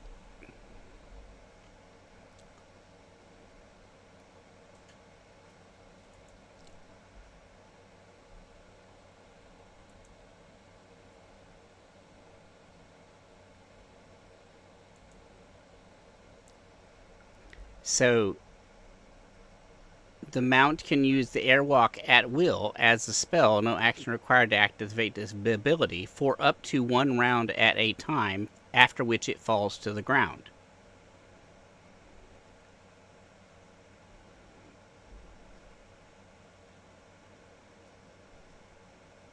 It's not casting it, it's using that as a ability as the spell. It's not casting the spell.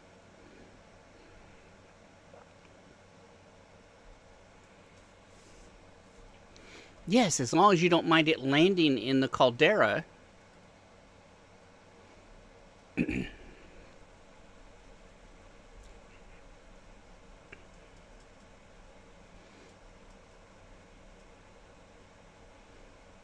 I'm not saying your suggestion's a bad suggestion. I'm just saying be prepared that if you reach any resistance while you're in the air, you have a round and then you fall to the ground, which in this case would be the caldera.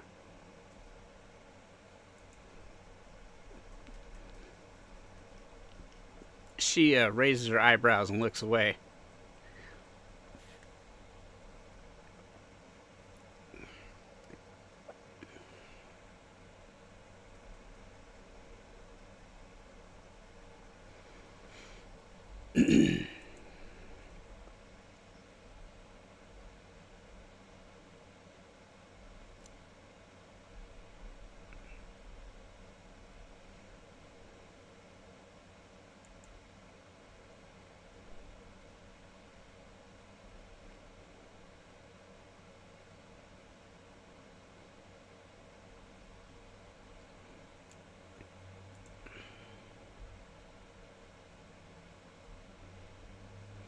Well, I can tell you that I managed to escape with the use of the spoon, the wooden spoon, by flying over that ledge off that balcony on the north end of the spire.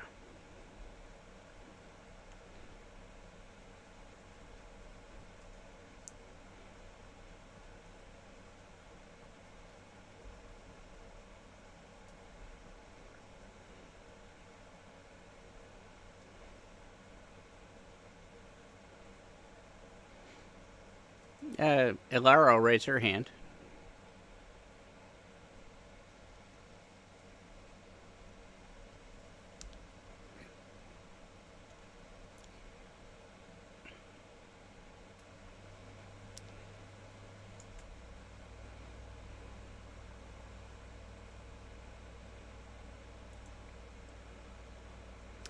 Well, fly is a third circle spell. I wouldn't have enough to cast it on everyone. However,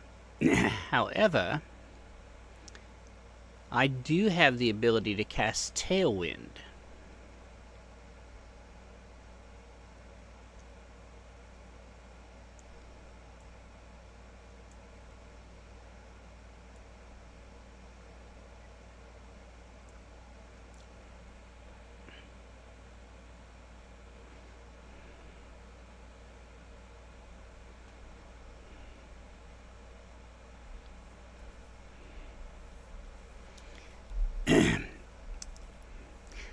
Well, if you were if if you were capable of summoning a giant octopus instead of a regular octopus, that might work.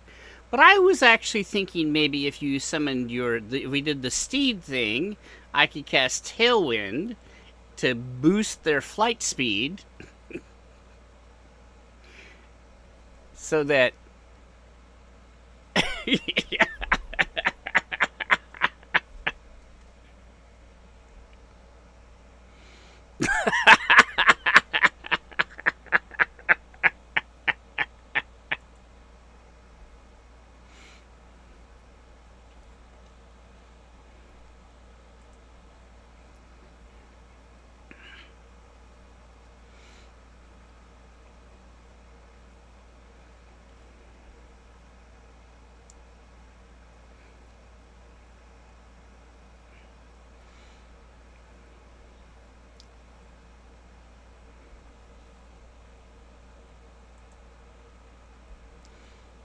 Well, what if you're staring at some other part of your body?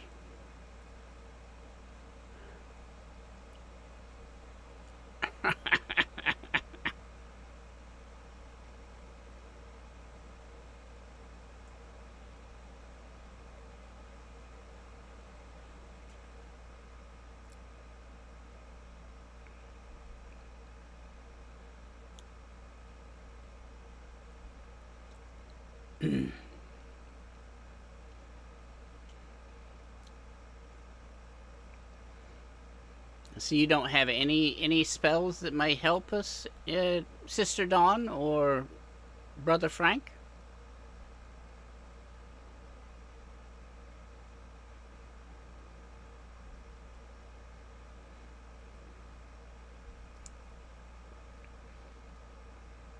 Well, I mean, it would only be one tentacle per person, so I don't think it'd be get too much done.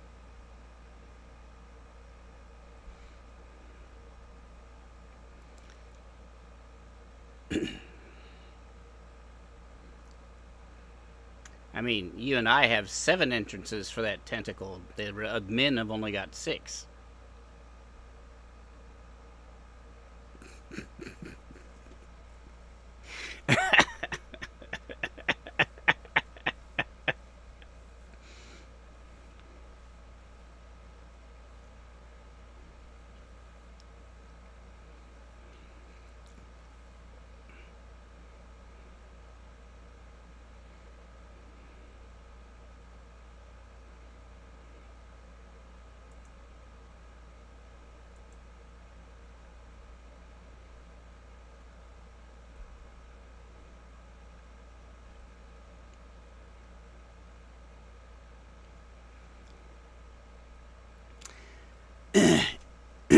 You wouldn't happen to have Dimension Door, would you, Strangler?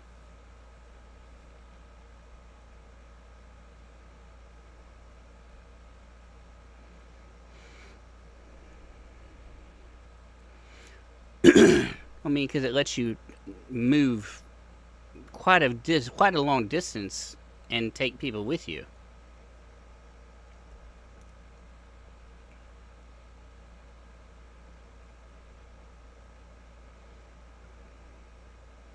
I mean, he should be able to take himself plus 3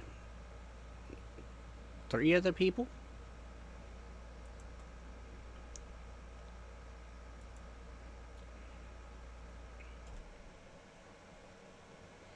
And you haven't used all your 4th level spells today because you only cast the Phantom Seed once.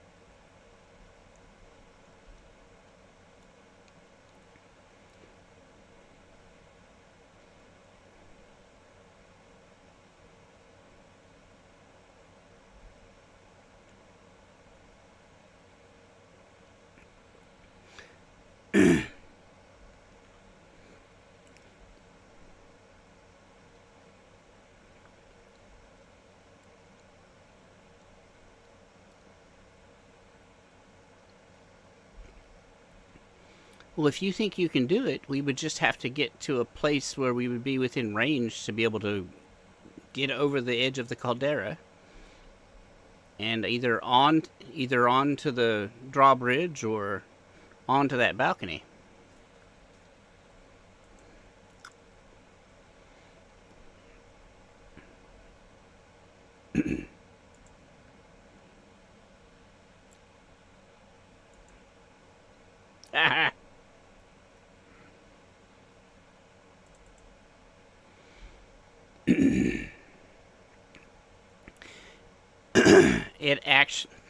It actually leads to the armory.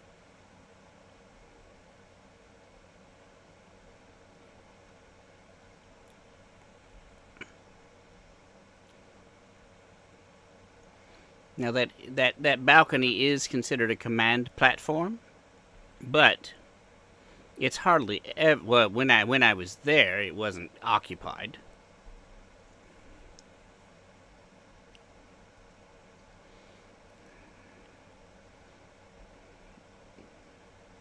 In the back, on the north side.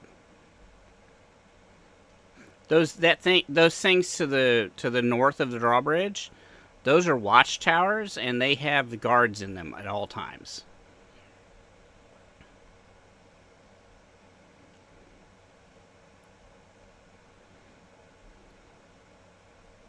If that's the plan you want to try, yes.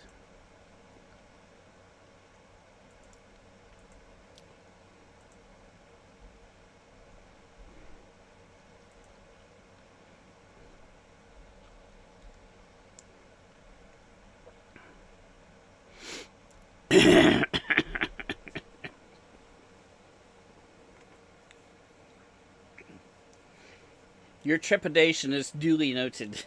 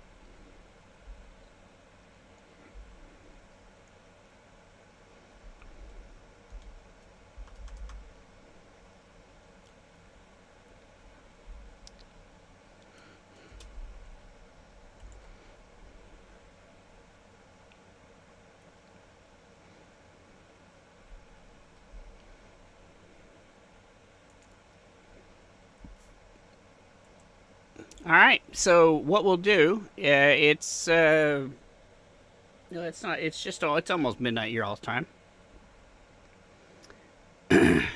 How much longer are you good for, Frank?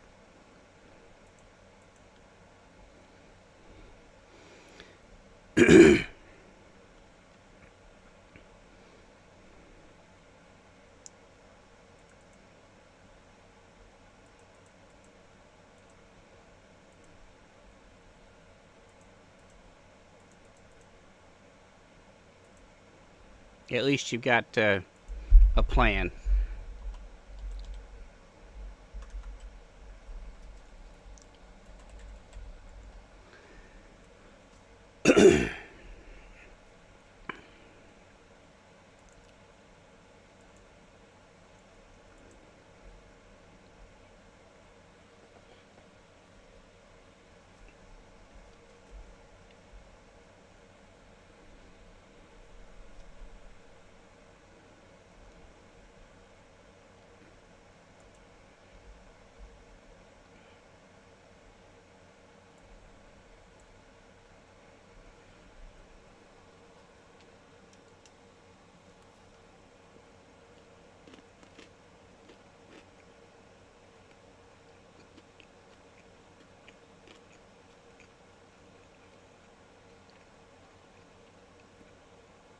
A long way.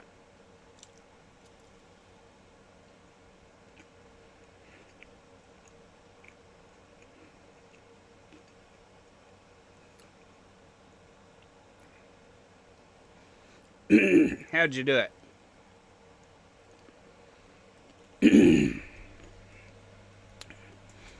To a place you've never seen before? No, it's on the other side of the from the pass. You can't see it from here.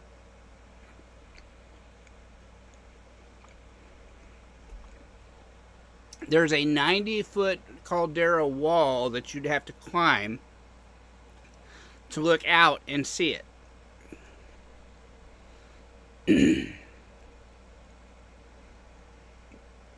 So you're going to cast fly around to the other side to take a good look at the thing, fly back, and then cast teleport. Alright. Then...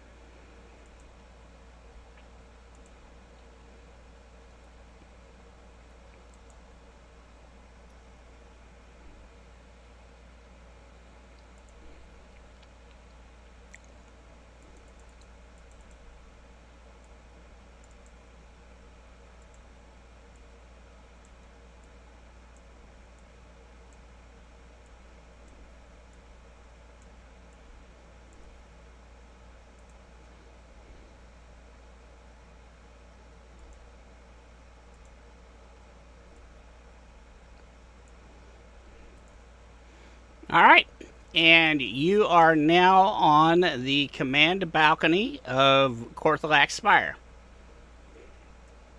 And and that's where we'll wrap this for this week, folks. I appreciate you joining the stream. If you liked what you saw or heard, please give us a like, a subscribe, or a follow. Leave us a comment. We appreciate all feedback, positive and negative. And as always, may the dead lay still and the spirits stay silent. Y'all have a good night.